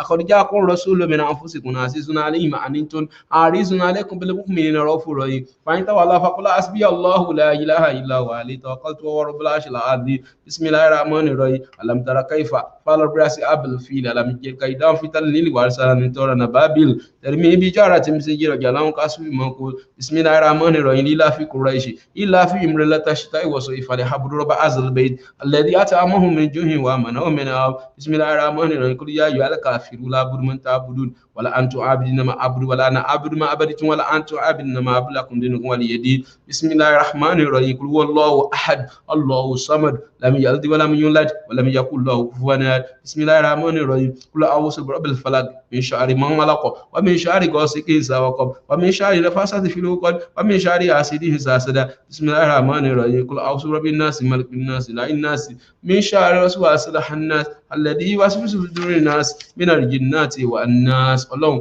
lúnà eléyìí náà gbogbo àwọn ọmọ wa pátápátá tí wọ́n jọ́la wa Ọlọ́run ò má fi kú pa wọn Ọlọ́run jẹ́ ó máa dàgbà lẹ́mìí jẹ́ ó máa dàgbà lóríire láàrin ẹgbẹ́ wọn Ọlọ́run máa fà wọ́n yọ gbogbo àwọn ọmọ wa gbogbo àwọn ọmọ t'Ọlọ́run fún wa Ọlọ́run bá ṣàánú wọn Ọlọ́run bá ṣàánú wọn má dojú àdúrà tì wọ́n gbogbo àwọn ọmọ wa jẹ́ ó máa mẹ̀kọ́ wọn àwọn tó wà láàrin institution inú wọn àwọn tó wà ní kọ́lẹ́jì inú wọn Ọlọ́run jẹ́ ó ṣoríire àwọn tó ti jáde inú wọn Ọlọ́run jẹ́ ó rí sí ayọ̀ Ọlọ́run gbogbo àwọn ọmọ wa Ọlọ́run má fi kan ṣerú ẹnìkan o àwọn ọmọ wa má fi kan ṣerú ẹnìkan o Ọlọ́run má jẹ́ gbóná òdì Ọlọ́run jẹ́ á jẹ wọn ọmọ Ọlọ́run jẹ́ wàhálà wa lórí ọmọ pọ̀ Ọlọ́run jẹ́ á jẹ wọn ọmọ Ọlọ́run bá ṣàánú àwọn ọmọ wa o bá ṣàánú àwọn ọmọ wa gbogbo àwọn ọmọ wa tó jọkùnrin pátápátá tí wọ́n bá dàgbàdàgbà tí wọ́n fẹ́ lọ́kọ Ọlọ́run tí wọ́n fẹ́ níyàwó Ọlọ́run jẹ́ níyàwó rẹ̀ ẹni tó fẹ́ lọ́kọ Ọlọ́run jẹ́ lọ́kọ rẹ̀ gbogbo ẹni tó mọ́ wá ń dà láàmú àwọn ọmọ náà Ọlọ́run bá tún wọn ṣe Ọlọ́run bá tún wọn ṣe àwọn ọmọ Ọlọ́run má jẹ́ ṣe tí wọn lọ́tọ̀ Ọlọ́run bá ṣàánú àwọn ọmọ wa Ọlọ́run wá wọlé ilé ìta celebrate 4th of July yìí náà òmìnira tá a gbà àwọn ọmọ wa jẹ́ káwọn náà ní òmìnira nínú ọkàn wọn òmìnira nínú ọpọlọ wọn òmìnira nínú ìgbésí ayé wọn Ọlọ́run wò má jẹ́ kí wọ́n bá gang Ọlọ́run má jẹ́ wọ́n bá rìn ọ̀rẹ́ tí wọ́n ní tí ó kó bá wọn Ọlọ́run má jẹ́ kó bá wọn ọmọ wa Ọlọ́run má jẹ́ gbé wa dìgbàdìgbà wá bá àwọn ọmọ wa ti kú Ọlọ́run má jẹ́ gbé wọn bá kán ya wèrè Ọlọ́run má jẹ́ kán rí ẹgbẹ́kẹ́gbẹ́ Ọlọ́run má jẹ́ rí kó Ọlọ́run gbogbo ẹni tó wá jẹ́ pé ó ń ṣe wàhálà lórí ọmọ Ọlọ́run wá wọlá lúnà yìí náà àwọn ọmọ wa Ọlọ́run bá fún wọn wálé padà Ọlọ́run bá fi ṣàánú wọn Ọlọ́run bá fi gbàdúrà wọn Ọlọ́run jẹ́ á jẹ wọn ọmọ Ọlọ́run jẹ́ á jẹ wọn ọmọ Ọlọ́run jẹ́ á jẹ wọn ọmọ Ọlọ́run jẹ́ á jẹ wọn ọmọ Ọlọ́run jẹ́ á jèrè àwọn ọmọ wa Ọlọ́run jẹ́ á jèrè àwọn ọmọ wa Ọlọ́run wala àánú wala haula ولا قوة إلا بالله العلي العظيم. قالوا يا ويلنا من بعثنا من مرقدنا هذا ما وعد الرحمن وصدق المرسلون. بسم الله الرحمن الرحيم. الحمد لله رب العالمين الرحمن الرحيم مالك يوم الدين إياك نعبد وإياك نستعين اهدنا الصراط المستقيم صراط الذين أنعمت عليهم غير المغضوب عليهم ولا الضالين آمين. الله لا إله إلا هو الحي القيوم لا تأخذه سنة ولا نوم له ما في السماوات وما في الأرض من ذا الذي يشفع عنده إلا بإذنه يعلم ما بين أيديهم وما خلفهم ولا يحيطون بشيء من علمه إلا بما شاء وسع كرسيه السماوات والأرض ولا يؤوده حفظهما ولا العلي العظيم. آمن الرسول بما أنزل إليه من ربه والمؤمنون كل آمن بالله وملائكته وكتبه ورسوله لا نفرق بين أحد من رسوله وقالوا سمعنا وأطعنا غفرانك ربنا وإليك المصير لا يكلف الله نفسا إلا وسعها ما كسبت وعليها ما اكتسبت ربنا لا تؤاخذنا إن نسينا وأطعنا ربنا ولا تحمل علينا إصرا كما حملته على قومنا ربنا ولا تحملنا ما لا طاقة لنا به واعف عنا واغفر لنا وارحمنا أنت مولانا فانصرنا على القوم الكافرين. لقد جاءكم رسول من أنفسكم أنفسكم عزيز عليه ما عنتم حريص عليكم بالمؤمنين رؤوف رحيم فإن تولوا فقل حسبي الله لا إله إلا هو عليه توكلت وهو رب العرش العظيم بسم الله الرحمن الرحيم ألم ترى كيف فعل برأس أبل الفيل ألم يجعل كيدا في تلديل وأرسل ترى بابل ترمي بجرة من سجيل جلهم قاسف منقول بسم الله الرحمن الرحيم لا في قريش إلا في لا تشتاق وصيف فليعبدوا رب هذا البيت الذي أتيمهم من جوع ومن من خوف بسم الله الرحمن الرحيم قل يا أيها الكافرون لا أعبد من تعبدوا ولا أنتم عابدون ما أعبد ولا أنا عابد ما عبدتم ولا أنتم عابدون ما أعبد لكم دينكم ولي دين بسم الله الرحمن الرحيم قل والله أحد الله الصمد لم يلد ولم يولد ولم يكن له كفوا أحد بسم الله الرحمن الرحيم قل أعوذ بفلق من شر من خلق ومن شر غاسق إذا وقب ومن شر النفاثات في العقد ومن شر حاسد إذا حسد قل أعوذ برب الناس ملك الناس إله الناس من شر الوسواس الناس الذي يوسوس الناس من الجنة والناس ولا حول ولا قوة إلا بالله العلي العظيم wọ́n bá ti san gbèsè kó wá wọlá lúnà yìí náà bá fi san gbèsè wa bí lúnà tàdé yìí náà Ọlọ́run járí gbèsè wa san gbèsè credit card ní járí san gbèsè tẹ́lómi ti yálò ní tó fi ṣe business ní Ọlọ́run jẹ́ ẹ̀rí san Ọlọ́run gbọ́ Ọlọ́run gbogbo tó ń jẹ́ ìran gbèsè láyé Ọlọ́run járí san Ọlọ́run járí san Ọlọ́run járí san gbogbo tó ń jẹ́ credit card ní Ọlọ́run járí rí san gbèsè business wa ní Ọlọ́run járí san gbèsè ilé kíkọ́ ní Ọlọ́run járí san gbogbo gbèsè tó ń jẹ́ ìran gbèsè tá jẹ tó jẹ́ debt Ọlọ́run járí gbèsè wa san Ọlọ́run gbọ́ Ọlọ́run bá san gbèsè wa Ọlọ́run bá san gbèsè wa Ọlọ́run bá san gbèsè wa Ọlọ́run gbọ́ Ọlọ́run bá san gbèsè wa wá ṣàánú wa Ọlọ́run gbọ́ wọ́n lápá lè dá sí Ọlọ́run wá ṣàánú wa gbogbo ọ̀nà bẹ́ẹ̀ tá a fi rí gbèsè san Ọlọ́run ṣe fún wa Ọlọ́run ṣe fún wa Ọlọ́run gbọ́ wala àánú wala hawla wala quwwata illa billahi al-aliyyil azim in kanat ila sahihatan wahidatan fa isam jami'u ladina mundarun faliyawma la tuslam nafsun shay'a wala tujana ila ma kuntum ta'malun bismillahir rahmanir rahim alhamdulillahi rabbil alamin arrahmanir rahim maliki yawmiddin iyyaka na'budu wa iyyaka nasta'in ihdinas siratal mustaqim siratal ladzina an'amta alaihim ghayril maghdubi alaihim waladdallin amin Allahu la ilaha illa huwa al-hayyul qayyum la ta'khudhuhu sinatun wa la nawm lahu ma fis samawati wa ma fil ard man zal ladhi yashfa'u indahu illa bi'izni ya'lamu ma bayna aydihim wa ma khalfahum wa la yahituna bi shay'in min ilmihi illa bima sha'a wasi'a kursiyyu samawati wal ardi wa la ya'uduhu hifdhuhuma wa la aliyyul 'azim amana ar-rasulu bima unzila ilayhi min rabbihim wal mu'minuna kullu amana billahi wa malaikatihi wa kutubihi wa rusulihi la nufarriqu bayna ahadin min rusulihi wa qalu sami'na wa ata'na ghufranaka rabbana wa ilaykal masir la yukallifu Allahu nafsan illa wus'aha la ma kasabat wa alayha ma iktasabat rabbana la tu'akhidhna in nasina wa ata'na ربنا ولا تحمل علينا إصرا كما حملته قبلنا ربنا ولا تحملنا ما لا طاقة لنا به واعف عنا واغفر لنا وارحمنا أنت مولانا فانصرنا على القوم الكافرين لقد جاءكم رسول من أنفسكم عزيز عليه ما عنتم حريص عليكم بالمؤمنين رؤوف رحيم فإن تولوا فقل حسبي الله لا إله إلا هو عليه توكلت وهو رب العرش العظيم بسم الله الرحمن الرحيم ترى كيف فعل برأس أبل الفيل ألم يجعل كيدهم في تضليل وأرسل عليهم طيرا بابل ترمي بجرة من سجيل جلهم قاسف منقول بسم الله الرحمن الرحيم إلا في قريش إلا في مرلة شتاء وصيف لعبد رب هذا البيت الذي أتيمهم من جوع ومنعهم من خوف بسم الله الرحمن الرحيم قل يا أيها الكافرون لا أعبد من تعبدون ولا أنتم عابدون ما أعبد ولا أنا عابد ما عبدتم ولا أنتم عابدون ما أعبد لكم دينكم ولي الدين بسم الله الرحمن الرحيم قل الله أحد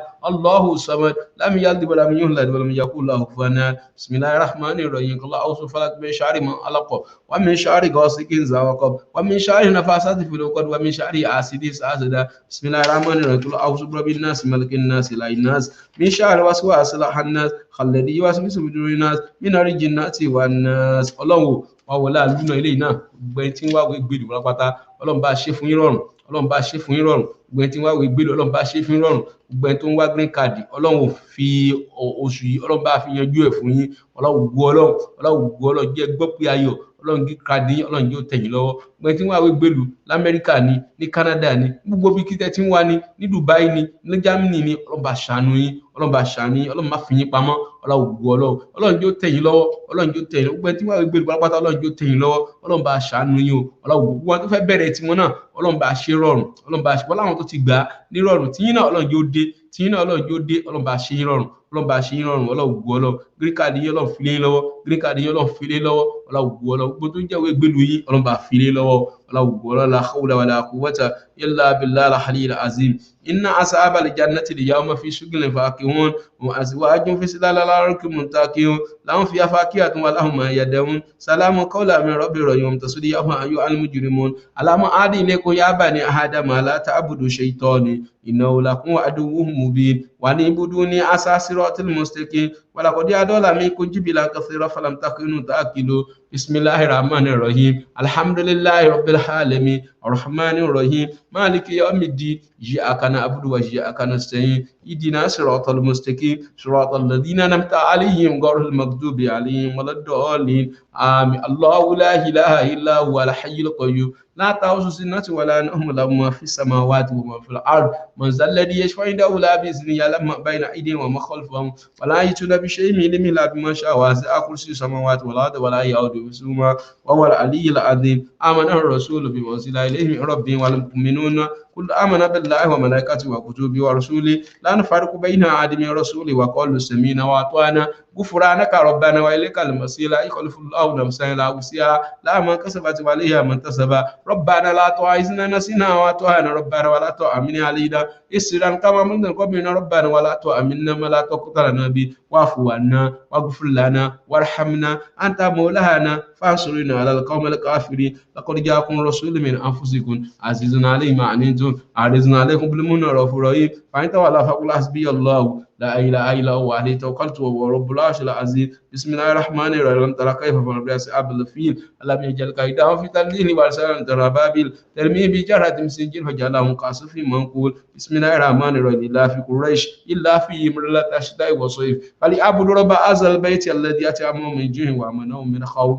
بسم الله الرحمن الرحيم يا أيها الكافرون لا أعبد من تعبدون ولا أنتم عابدون ما أعبد ولا أنا عابد ما عبدتم ولا أنتم عابدون ما أعبد لكم دينكم ولي دين بسم الله الرحمن الرحيم قل هو الله أحد الله الصمد لم يلد ولم يولد ولم يكن له كفوا أحد بسم الله الرحمن الرحيم قل أعوذ بفلق من شر ما خلق ومن شر غاسق إذا وقب ومن شر النفاثات في العقد ومن شر حاسد إذا حسد بسم الله الرحمن الرحيم قل أعوذ برب الناس ملك الناس إله الناس من شر الوسواس الخناس الذي يوسوس الناس من الجنة والناس والله حول ولا قوة إلا بالله العلي العظيم Ọlọ́run ayé òun kí aláṣẹ ti kú iṣẹ́ àṣeyọrí Ọlọ́run bá fi sọ̀rọ̀ wa o àṣeyọrí Ọlọ́run bá fi sọ̀rọ̀ wa o àdáwọ́lé àtàfọkàntẹ̀ àṣeyọrí kọ́lọ̀ fún wa ṣe Ọlọ́run wọlá pé ayé òní kí aláṣẹ ti kú iṣẹ́ o àṣeyọrí ní ogun onílara gbẹtí ni ńlá láyé àṣeyọrí ni Ọlọ́run wá fún wa láṣeyọrí ṣe fún wa láṣeyọrí ṣe níbi iṣẹ́ wa fún wa láṣeyọrí ṣe ní gbogbo tá a bá dáwọ́lé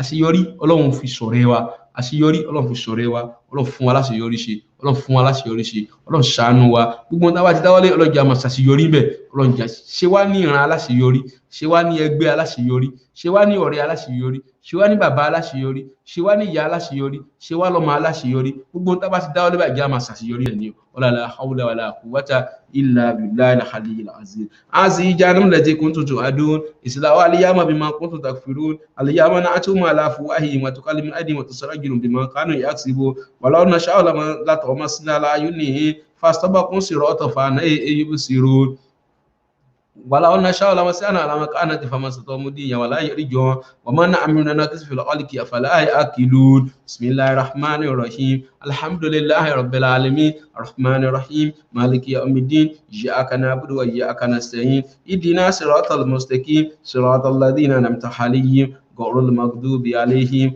ولا الضالين آمين الله لا إله إلا هو الحي القيوم لا تأخذه سنة ولا نوم له ما في السماوات وما في الأرض من ذا الذي يشفع عنده إلا بإذنه يعلم ما بين أيديهم وما خلفهم ولا يحيطون بشيء من علمه إلا بما شاء وسع كرسيه السماوات والأرض ولا يؤوده حفظهما العلي العظيم آمن الرسول بما أنزل إليه من ربه والمؤمنون كل آمن بالله وملائكته وكتبه ورسله لا نفرق بين أحد من رسله وقالوا سمعنا وأطعنا غفرانك ربنا وإليك المصير لا يكلف الله نفسا إلا وسعها لا ما كسبت وعليها ما اكتسب ربنا لا تعجزنا لسنا أطعنا ربنا ولا تؤمن علينا إسرا كما مد القبين ربنا ولا تحملنا ما لا طاقة لنا به واعف عنا واغفر لنا وارحمنا أنت مولانا فانصرنا على القوم الكافرين لقد جاءكم رسول من أنفسكم عزيز عليه ما أنتم حريص عليكم بالمؤمنين رؤوف رحيم فإن تولوا فقل حسبي الله لا إله إلا هو عليه توكلت وهو رب العرش العظيم بسم الله الرحمن الرحيم بسم الله الرحمن الرحيم ألم تر كيف فعل برأس أبل الفيل ألم يجل كيدهم في تليل وأرسل التوران بابل ترمي بجرة مثل جرج الأم كاسر من بسم الله الرحمن الرحيم إلا في قريش إلا في إمر لا تشتاء وصيف لا عبد رب أصل البيت الذي أتأمه من جوانا من خوف كل يا أيها الكافر لا بد من تعبد ولا أنتم عبد إنما عبد ولا أنا عبد ما عبدتم ولا أنتم عبد ما عبدتم يدين بسم الله الرحمن الرحيم والله أحد الله الصمد لم يلد ولم يكن له كفوا أحد بسم الله الرحمن الرحيم قل أعوذ بفلق من شر من خلق ومن شر غاسق إذا وقب ومن شر النفاثات في العقد ومن شر حاسد إذا حسد بسم الله الرحمن الرحيم قل أعوذ برب الناس ملك الناس إله الناس من شر الوسواس الخناس الذي يوسوس في الناس من الجنة والناس ولا حول ولا قوة إلا بالله العلي العظيم Ọlọ́run gbogbo tó jẹ́ òṣì láyé Ọlọ́run má jẹ́ òṣì ó ta wá Ọlọ́run má jẹ́ òṣì ó ta wá kéèyàn ṣiṣẹ́ títí kó má lákòójọ Ọlọ́run gbogbo tó ń jẹ́ràn òṣì Ọlọ́run bá lé kúrò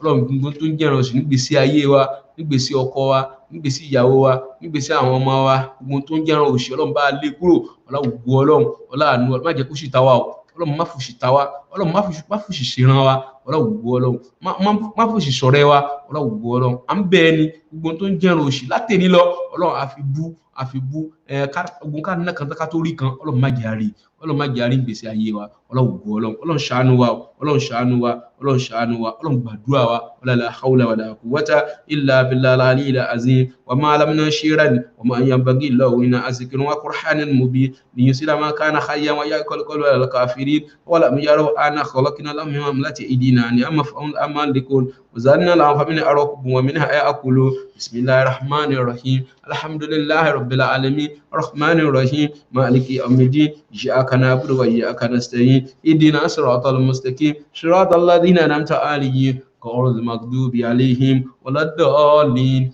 آمين الله لا إله إلا هو الحي القيوم لا تأخذه سنة ولا نوم له ما في السماوات وما في الأرض من ذا الذي يشفع عنده إلا بإذنه يعلم ما بين أيديهم وما خلفهم ولا يحيطون بشيء من علمه إلا بما شاء وسع كرسيه السماوات والأرض ولا يؤوده حفظهما ولا العلي العظيم آمن الرسول بما أنزل إليه من ربه والمؤمنون كل آمن بالله وملائكته وكتبه ورسله لا نفرق بين أحد من الرسل وقالوا سمعنا وأطعنا غفرانك ربنا وإليك المصير لا يكلف الله نفسا إلا وسعها لها ما كسبت وعليها ما اكتسبت ربنا لا تؤاخذنا إن نسينا وأخطأنا ربنا ولا تحمل علينا إصرا كما حملته على قبلنا ربنا ولا تحملنا ما لا طاقة لنا به واعف عنا واغفر لنا وارحمنا أنت مولانا فانصرنا على القوم الكافرين لقد جاءكم رسول من أنفسكم عزيز عليه ما عنتم حريص عليكم بالمؤمنين رؤوف رحيم فإن تولوا فقل حسبي الله لا إله إلا هو عليه توكلت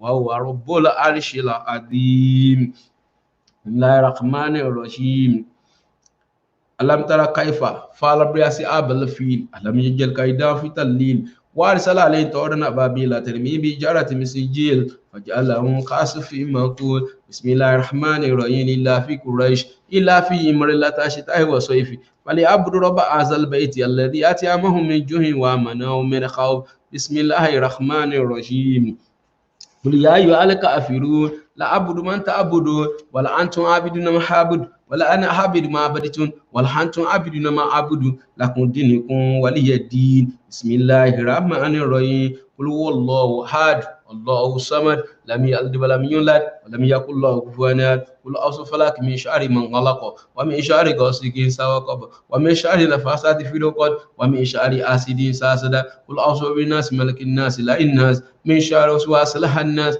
الذي يوسوس الناس من الجنة والناس ولا حول ولا قوة إلا بالله العلي العظيم إلينا إسلام واتنشي ألم في الوالون إسلام واتنشي ألم في الوالون Islam dára tá ń ṣe Ọlọ́run fi rọ̀ wá lọ́rùn Islam wa Ọlọ́run má jẹ́ ṣe nǹkan míì lẹ́yìn Islam Ọlọ́run má jẹ́ ṣe nǹkan lẹ́yìn wàhálà tí ń dé báyàn challenges tí ń dé báyàn problem tó ń dé báyàn tí èèyàn tó máa sáré káàkiri Ọlọ́run má jẹ́ àrí láíláí Ọlọ́run bu Ọlọ́run má gbénira wa bá wa o má kó wàhálà wa bá wa Ọlọ́run bu Ọlọ́run òkú àlùbá oko wàhálà ọlọ́run má sọ sílé wa ọlọ́run ògo ọlọ́run má sọ sáàrin olólùfẹ́ wa má sọ sáàrin àwọn ìyàwó wa má sọ sáàrin àwọn ọkọ wa ọlọ́run ògo ọlọ́run àwọn ọmọ wa ọlọ́run jọ jólú ọmọ ọlọ́run ògo ọlọ́run gbogbo tá a bá ń béèrè ọlọ́run bá ṣe fún wa ọlọ́run àdójúkọ ọdún Idul Adha òun náà dojúkọ wa ọlọ́run ògo ọlọ́run já péjú sọdún ọlọ́run já péjú sọdún gbogbo tó ń jẹ́ oore láyé ọlọ́run jọ máa rántí ẹ̀ fún wa ọlọ́run ògo ọlọ́run promotion ọlọ́run jọ máa kàn wá níbi iṣẹ́ wa ọlọ́run jọ máa ká máa ní promotion gbogbo tó ń ṣe exam tó ń retí èsì ìdánwò ọlọ́run já pàṣì ọlọ́run já ṣoríire ọlọ́run ògo ọlọ́run ọlọ́run wala hawla wala quwwata illa billahi al-aliyyil azim wala hum fiha manafi'un wa masharib afala yashkuru wa ta'asu min duni Allah la yatala yusaru la yastati'una nasiran wa hum jundun mundarun fala yasuka qawluna wa yulinu ولم يرى الإنسان أن خلقنا من نطفة وإذا أسم مبين والرب لنا مثلا ونسي القول ما يلسم وهي رميم كل يحيي الذي ينشأ ولا مرة وهو بكل خلق عليم الذي جعل لكم شجر دار نارا فإذا أنتم منه توقدون أوليس الذي يخلق السماوات والأرض بقدير على أن يخلق مثلهم بلى على أكون عليم إنما أمره إذا أراد شيئا أن يقول له كن فيكون سبحان الذي بيده ملكوت كل شيء wà ilé nítorí ìjàun torí ọlọ́run ayé yìí ká láṣẹ ti ìkú iṣẹ́ àṣeyọrí ni kò fi sọ̀rọ̀ wa àtàdáwọ́ lé àtàfọ̀kàntẹ̀ àṣeyọrí ni kọ́lọ́hún fún wa ṣe ayé yìí ká láṣẹ ti ìkú iṣẹ́ àṣeyọrí ni kò fi sọ̀rọ̀ wa àtàdáwọ́ lé àtàfọ̀kàntẹ̀ àṣeyọrí ní kọ́lọ́hún fún wọn náà wí fúnra rẹ̀ pé ayé yìí ká láṣẹ ti ìkú iṣẹ́ àṣeyọrí ní kò fi sọ̀rọ̀ mi àtàdáwọlé àtàfọkàntẹ̀ àṣeyọrí ní kọ́lọ́hún fún mi ṣe kò ní ṣòro fún mi àmì kó má ṣòro fún mi àmì kò ní ṣòro fàyà mi kò ní ṣòro fọ́kọ yín kò ní ṣòro fọ́mọ wa kò ní ṣòro fọ́rẹ́ wa gbogbo ń tẹ́gbẹ́ wa bá ṣe nírọ̀rùn kò ní ṣòro fún wa àmì má jà bá wọn ké àmì má jà bá wọn ké àmì ìgbé kò sówó kò sàlàfíà ìgbé kò sówó kò sàlàfíà ẹmú dọ́là ọwọ́ ẹmú lọ sáró máa já bá wọn ké àmì ọwọ́ àdúrà èyí tí a tẹ́ ká máa káwọ́ náà ló fìfo wọ́lá náà bí Muhammadu wọ́lá Kùránì ọ̀rẹ́ Olúwa jíjí ni mo jí mo gbórí mi mú mo tẹ́wọ́ àdúrà sọ́lọ́hun nínú ọdún yìí aláwòrán ọ̀rọ̀ ayé wa dùn kó lóyin ọwọ́ àdúrà èyí tí a tẹ́ ká máa káwọ́ náà ló fìfo wọ́lá náà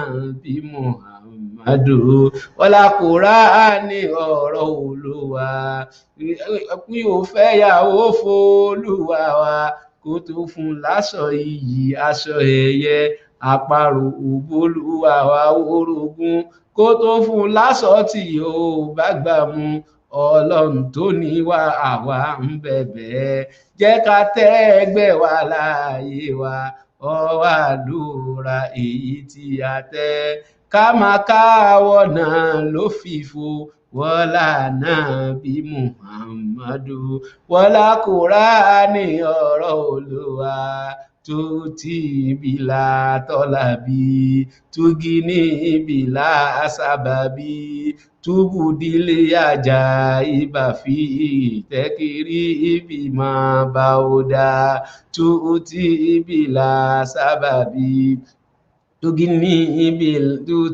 bila tọ́làbí tugini bila sábàbí túbùdílé àjà ìbàfí tẹ́kìrí ibi máa bá ó dá tuuti bila tọ́làbí tugini bila sábàbí túbùdílé àjà ìbàfí tẹ́kìrí ibi máa bá ó dá tuuti bila tọ́làbí tugini bila asababi tubudile ajaiba fi tekiri bima. Àwọn àfáà wọ́n ní gbólóhùn tá wí ẹyẹ ọ̀gà kò ní kankan, tó bá ti rí aṣọ aláṣọ lọ̀gá dàbóra, tó bá ti rí báyìí yóò máa change ni.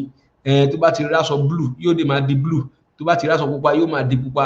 A ní ismail azami tá ń wí òun lọ̀gá ń wí, ọ̀gá ń wí, ọ̀gá fi ń dán, ọ̀gá fi ń beautiful, ọ̀gá fi ń dáa. Gbogbo ìgbésí ayé tiwa náà ẹni tí ó ṣe wá lóore, ọkùnrin ni, obìnrin ni, ọmọdé ni, àgbàlagbà ni, ọlọ́wọ́ má fi wọ́n lọ́kàn balẹ̀ àfìgbà tí wọ́n bá ṣe wá lóore. Ìwọ náà wí dáadáa pé tú tí ìbìlà tọ́lá bí túgí ní ìbìlà sábà bí túbí ìdílà ajá ìbá fi tẹ́kìrí ìbí máa bá ó dá.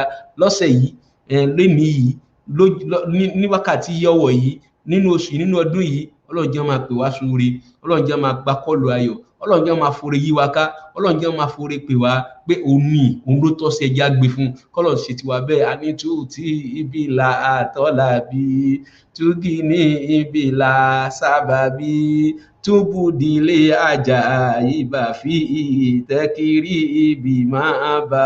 Ọlọ́run tú tí ibi là àtọ́là bí túgí ní ibi là sábà bí túbùdílé ajá ìbà fi ìtẹ́kìrí ibi máa bá. Ó ti gbàdúrà tán, wá fẹ́ jáde ńlé, ó fẹ́ ṣe kòǹgẹ́ oríire, ó fẹ́ ṣe kòǹgẹ́ owó, ó fẹ́ ṣe kòǹgẹ́ ọlá, ó fẹ́ ṣe kòǹgẹ́ ìdùnnú. A ní kó sọ pé tú tí ibi là tọ́lá bí túgí ní ibi là sábà bí túbùdílé ajá ìbà fi ìtẹ́kìrí ibi máa bá. Ọlọ́run jẹ́ máa wò mí, kẹ́ ṣe mí lóore, kí wọ́n máa wò ẹ́, kí wọ́n ṣe ẹ́ lóore, oore ìdùnnú, oore ayọ̀, kí wọ́n sì rí ẹ, kí wọ́n máa dùnnú sí yẹn, kí wọ́n máa ṣe ẹ́ lóore. Ọlọ́run ò jẹ́ rí wa kán ṣe wá lóore, Ọlọ́run kú Ọlọ́run jẹ́ rí wa kán ṣe wá lóore. A ní tú tí ibi là tọ́lá bí túgí ní ibi là sábà bí túbùdílé ajá ìbà fi ìtẹ́kìrí ibi máa bá. Ọlọ́run tú tí ibi là tọ́lá bí túgí ní ibi là sábà bí túbùdílé ajá ìbà fi ìtẹ́kìrí ibi máa. Wílẹ̀ kan sí tú tí bílà tọ́lá bí Ọlọ́run túgí ní ibi là sábà bí túbùdílé ajá ìbà fi ìtẹ́kìrí ibi máa bá. Ọ̀dà rọ́bìlà tẹ́kìrí ní ìlà ahad wàlá àtúwà wùjìní ìlà ahad wàgìní ní àǹkólé ahad yawma ilayhi mustanad wa ilayhi muhtamad وهو الواحد الفرد الصمد لا شريك له ولا ولد أسبيدي من الضلال إلى رشدي ونجني من كل ضيق ونكد. اللهم صل على سيدنا محمد صلاة تنجينا بها من جميع الأهوال والآفات وتقضي لنا بها من جميع السيئات وترفعنا بها عندك على درجات وتبلغنا بأقصى الغايات من جميع الخيرات في الآيات وبعد الممات. àní pé àdúrà tá a ti ń ṣe bọ̀ láti bí ọ̀sẹ̀ keje lélẹ́yìí, final lélẹ́yìí. Ìwọ náà wàá mú kankan jáde kó o fi sanwó ọpẹ́, ìwọ náà máa fi sanwó ọpẹ́ wípé oore tọ́lọ́run ti fún ẹ, Ọlọ́run má jò ó bọ́, pé oore tó ń bẹ lọ́wọ́ mi máma sì jẹ́ ẹ ó bọ́. Bá mi fi púpọ̀ sí rọ̀bì Ọlọ́run, bá mi ṣe púpọ̀ sí rọ̀bì Ọlọ́run, bá mi ṣe púpọ̀ sí oore ìdùnnú, oore owó, oore ọmọ, oore ìfọ̀kànbalẹ̀ tó ti ń bẹ lọ́wọ́ wa máma sì jẹ́ ẹ ó bọ́. Oore tó ń bẹ lọ́wọ́ wa máma sì jẹ́ ẹ ó tán. Bá wa ṣe púpọ̀ sí rọ̀bì Ọlọ́run. Allahumma rabbana ya rabbana la tuzigh qulubana ba'da idh hadaytana wa hab lana min ladunka rahmatan innaka antal wahhab. ربنا تقبل منا انك انت السميع العليم وتب علينا يا مولانا انك انت التواب الرحيم. ربنا افرغ علينا صبرا وثبت اقدامنا فانصرنا على القوم الكافرين. ربنا ظلمنا انفسنا وان لم تغفر لنا وترحمنا لنكونن من الخاسرين. ربنا آتنا في الدنيا حسنة وفي الآخرة حسنة وقنا عذاب النار. ká tó lọ ẹ má gbàgbé wípé a fẹ́ wọnú ká pè ní a rigorous spiritual exercise inshallah. A ní o fẹ́ wọnú spiritual exercise láti next week lọ inshallah. tí a fi ṣe títí di yawm al-Arafah rigorous exercise jẹ́ pé n tí a fẹ́ lọ ṣe ní hajj a mú díẹ̀ wá níbí lójoojúmọ́ a fi máa gbààwẹ̀ a máa fi gbààwẹ̀ tuntun pé a lọ hajj ní Allahu Akbar lọ́dún yìí ni ọdún tó ń bọ̀ insha Allah nítorí ká máa wí ní mọ̀kámà Ibrahim nítorí ká máa wí ní ìjírì Ismail nítorí ká máa wí tàbá ń Safa àti Marwa nítorí ká máa wí tàbá ń rọ kiri kábíyèsí láti nítorí a máa wí lọ́jọ́ àràfá insha Allah lọ́jọ́ kọ̀ọ̀kan láàmàjọ ṣàdúà àjọ máa ṣàdúà àwọn ìyá wa kan ní pé ìmáàmù ó ti dé nìyẹn àní ká fara wa ń tẹ̀tẹ̀ kájọ wà lìjẹ́nnà ni afara wa tẹ̀tẹ̀ kájọ wà lìjẹ́nnà àjọ máa gbàwẹ̀ náà ni wàá sọ fọ́mọ tiẹ̀ náà tó wà ní skul pé ó ti dé sọ fún ìyàwó ẹsibẹ̀ tó dáa a fẹ́ bẹ̀rẹ̀ àwẹ̀ ọlọ́jọ́ mẹ́sàn-án àdúrà ọlọ́jọ́ mẹ́sàn-án la fẹ́ ṣe a fẹ́ wọnú ẹ̀ lọ ìyàwó Lawal Kíkẹ́ ìyàwó Shida wà ńbẹ̀ wọ́n á fún yín ní WhatsApp number insha Allah first 9 days of the Hijjah bẹ́ẹ̀ ni ìyàwó Shida ìyàwó Akéwùsọlá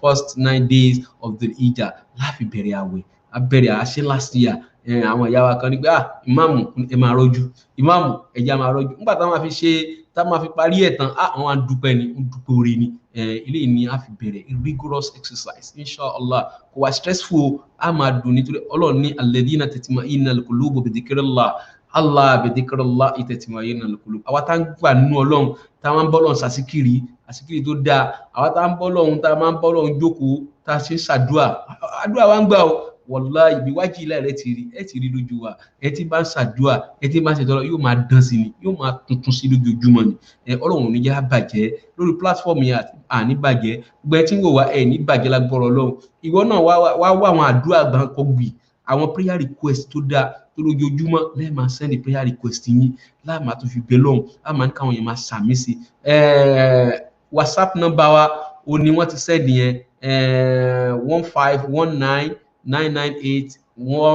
1519981491 ẹ send the request sí ìyàwó Shida Túndé Akéwùsọlá ìyàwó dáadáa ìyá dáadáa ẹ bá send ẹ síbẹ̀ ìyàwó Bùnmi Adéyẹrẹ Adélájà ẹ̀yin lè send the request sí nọ́mbà yẹn send the request sí nọ́mbà yẹn ẹ bá send ẹ sí inshallah wọn hà dín àwọn tábà tí sin bẹ́ẹ̀ já hà dín a máa béèrè prayer request lọ́wọ́ yín a máa bọ́ọ̀lù sọ̀rọ̀ tí èèyàn bá fi ọjọ́ mẹ́sàn-án tí èèyàn gbààwẹ̀ sí gbogbo àjọ wa máa pe Ọlọ́run lẹ́ẹ̀kan náà ẹ rí i pé ìsìjábà dùhàwù ni tá a fẹ́ ṣe nìyẹn kọ́lọ́run jọ kọ́lọ́run fún wa ṣe Ọlọ́run má pa wá Ọlọ́run fún wa lálàáfíà ara Ọlọ́run fún wa lókun tá a fi ṣe okun tó nara já àlàáfíà tó nara já ká fi ṣe tábà tó wá ṣe léyàwó bẹ̀ wá ìwọ náà ó mà ṣe sàárà àdúrà dáadáa ẹni pé máa ń pariwo àwọn òsì nínú pé ká ṣàdúrà ká má ṣe sàárà ó sì sàárà àdúrà dáadáa ọ̀nà tó bá lè gbà ṣe kó ṣe dáadáa ìyẹn ni pé ó máa dùn ẹni tó bá ṣe sàárà àdúrà fún insha Allah tẹ́ni ẹ bá ti ń jẹ nínú oúnjẹ tó ń jẹ nínú àgún ẹ kò ní ṣépè fún ẹ àdúrà yóò máa ṣe fún ẹ wọn náà ti rí nọ́mbà tí wọ́n tag síbẹ̀ yẹn wọn náà ṣe sàárà àdúrà dáadáa ọlọ́wùkọ́ àdúrà ó gbà ó ọlọ́wùkọ́ Ọlọ́run wọn náà níláníyàn kò lé wàláì kò lé àwa dúró tán wípé àfi ká pe Ọlọ́run kájọ máa pe Ọlọ́run yóò start ní on the 11 July 11 inshallah 9 days náà ni la fẹ́ fi ṣe ní Sunday tó ń bọ̀ ní ó bẹ̀rẹ̀ la máa ṣe ní Sunday Monday Tuesday Wednesday Thursday Friday tó fi di ọjọ́ àràfá inshallah ẹjájọ máa gbààwẹ̀ ẹsẹ̀ bẹ̀ tó dá sílé ẹ pa àwọn ọmọ ẹ̀sọ́ fọ́kọ yín kọ́kọ́ sọ fún ìyàwó ẹ̀ àfẹ́ gbààwẹ̀ kó má jẹ́ ní Ramadan nìkan ní tí èèyàn bá ṣàdúrà sí tó wá tún fi àwẹ̀ tọrọ ó máa ń gbà dáadáa kọ́lọ́n jọ kọ́lọ́n gbà fún wa adójúkọ náà ló dojúkọ wa kọ́lọ́n já ṣe púpọ̀ ńbẹ̀ ìgbà itikaf láti ṣerú àdúrà gbẹ̀yìn àátún wa bẹ̀rẹ̀ lélẹ̀ náà mini itikaf lélẹ̀ náà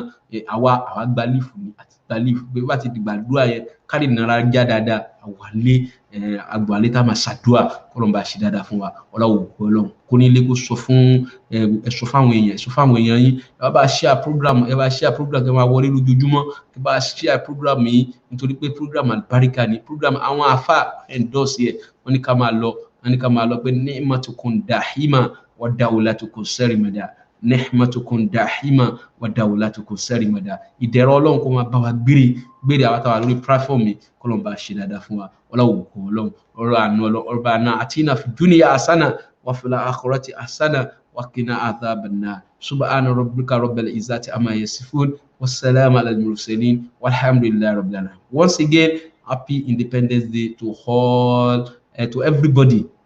Most especially in America, happy Independence Day. Àwọn táwọn ní Canada náà happy Independence Day. Àwọn táwọn ní Nàìjíríà náà happy Independence Day. Gbogbo bí tá a bá ti wà kí wá happy Independence Day. Kọ́lọ́njọ kọ́lọ́n ṣàánú wa kọ́lọ́n ṣàánú. Táàtì máa bá wa pàdé níjọ́ Friday tó ń bọ̀. Ọlọ́run kankan ò ní ṣàlàáfíà tiyín kò ní ṣàlàáfíà tèmi.